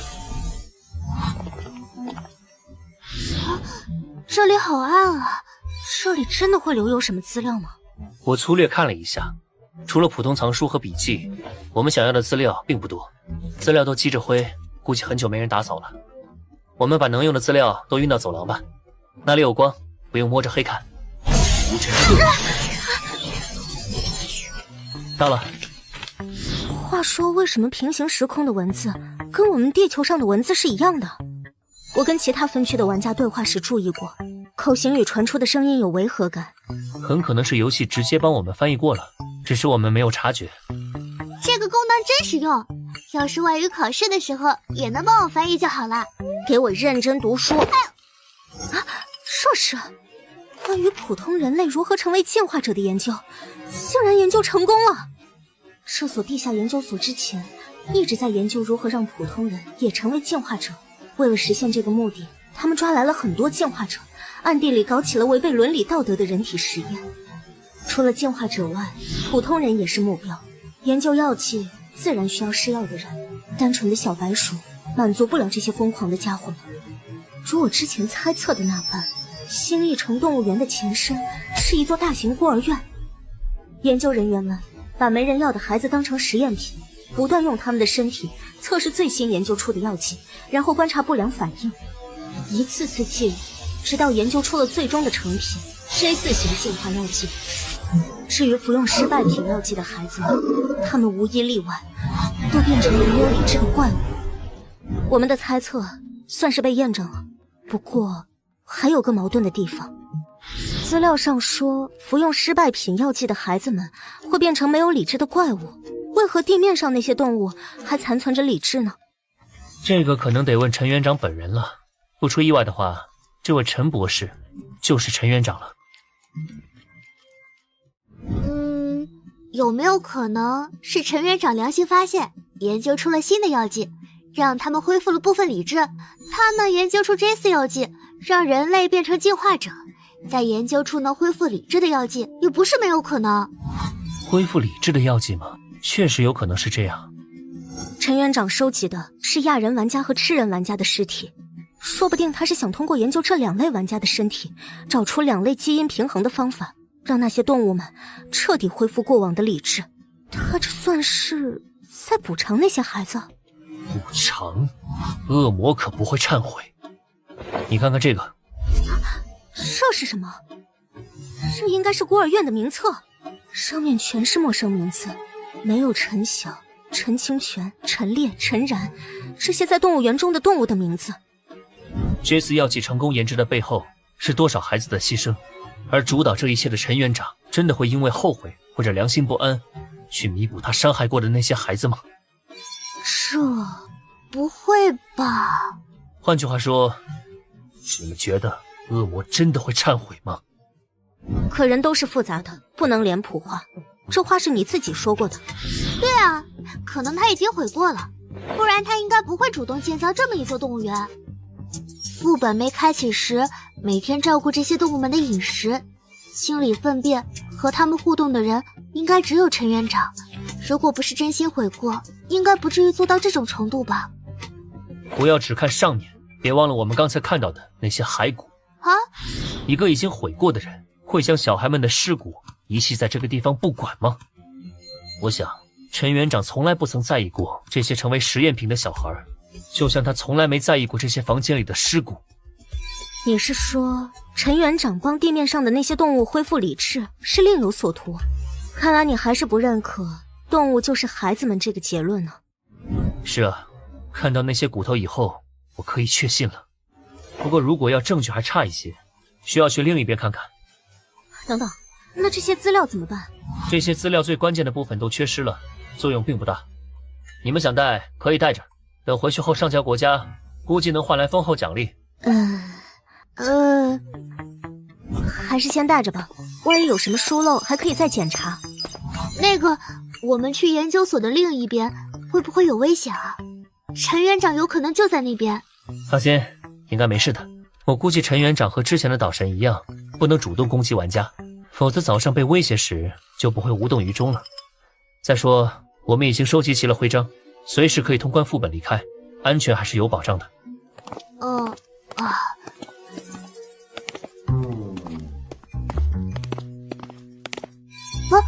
这里有股腐败的气味。可以了，不用继续往前走了。谜题我已经解开了。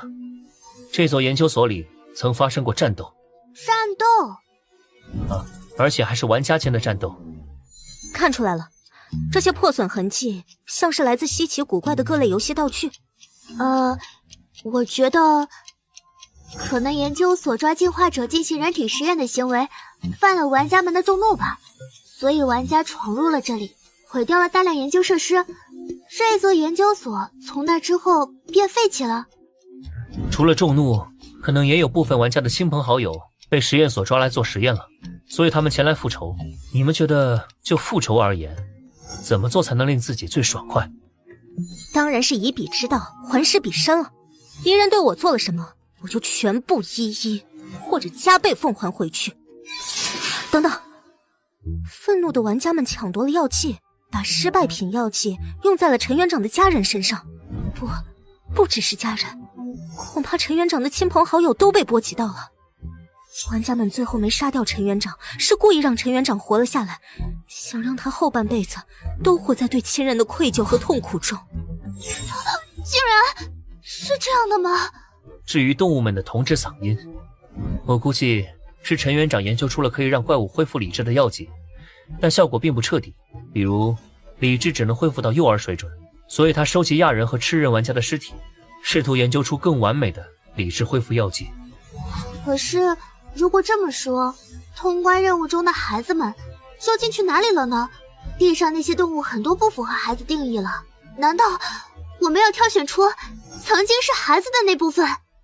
不用那么纠结，孩子自然就是孤儿院的那群孩子，否则以现在上面那些动物的心智，真能让人分辨出他们的心愿是什么。当然这也只是我的推测，不过遗愿却是个概率很大的推测，就看你们信不信了。人死灯灭，一切成空，那些孩子生前的心愿会是什么呢？可能他们只是想离开这个地方吧。就跟栀子说的一样，那些孩子或许只是想逃离这个会让他们痛苦的地方，去外面的世界看看。所以我们带上这些尸骨离开动物园，就算是达成第二个任务条件了。应该是这样，如果不成功的话，就按之前的计划再去和那些动物们玩游戏看看。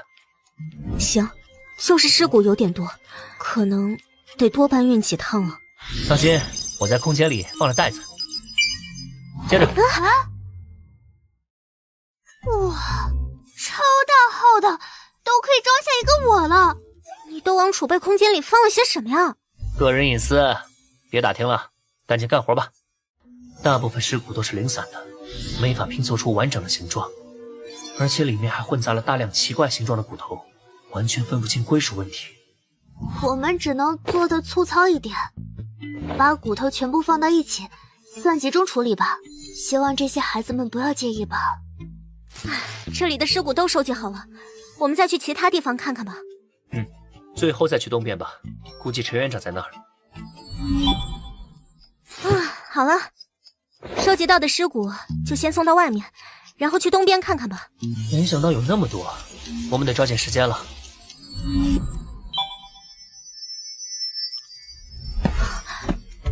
怎么办？要破坏这道封锁门吗？可是万一这是早上那个反弹伤害的道具，破坏门说不定会中陷阱，要不我们破坏墙壁吧，把这里的墙壁全给它砸烂。范笑这是……对了，陈园长说不定就在这门后面，我们可以故意说要破坏这里，逼陈园长现身。这样不好吧？不如我们把这里的地板掀了，挖个地道如何？这道大门说不定是电子控制，我们破坏掉电路，也许它就自己打开了。还是别了吧，我估计陈园长就在里面，他不是爱堵门吗？我们用道具把这里封住，让他自己也出不来如何？动手！够了！你们不要太过分了！你好像一点也不意外我们会来到这里，你应该有着知晓玩家位置的权限，你是这个副本的 BOSS 吧？你们给我滚出去！你让我出去我就出去？你在教我做事吗？只要不攻击你，你就奈何不了我们吧？所以我们凭什么听你的？站住！知道我是副本 BOSS， 你们还敢这么放肆？不要逼我出手，玩家我也不是没杀过。哼！你们到底有什么目的？就进去看看，只要你不阻止，我们就和和气气，也不会搞破坏。这个地方对你很重要吧？我们真的就是进去看看。你要再拦我们，我们就用道具毁了这里。我只是在这里做一些研究而已，你们要进去看可以，但别损坏里面的设施。只要能保证这点，我可以让你们进去。你是副本 BOSS， 难道不知道我们的第二个副本任务是什么？副本 BOSS 也不是持有所有副本权限，有时候游戏会给玩家发布些我不知道的任务。也就是说，收集徽章不能攻击动物的规则是你定的，你为什么不制定些对自己更有利的规则？制定副本规则没那么随心所欲，进化游戏要是不认可，你制定了也没用。那你是怎么让这座动物园成为游戏副本的？副本的诞生可不是我能决定的，我只不过是因为和这里联系密切，幸运的成为了副本持有者。我知道你想问什么，就别白费心思了。你想知道的情报，我也想知道。唉，那好吧，把门挪走吧，我们进去看一圈就出来，否则我们搞破坏，你也拦不住。这，好吧，我跟你们一起进去。那些就是你研究出的理智恢复药剂？你们连这个也知道了？我们的任务是来探索真相，都闯到这里来了，自然不会毫无进展。怎么，有胆量拿孤儿院的孩子来做实验，害死那么多人，却没胆量让人知道吗？你说什么？你们这些外来的玩家没经历过之前的事情，看法很片面，根本没资格对研究所的过往做出任何评价。你的意思是本世界的玩家就可以？你们本世界的玩家攻陷了研究所，抢走了失败品药剂，然后用在了你的家人身上，把你的家人全部变成了怪物，就跟你对孤儿院的孩子们做的事一样。你接受吗？他们就是一群疯子，一群没有理智的蠢货，一群只知道发泄欲望的侏罗。我们牺牲那些孩子做实验，是为了完成伟大的事业，是为了让这个世界变得更加美好，而不是出于我的私欲。但那些玩家做了什么？他们为了发泄自己的私欲，抢走药剂，到处害人，把大量无辜的人牵连了进来。他们就是一群疯子。哼，既然觉得他们是疯子，你还主动去招惹他们？不用把自己摆在冠冕堂皇的位置，我们可不会因此而高看你一眼。你们要看就赶紧看吧，看完了赶紧出去。好的，好的。啊，难缠的家伙。这些人骨是什么？是上次副本开启时死掉的玩家。你们好像在找孤儿院儿童的遗骨，这里没有，毕竟他们的价值已经耗尽了。没必要跟他说太多。既然如此，我们就不打扰你恢复药剂的研究了，先走了。你就做着有一天亲人们会全部恢复过来的美梦，困在这一辈子吧。我们要不要干掉陈园长，也算是为这些死去的孩子报仇了。副本结束前不能伤害陈园长，副本结束后，我们不是地级玩家也留不下来。而且，干掉了陈园长，这座动物园里的动物怎么办？他们需要陈园长的照顾。唉，现实真是让人无奈啊。别多想了，白志，我们只是见证者，不是历史本身，别陷进去了。历史吗？这次药剂的诞生确实算是历史性的事件了。这些孩子是历史的推动者，但也是历史的尘埃。你们不愧是两姐妹，都说了别伤春悲秋了。题外话，等做完正事后再说吧。先把尸骨带回动物园，看看我们的猜测对不对。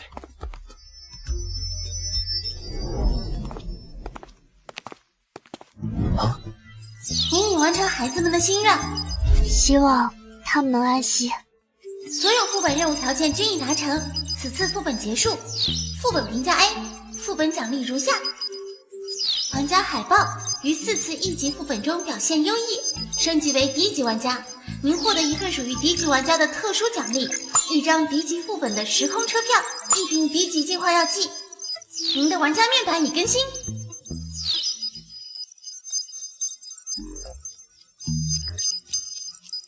您的等级提升到第1级，获得1次天赋提升机会，是否使用？地级玩家还真被我给猜对了。第1级道具兔兔公爵已发放，道具背景故事如下，道具效果如下。之前在员工宿舍就被人用这个东西偷袭过，该说不说，这强控类道具确实好啊。看你的表情，得到好道具了吧？算是吧，除了道具外，玩家等级也提升了。啊，对了，你们也没被传送走。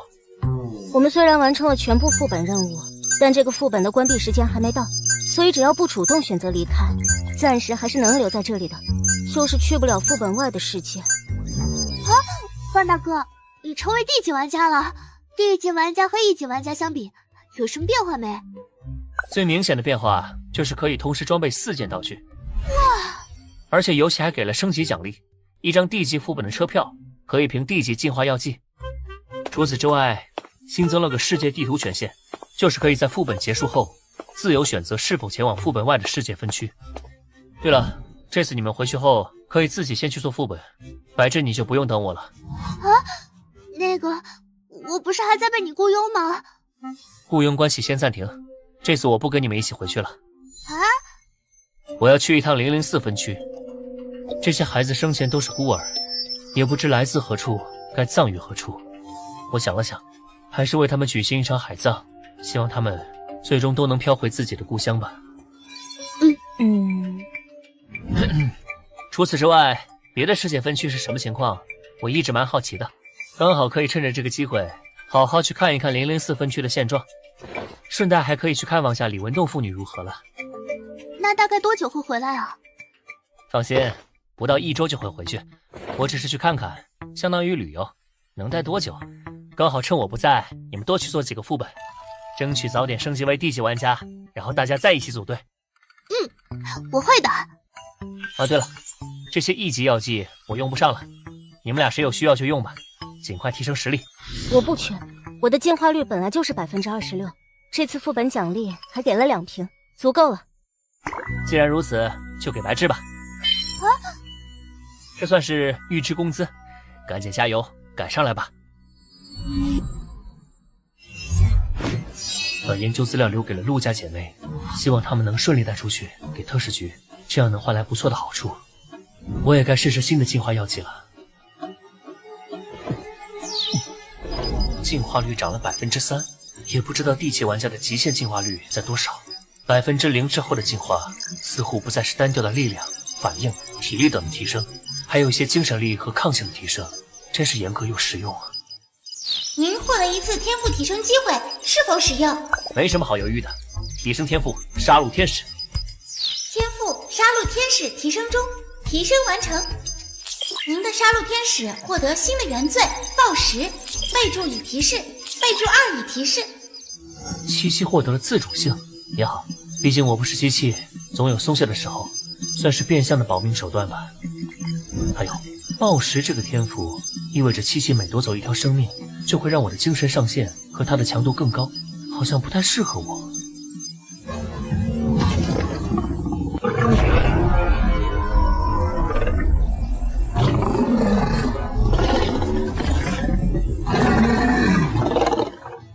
怎么会有这么多怪物聚集在一起？难道这也是副本？没猜错的话，远处的城市应该就是星翼城了。可是为什么会在城市周边聚集那么多怪物？星翼城里的高级玩家扫荡掉这些怪物应该轻而易举。对了，祭祀岛也是这个分区的。嘿，也就是说，这些怪物应该是这个分区的商品，供高级玩家交易的。杀戮天使，范香，这次有什么好玩的事吗？先把他们都杀掉吧，然后试试你的新能力。七七最喜欢玩玩具了。怎么老是这种玩具？算了，总比没有好。七七卷袖子，帮着怪物撕肚子，热肠子，戳脑子。七七是个好孩子。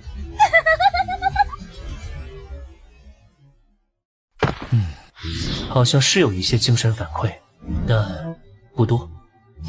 几十只怪物才增加这么点精神上限，果然怪物的精神都很弱。正是因为没有理智，精神脆弱，很容易就会被精神的手段所操控，才会成为商品和工具。范香，范香，我们去那边吧，那边还有玩具。撕开丑八怪有什么意思？看见那个地方没？它叫星翼城。等你什么时候变得更强了，高级玩家见一个撕一个，我就带你去那里面撕个痛快，撕个够。总算安抚好范七七了，不能忘了这趟的主要任务啊！直接倒出骨头可能会被野兽捡走，稍微按这边的习俗处理一下，希望你们不会介意。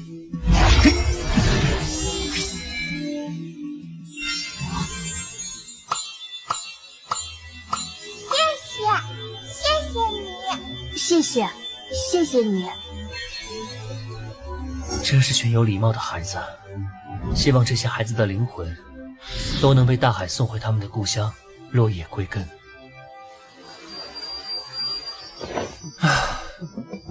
还好范七七的冷却时间减少了，没有个保命手段，真不敢在004分区随便晃悠。除去花掉的8天，后续在副本里攒了3天运气，接下来可以去看望李文栋父女了。给我指个方向吧，我记得那边是……会长，已经调查清楚了，岛神那个家伙是被一位玩家给随手秒杀的。随手秒杀？岛神虽然进化出了问题，变成了怪物，连带脑子也变得不灵光了，但好歹也是个 B 级玩家，他的基础实力摆在那儿。我们这里有能秒杀他的玩家？不是我们004区的，是一位路过的玩家，灭国。灭国？怎么会去祭祀岛？他不是在旅游吗？我们004分区可不是什么旅游观光的好地方。祭祀岛可是具备随机副本特性，灭国因为倒霉被卷进去，这种事不是没可能发生。当然，我承认这其中的跨度实在是太扯了一点。事出反常必有妖，不过算了，本来岛神和我们的关系也不深，不是我们该关心的事。城外的民众会觉得越来越多了，我们得加紧从001区再弄一批幻想物质回来，建造新的安全区才行。这可不容易啊！现在 G08 节点的世界分区逐渐增多，幻想物质供远小于求。别说我们没钱了，有钱也不一定买得到。要是我们能和001分区一样，完成对本分区的统一就好了，届时就有权限彻底融入第9维度，等展开生意往来，就不用担心钱的问题了。好了，先处理好眼前的事情吧。至于分区的统一，放心吧，我们迟早会干掉那群拖后腿的杂碎。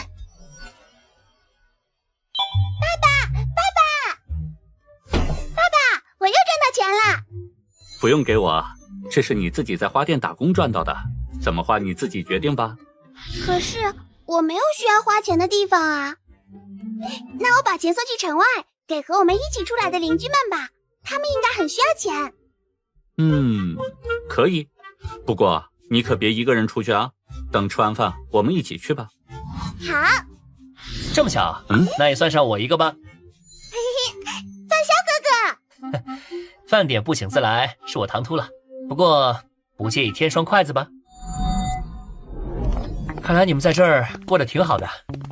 范潇哥哥，你打算在这里待多久啊？这个嘛，暂时还不确定。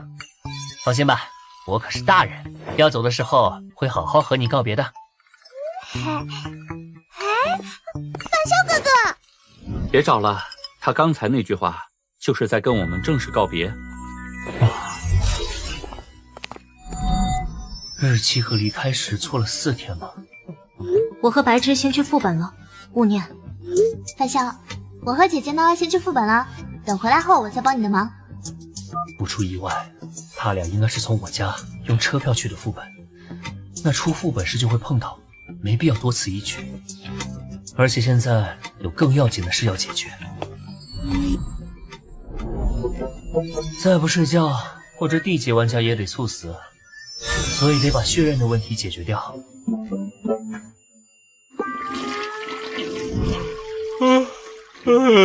终于可以睡了，希望谁都别打扰我的精致睡眠。哎呀，睡得真好，还好没人打扰我。陆家姐妹不在，难道是杜若？喂，哥，你最近怎么样？有事说事儿。这是我妹妹宋玉，我们2婚时宋叔叔带来的女儿，但是还挺亲我妈的。哦，我们今天要搬家，妈妈让我打电话给你，叫你回来帮忙。好端端的，为什么突然要搬家？哥，你没看新闻吗？我们小区发生命案了，陈叔叔和王叔叔他们全家都……总之，事情是昨晚发生的。爸爸说这个小区不安全，我们要搬到唐仙街那套别墅去。哥，你回来帮忙吧，我有好多东西要搬。好了好了，我知道了，马上回去。宋叔叔家住的是高档小区，安保一向严格，一晚上有2家出事，该不会……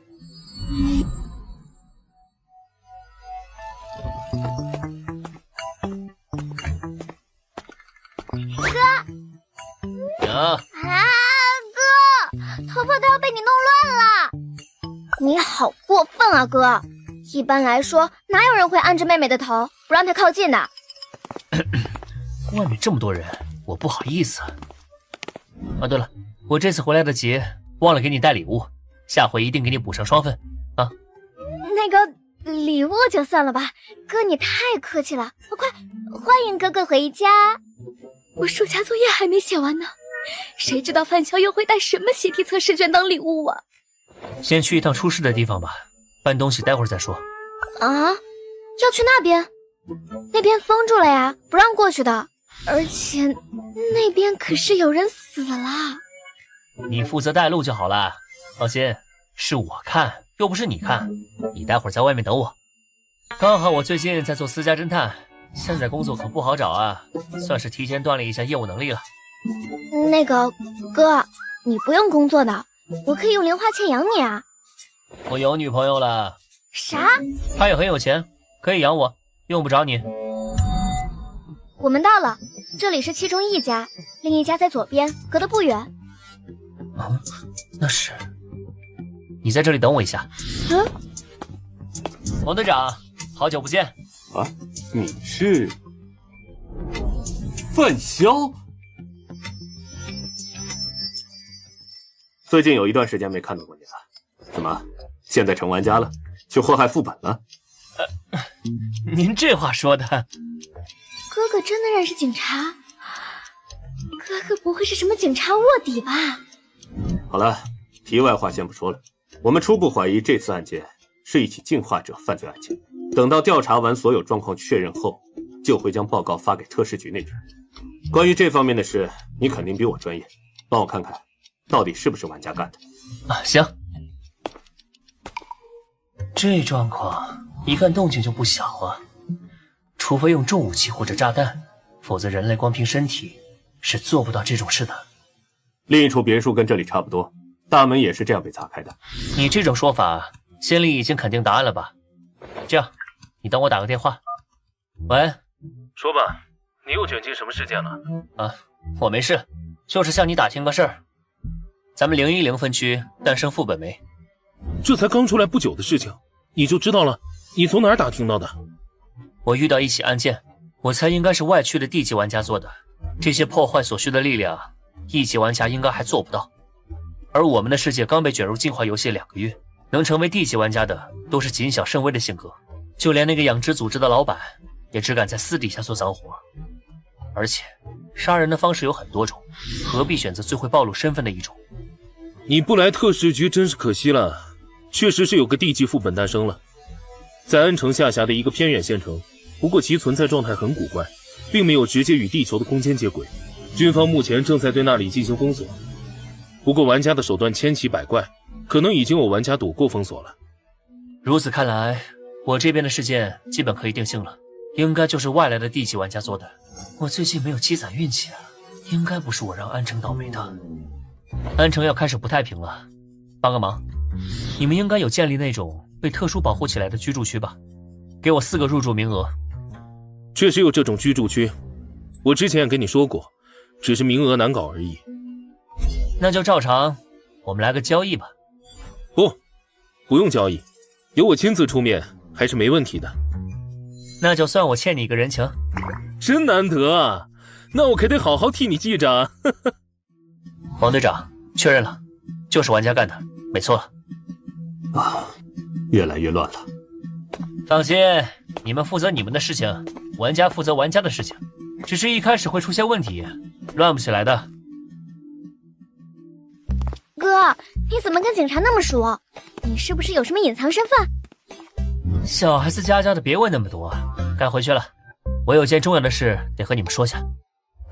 切，不想说就算了，我可不是什么小孩子了。哥，啊，哥，你回来了。宋青山，你吵死了，声音能不能小点儿？小玉，这里没你的事，你先去帮忙搬东西。唉，宋青山这个弟弟也很麻烦。话说，你好像又大了一圈啊。嘿，都是坚持苦练的结果。哥，咱们去练练。我这段时间呀，请了好几个散打教练，进步了很多，说不定能多给你斗2个来回了。待会儿再说吧。你保持现在的身材就好了，别再增肌了，再增会变得很奇怪。哥，你这说的是什么话？别人想增肌还增不了呢，我这可是天赋。好好好。对了，我听说哥你找女朋友了。哥，情情爱爱的浪费时间，我们应该把注意力放在更有价值的事情上。更有价值的事？格斗，研习更精深的格斗技巧。男人就应该干男人该做的事情。宋青山，你在胡说八道些什么呀？哥他才刚回来，你能不能别烦他，别惹他生气？小玉，你还没意识到烦人的其实是你吗？啊？哥其实对你很不耐烦，根本就不想理你的。我劝你啊，不要自找没趣。你给我爬！就算你是我哥哥，我也要打死你！好了。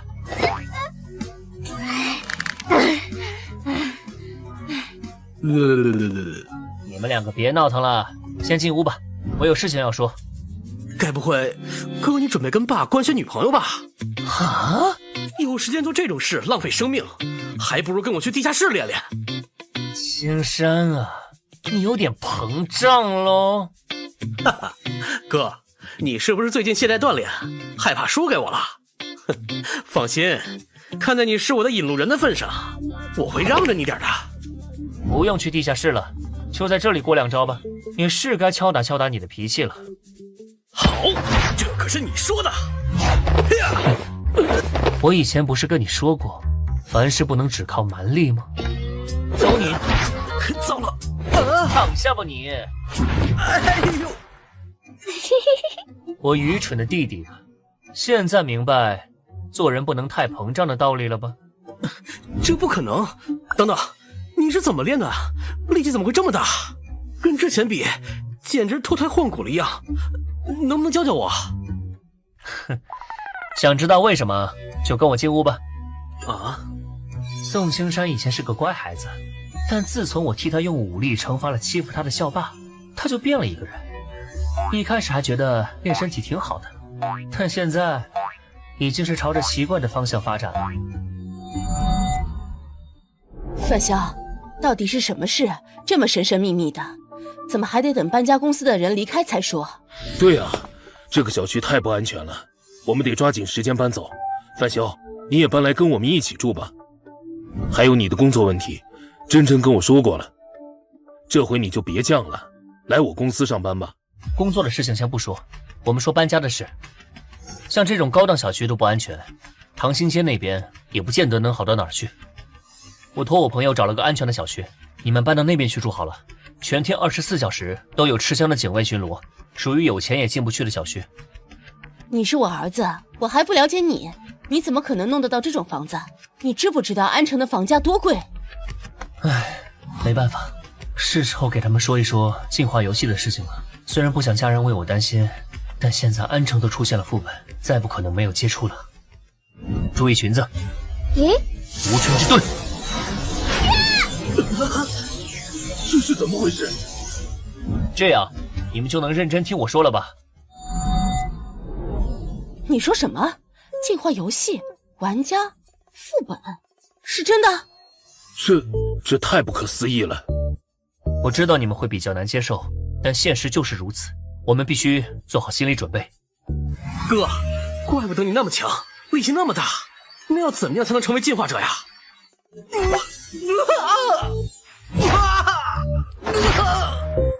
玩够了就躺下吧。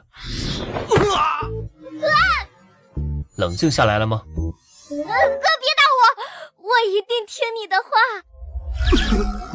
眼睛好滑。我也不是要故意吓你们，我想说的是，进化游戏很危险，成为玩家后，要是心性不合格，第一个副本估计就得死于非命。你们别看我表面光鲜亮丽，暗地里在游戏中我可是吃了不少苦头的，好几次差点被别的玩家给杀了。这么可怕的吗？那我还是晚点，等强一点再考虑吧。是啊，就是这么可怕，而且也不是你想成为玩家就能成的。不管怎么说，都得自己做好准备。哥，你说成为玩家要心性合格，怎么才算合格？那我问你，你敢杀人吗？没试过，不过侠义5分尽，身怀利刃有条心，遇到该出手的状况时，我不会犹豫。除心性之外，脑子也得用起来，善于思考，会提高玩家的存活率。哥，你不反对我了？现在每个人都有成为进化者的可能，不排除你和小玉也会。反对是没用的，还不如提前训练一下你们。我把特使局的号码给你们，要是你们的身体出现我说的那些征兆了，记得第一时间联系我，或者打这个电话。杜若推荐的小区还真有点东西，这样以后再安排专车接送，应该就可以杜绝危险了。更何况我还消耗运气祝福过家人，这要是再出事，那真是天意难违了。等到以后安全区建成再搬过去，阻隔了随机副本的威胁，就算是彻底安全了。到时候跟特使局交易几番也未尝不可。陆白芝的号码，看来他们回来了。范香，你回来了。啊，听吴小姐说，你去帮你家人搬家了。原来范香你也有兄弟姐妹啊？是我妈再婚对象的孩子，也就是继父和义弟义妹。是这样吗？说说动物园副本之后的事情吧。李文栋父女那边我去看过了，他们过得挺不错的。那里的安全区叫光耀城，是他们当地的玩家组织光耀会建立的。你们这次副本怎么样？通关中没出什么事吧？很顺利，配合白芝的运气，侥幸得了次 A 级评价。我的是 B 级。A 级评价可不好得，看来之前是我限制了你们的发挥。限制了我们？我没感觉到啊。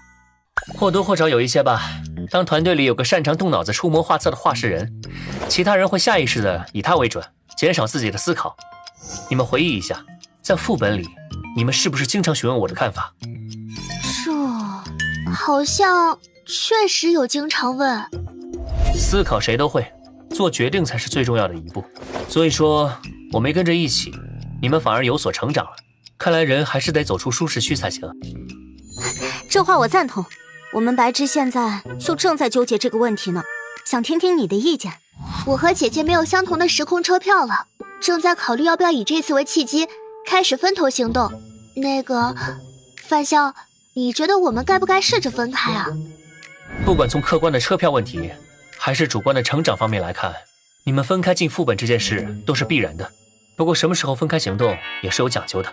先说说你们都有什么道具吧，我帮你们判断判断，现在适不适合。道具你不用担心，防御、攻击的道具我们都已经单独凑齐了，而且他的比我的豪华多了，担心他是多余的。哦，你有一次 A 级评价，都没白治的豪华。这一次副本，我又得到一件制毒道具，和制毒大师融合后出了一件 D 级道具。现在制毒大师有一定可能随机到 D 级的猛烈毒素，而且使用限制增加到了每天10次了。姐姐说，相当于手握10次无视距离防御的致命攻击了。不止，再加上围城这件防御道具，以及上个副本获得的攻击道具，他的防攻能力可以说是堆到1级玩家的极限了。而且他本身又有 C 级治疗天赋，即便受到致命伤，也能几秒内恢复。你说他够不够豪华？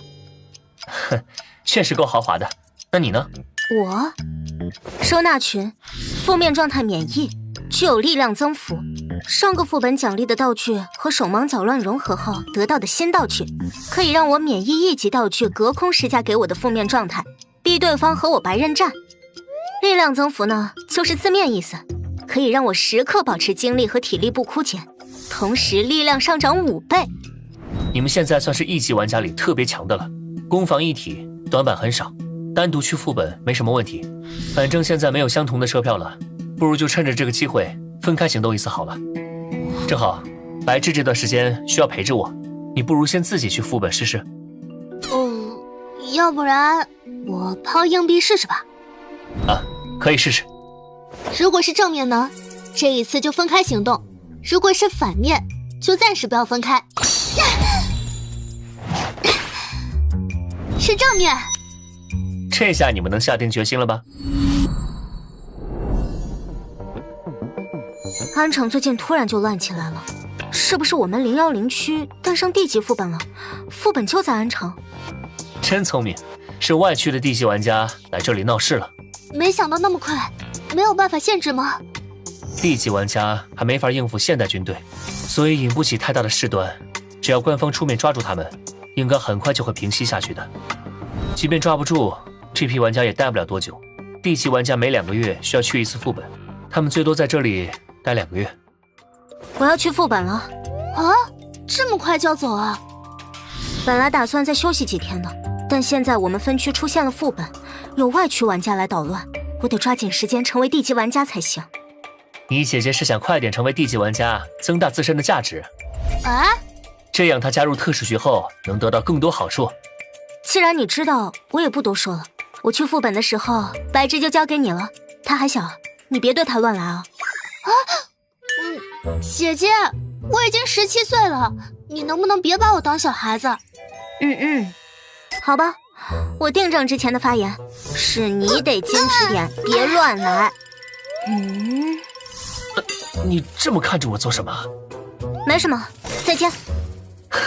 注意圆滑点，别再随便和人起冲突，保护好自己。知道了。接下来几天，我一直带着陆白志实验他的好运能力的极限。期间，陆西宁不断的完成副本，照这个速度下去，估计暑假结束前，他就会成为地级玩家。这几天里一直没有倒霉的事发生，直到第13天。可能是小孩滑的吧。范晓，你别生气啊，这可能只是刚好遇上了。哦，对，是刚好，是巧合，不一定就是你的霉运道具起作用了。算了，先去看看监控吧。没想到监控刚好坏了，去修车又遇上车祸，没怎么撞到人，还被家属讹。唉，看来可能真是你的霉运道具发挥效果了吧。现在基本可以确定了，你的运气对我的作用极限是12天，从第13天开始，霉运就会突破界限，重新降临。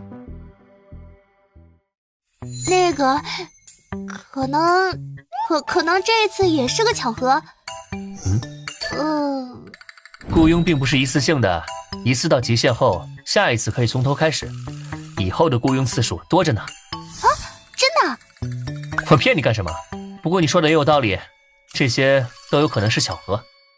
毕竟人总有倒霉的时候，不能一遇到不顺心的事就赖给道具，所以再看看吧。那我们接下来做什么？先去给车补漆吧，然后吃个饭。我们1天没吃东西了，就去我们之前经常去的那家饭店吧。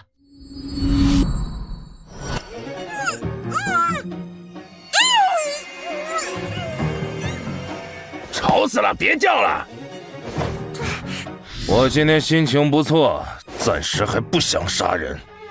老方，兴义城那伙人的邀请，你觉得我们应该怎么回应？别理那群疯子，他们无非是想利用我们，把这个新分区变成他们的养殖场。为啥？我听说兴义城会提供高级道具援助我们。拿了这些道具，成功了当然是好，若是失败了，你觉得兴义城会放过我们吗？那我们还是别掺和了，反正地级玩家去哪儿都一样。况且这儿的生活条件不差，食材和玩物都唾手可得。话说，你从刚才开始就一直往窗外看，难道又有人发现我们了？暂时还没有，我是在物色新的猎物。我去，极品货色呀！那今晚的主菜就决定是他了。怎么了？来的路上还有零星人，而这附近却空旷无人，你不觉得古怪吗？你是说这附近有吃人玩家吗？保持警惕。好。哟，小姑娘，跟着这种小白脸都没意思，跟叔叔走，带你体验点大人的乐趣。老方，你跟他废什么话呀？直接带走就完事儿了。那老王，你去把他那个小男朋友解决掉，我就不动手了。得给小姑娘留个好印象，免得她待会儿闹情绪，坏了兴致。小子，遇上我们算你倒霉！找死！我来，去死吧！哇！竟然能接住我的拳头，难道他们也是玩家？而且我的手艺，力气挺大的嘛，你应该是吃人玩家吧？这家伙很强，硬拼绝对吃亏，必须使用道具才行。爆！不要啊！不堪一击，你这种货色也敢出来嚣张？老王居然一个正面就被秒杀，我甚至都没有出手的机会。快逃！短跑冠军。那就比谁的速度更快吧。无尘之盾。该死，这都能追上来，只能使用道具了。暴躁的电风扇。兔兔公爵，这是强制嘲讽类道具。糟了，身体不听使唤了。结束了。搞定。范大哥，他还活着吗？只是昏过去了，留个活口，看看能不能问出点情报。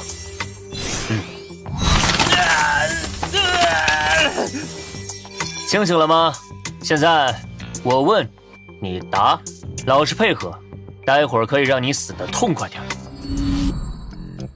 没想到他们就是从其他分区流窜来的地级玩家，而且还是之前8名女性失踪案的元凶。已经通知特市局了，他们的人应该很快就到。这次混进安城的玩家，大部分都是从兴义城来的，估计是想把这个分区也变为殖民地吧。爆！好了，答应的给你个痛快。走吧，先去救人，还有4名女性被捆着呢。结果还是折腾到大晚上才把绑架案搞定，还是来看看获得的新道具吧。一级道具飞毛腿，效果为佩戴后奔跑速度提升90%。一级道具无人问津，使用后可使进化率不足1%的人在潜意识中产生远离你、无视你的念头，作用范围方圆50米。无人问津，干涉精神的道具吧，估计以后能用得上，先留着吧。范潇，特市局有联系你吗？我有点担心。还没有，有情况杜若会通知我的。不过有件事要和你说，我们的雇佣关系先暂时结束吧。啊，这么快吗？已经13天了，你姐姐都进了3次副本，你却1次还没去过，这样下去不行。而且继续跟着我，你会遇到更多危险，暂时分开行动比较好。现在已经确定，陆白志的幸运只能庇护我12天，从第13天起，我的霉运就会波及他，而且会越来越危险。好吧。不过，你让我帮忙，真正的目的并不是测试倒霉道具吧？能告诉我实情吗？啊，确实另有目的，但现在还不是时候，等时机成熟了，我会告诉你。哼，你当初对我可不是这么说的。当初我问你攒运问题的时候，你可从来没有正面回应过我。怎么，你现在搞区别对待？啊，怎么会？姐姐，你回来了。这次副本如何？玩家等级提升了没？拿到了 B 级评价，但等级没变，估计在下一次副本就能升级了。啊，对了，白痴暂时不能借给你用了，我们出来时和爸妈说好，1个月后就回去，明天该动身了。这不正好？我刚和白志说，暂时不需要他在我身边帮忙了，你们按原计划回去就好，不用顾虑我。回去报个平安，以后想过来随时都可以，不必拘束。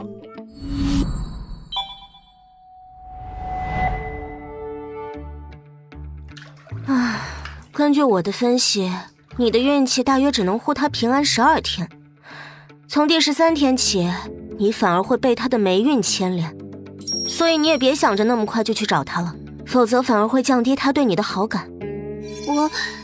我不是那个意思，我是在想，要怎么才能更好的帮到范潇。我不否认范潇是个不错的男人，至少他跟你孤男寡女相处那么多天，竟然什么都没做，加上他外貌出众，实力强大，我估计你的竞争对手不会少啊。姐姐你别说了，光听你的话我都感觉压力好大。所以你先努力成为D级玩家吧，相信我，只要能跟上他的步伐，就已经赢在起跑线了。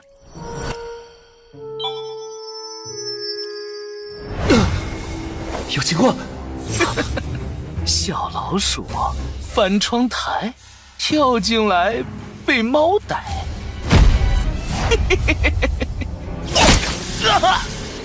小老鼠被猫逮，脑袋咕噜滚下来，喵喵喵，七七就是大猫猫。虽然七七能自主防御很方便，但没必要弄得这么血腥吧？得趁血迹没干，赶紧用血柱清理掉。明天还得叫保洁。范潇，这个男人突然出现在窗外，一下子就把窗户融了个大洞。还好我一下就把它解决了。七七真棒。范潇，你最近获得了好多新玩具，都不叫人家出来玩了。可不是嘛，毕竟这都已经是攒运的第45天了。因为这霉运，我被不断的卷入玩家相关的冲突里，不知道干掉了多少人，也不断获得尝试各种新道具，但大多没什么实际用处。除了这一件能够伪装自己的道具，某些时候可以发挥奇效。七七，先把这东西送到特市局去。哼，臭范潇，又让我干这种无聊的活。我杀了那么多玩家了，到底还有多少其他分区的玩家进入了我们的世界？特市局到底在盘算些什么？所以昨晚你又干掉了一个玩家，感觉你一个人的业绩都要超过我们分局了。有事说事，我不保证每次都有空接你的电话。别介，这次是正式通知你，我们准备对外区玩家展开反击了。你的实力在本区D级玩家里也算顶尖了，我们可能会需要你搭把手，所以提前跟你说一声。兴义城那伙人憋了这么久，还没搞事啊？他们正在召集更多外区玩家，扩大势力范围，很可能在策划一次总攻。所以你们人手集结好了吗？对方可是持有高级道具的。从其他市分局抽调了一些玩家来协助，并且此次行动限定D级玩家参与。再说了，我们不是还有你这条大腿吗？我可是很忙的。哎，范潇，你别急着拒绝啊！别忘了你还欠我个人情呢。头回见人这么主动讨要人情的。放心吧，我没那么无情。出事了，快来支援！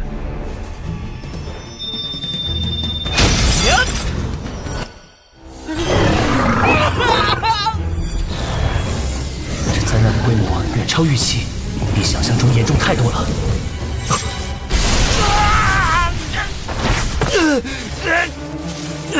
血族发动！哎呀，真是件好宝贝，希望我能继承你的好运。什么？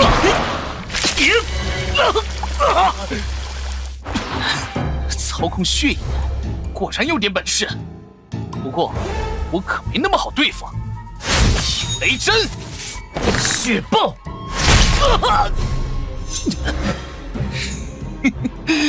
不过你杀不掉我的。这人有古怪，这一击血爆，怎么可能还站得起来？无尘之盾，让我看看你还有什么底牌。你杀我一次，就有人替我去死，你确定还要继续吗？什么？共享毒素！不要！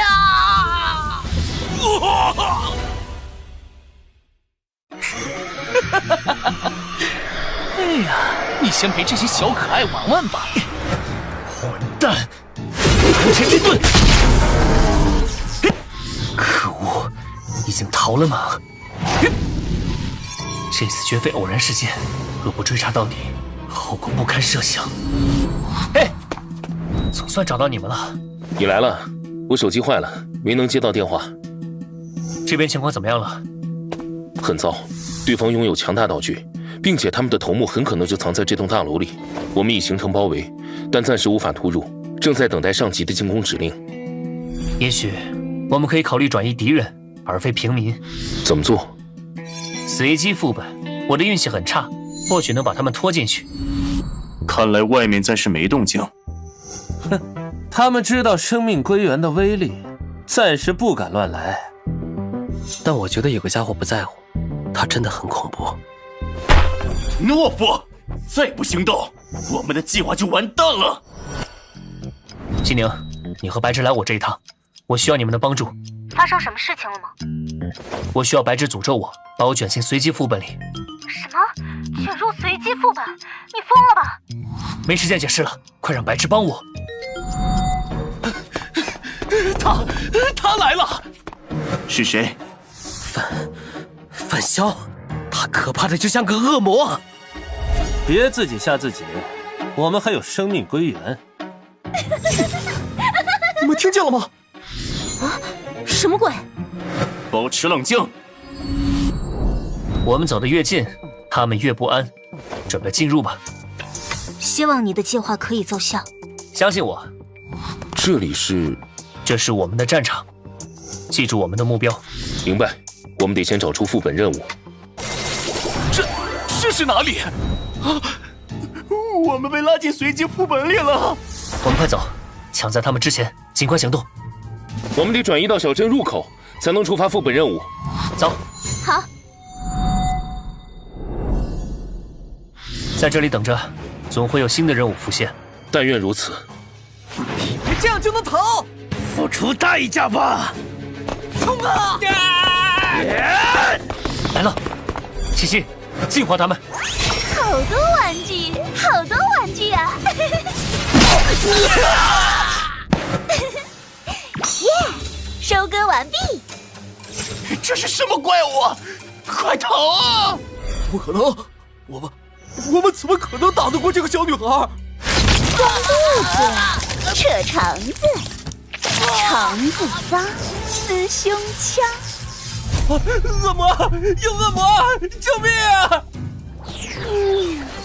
范萧，我能感觉到力量在膨胀。很好，七七，你做的不错。今天就到这里吧。啊，她好漂亮啊！范萧，我想跟她交朋友。将来七七长大了会更漂亮，不必着急。七七最喜欢范萧了。哎呀，好了好了。他的力量果然不一般，后面会发生什么呢？哦，总算结束了。范萧，你做到了。只是暂时的结束，真正的战斗才刚刚开始。话说，你现在是什么等级的玩家？刚才秒杀那么多人。嗨，就低级呗，运气好罢了。不是我多嘴啊，你档案里那精神疾病治疗记录是真的吗？不好，他发作了，快拿道具！至于吗？我就开个玩笑。你别瞎搞啊！副本里杀人哪能每次都搞得血肉横飞的，也太暴力了。这没办法呀，我天赋自带的效果。都别愣着了，介绍下自己，后面好称呼。我是黄成，你们叫我黄老板就行。靳周安，昵称九州客。你真的就地界，有点不信了。刘雪，副本里叫我6月的雪就行。我周杰，昵称杰哥。他是……别叫我范萧了，现在叫范莎。我也改了，叫路人甲。你们俩至于这么谨慎吗？你们看，这周围全是枯草，有点怪啊。不会突然从这枯草里蹦出什么怪物吧？就你胆小，别自己吓自己。这望乡镇邪乎得很，好多 C 级玩家都折在这儿了。真的假的？那有攻略不？有钱买攻略的早去简单副本了，谁来这儿遭罪？望乡镇副本已开启。我们走，去镇子里。副本提示1：不要反抗你的父母。提示2：夜晚最好不要外出。提示3：每晚必须对你的弟弟讲一个睡前恐怖故事，争取吓哭他。弟弟，我们的亲人怎么会跑到副本里来？莫非是扮演诡异的亲人之类的？别打岔，系统正说着呢。对不起。副本任务1：存活7天。副本任务2：找到严可可的日记本。副本任务3：完成所有人的心愿，另外达成任意任务条件即可通关本次副本。这是一个存活类副本，这类副本难度相当大。那现在该怎么办？我们先回家吧，也不知道家里的父母会是什么。那不有个老妇人吗？也许知道点什么。老奶奶，我们是外面来的，来找一个叫严可可的人，您认识吗？那个老妇人有什么奇怪的地方吗？你们看，她的腿是瘸的，而且舌头也被割断了。据望乡镇的情报来看，这里的镇长为了能够增加当地的人口数量，动用了某项政策。什么政策？不清楚。我在想，这些女性会不会都是人口买卖进这个镇子里来的？我在网上看到过，有些村子为了防止被拐卖的女人逃出去，就打断她们的腿，割掉她们的舌头。应该就是这样了。先这样吧，现在马上是夜晚了，我们应该各自回家了，先看看父母的情况。看来这个副本给我们每个人脑海中已经灌注了家在哪里的思维。回家之后情况允许的话，就来这里会合；不允许，那就再看。我家在这边，看来要暂时分开了。这个是子母猪的子猪，大家分一分，到时候就可以互相感应各自的位置方向了。这还真是帮了大忙了，谢了。按照脑中的印象，我的家应该在这里。兄弟，等等我！怎么，你的家也是在这里？是啊。没想到我们两个的家居然在一起。嘿嘿，正好，我们两个一起，互相有个照应。你们两个还知道回来，专门盯着吃饭的时间往外跑，是想气死我吗？阿姨，我们认识吗？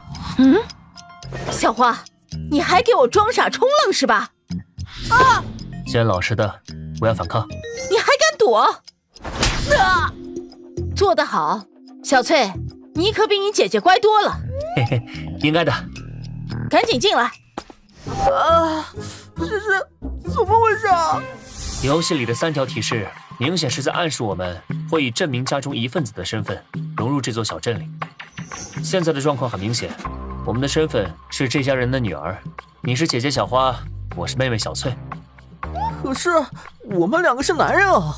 副本里一切皆有可能，先进去吧。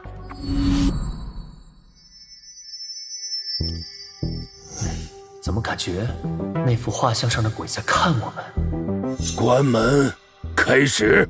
不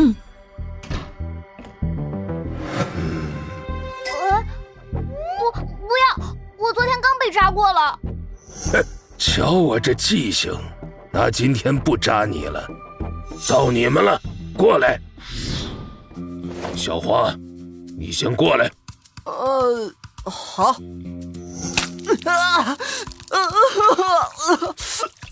好，你的够了。再抽下去，我就要不行了。该你了。好。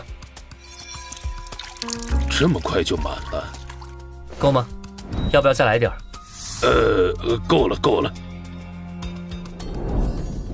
你还不快过来和我一起拜？这次再是个赔钱货，看老子不打死你！都怪你们两个不争气的东西，看我不打死你！哼，你个赔钱货！哼，没用的东西！打吧，反正你们累死也破解不了我这无尘之盾。再不反抗，别说做任务了，怕是会先死在这里。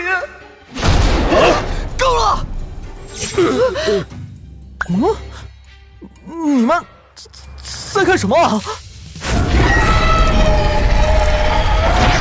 还不快走！糟了！真的试试看，现在能否使用出那种情绪魔法了？去！糟了，没有效果，消失了，是他主动消失的。还好没死，把这个喝了还有救。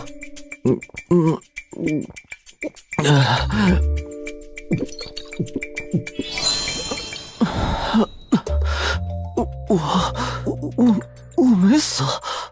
小花、小翠，还不快过来！五鬼大人用完餐了，该我们了。刚才李健受的攻击，应该就是忤逆父母的代价。但是刚才攻击那只怪物的时候，我的招式怎么一点作用都没有？你说，他们会杀了我们吗？放心吧，不会。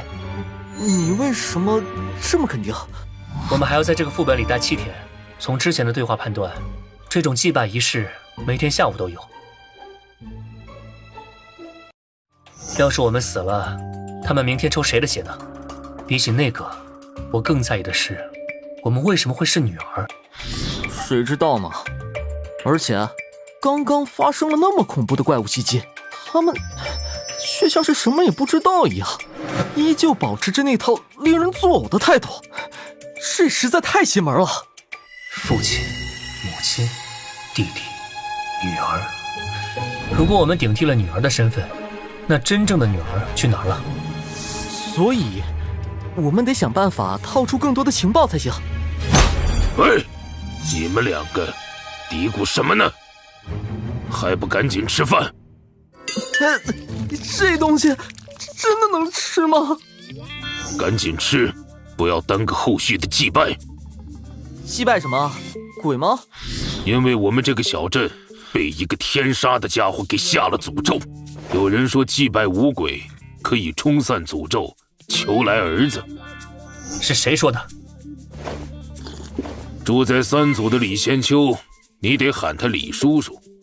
求生男孩，父母有这种心愿倒不奇怪，但之前见到的那位老婆婆估计没这种念头。那我们这里发生过什么灾难？小孩子不要问东问西，赶紧吃饭。饭都吃完了，还不快进来？好的。他们这是在干嘛？祭拜。姐姐，咱们来玩骑大马好不好？好呀。你把他弄晕了。没错，我们今天的时间不多了，现在待在这里很难获取新的信息。走，我们先去找李仙秋看看。我先去探探情报。好。问到了些什么？你说这些村民会不会是在演我们？根本套不出半点有用的信息。这个副本开了多少次？不知道，但肯定不是第一次了，不然这些村民也不会这么不耐烦。有玩家介入，为什么这里还会有这么多村民？也是啊，这个破小镇外面都是荒地，也不可能有人移民过来。这些人该不会根本杀不死吧？你可以试一试。我哪敢试啊？你怎么不试啊？我会试的，不过现在还不到时候。范莎。你们也是来问李仙秋的？我问过李仙秋了，所谓五子送鬼的祭拜仪式，只是他根据民俗传说篡改出来的。和我猜的差不多。哦，对了，关于小镇的诅咒，你们调查到了什么？是玩家对小镇降下的诅咒。什么诅咒？我的推测是，看不惯这些镇民的玩家出手了。话说，你们两个扮演的角色也是女孩子吗？对。不过奇怪的是，无论是放血还是抽鞭子，力度对一个小女孩来说，是不是太过了？看来我们遇到的情况基本一样。你们应该也都有个弟弟吧？每个家庭都有个弟弟，你们不觉得这一点很奇怪吗？这个小镇可是有诅咒的，哪来这么多男孩？什么意思？我的意思是，为什么是弟弟，而不是哥哥？这个小镇的诅咒在很久之前就有了，导致镇上居民生下的第一胎都是女孩。我猜应该是哥哥都被玩家给杀光了。杀光了？这样就说得通了。玩家为了惩罚这个重男轻女的小镇，杀光了哥哥，随后又降下了诅咒。所以这个诅咒的作用，大概率是会大幅降低男孩的出生率。但话又说回来，那些弟弟是怎么回事？会不会是祭拜的五鬼仪式真的起作用了？不可能，五鬼祭拜只是乱改出来的一个仪式而已。那现在出现的这些弟弟到底是些什么东西？反正不是正常人，可能都是怪物变的吧。毕竟我们刚刚遇到了那只怪物。你们遇见怪物了？啊，这只怪物我的实体攻击不起作用，应该是攻击精神类型的。我们的猜测都是建立在这个小镇没有哥哥的基础上，是真是假，还需要逐家检验才行。验证的事交给我，我和其他同事一起。等等，既然我们顶替了哥家女儿的身份，你们想过原来的女儿去哪儿了吗？这个问题我一直没什么头绪。对了，虽然女儿去哪儿了不知道，但我找到了严可可。那我们是不是可以通关了？严可可在哪儿？你问她要日记本没有？严可可的扮演者该不会就是你吧？什么都瞒不过你，我的父母都管我叫可可，而我的父亲姓严。那你有没有尝试过找他的日记本？我到处都找过了，就是没有发现他的日记本。我们抓紧时间吧，等到晚上就危险了。我们继续分头行动吧，节省时间。好。站住！把你们知道的事都说出来。有意思。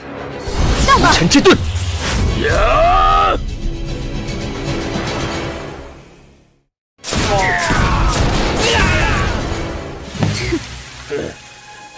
你们给我等着！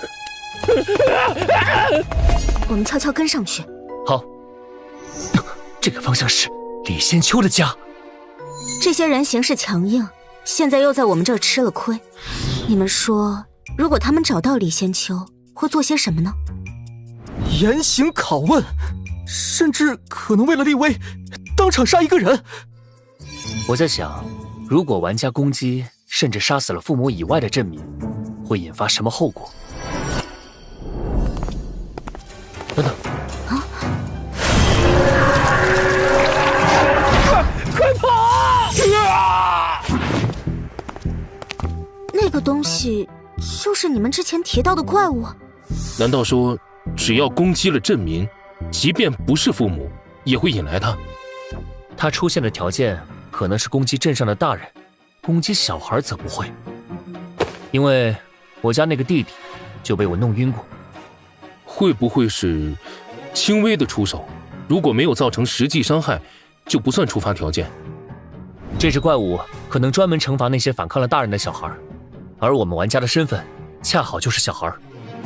你这么想有什么根据吗？有啊，大人不是常讲恐怖故事来吓唬小孩，好让他们听话吗？你们不觉得这只怪物的行为模式很像这种故事模板吗？你的意思是，这种怪物来源于大人吓唬小孩的故事？另外，规则要求我们给弟弟讲恐怖故事，那么这个怪物会不会就是故事中所描绘的怪物？范兄，你这是吓唬我们吧？只是猜测，所以晚上讲故事时最好不要把情节描绘得过于恐怖和具有攻击性，万一成真了会很难办。而且那怪物原来会杀人，我还以为他只会用触手抽打惩戒而已。也许规则是伤害镇民，他会惩罚你；若想杀死镇民，他就会杀死你。走，我们去问一问。李叔叔，听说您家有人被打死了？什么被人打死了？胡说八道，给我滚！猜错了吧？除了玩家外，这家人一个都没少。会不会不是没杀人，而是这些村民根本杀不死？除非镇民根本不是人类。或许我该找机会亲自验证一下。今天先到这里吧，明天再讨论。好，时间也不早了。这是，大家小心，注意回避。是干尸婆婆，她来了！别过来！那是干尸婆婆。先回家。等等我！在这里等等，正好试探一下干尸婆婆的虚实。刚刚那个笑声，是干尸婆婆。笑声从四面八方传来，要么她有多个分身，要么她的速度快到让人产生了错觉。啊！笑声停了，该不会是？你在找我吗？我在这儿啊！你先关门，我来试探。好，消失了。不知道无尘之端这种物理性道具对他有没有效果？啊！破！情绪魔法，燃！没用的，没用的！无尘之盾，快用这个！刚才多亏了你。地级治疗药剂。这么晚才回来，皮痒了？啊哈哈，是小花硬拽着我出去的。我本来是想在家照顾冰冰的。小花，你怎么当姐姐的？妈，我下次再也不敢了。冰冰睡了吗？啊，睡了。我们哄着她睡着才出去的。还是小翠懂事，明天不准再出去疯玩。啊，可算走了。啊，对了，那怪物怎么不追进了？干尸婆婆的传闻本来是大人用来吓小孩回家的，所以家对她来说是个禁区。但麻烦的是，物理类道具似乎对她无效，所以我打算再去试试。啊，你还去啊？我们才刚刚逃回来。既然物理手段不行，那就试试精神层面的干涉。1分钟没再现身，看来是单一体多方位的笑声，似乎是高速瞬移制造的错觉。雾土大公爵。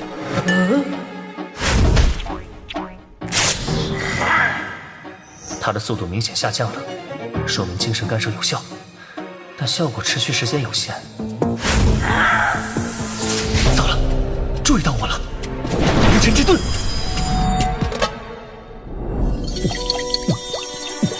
太惊险了！那玩偶是精神道具？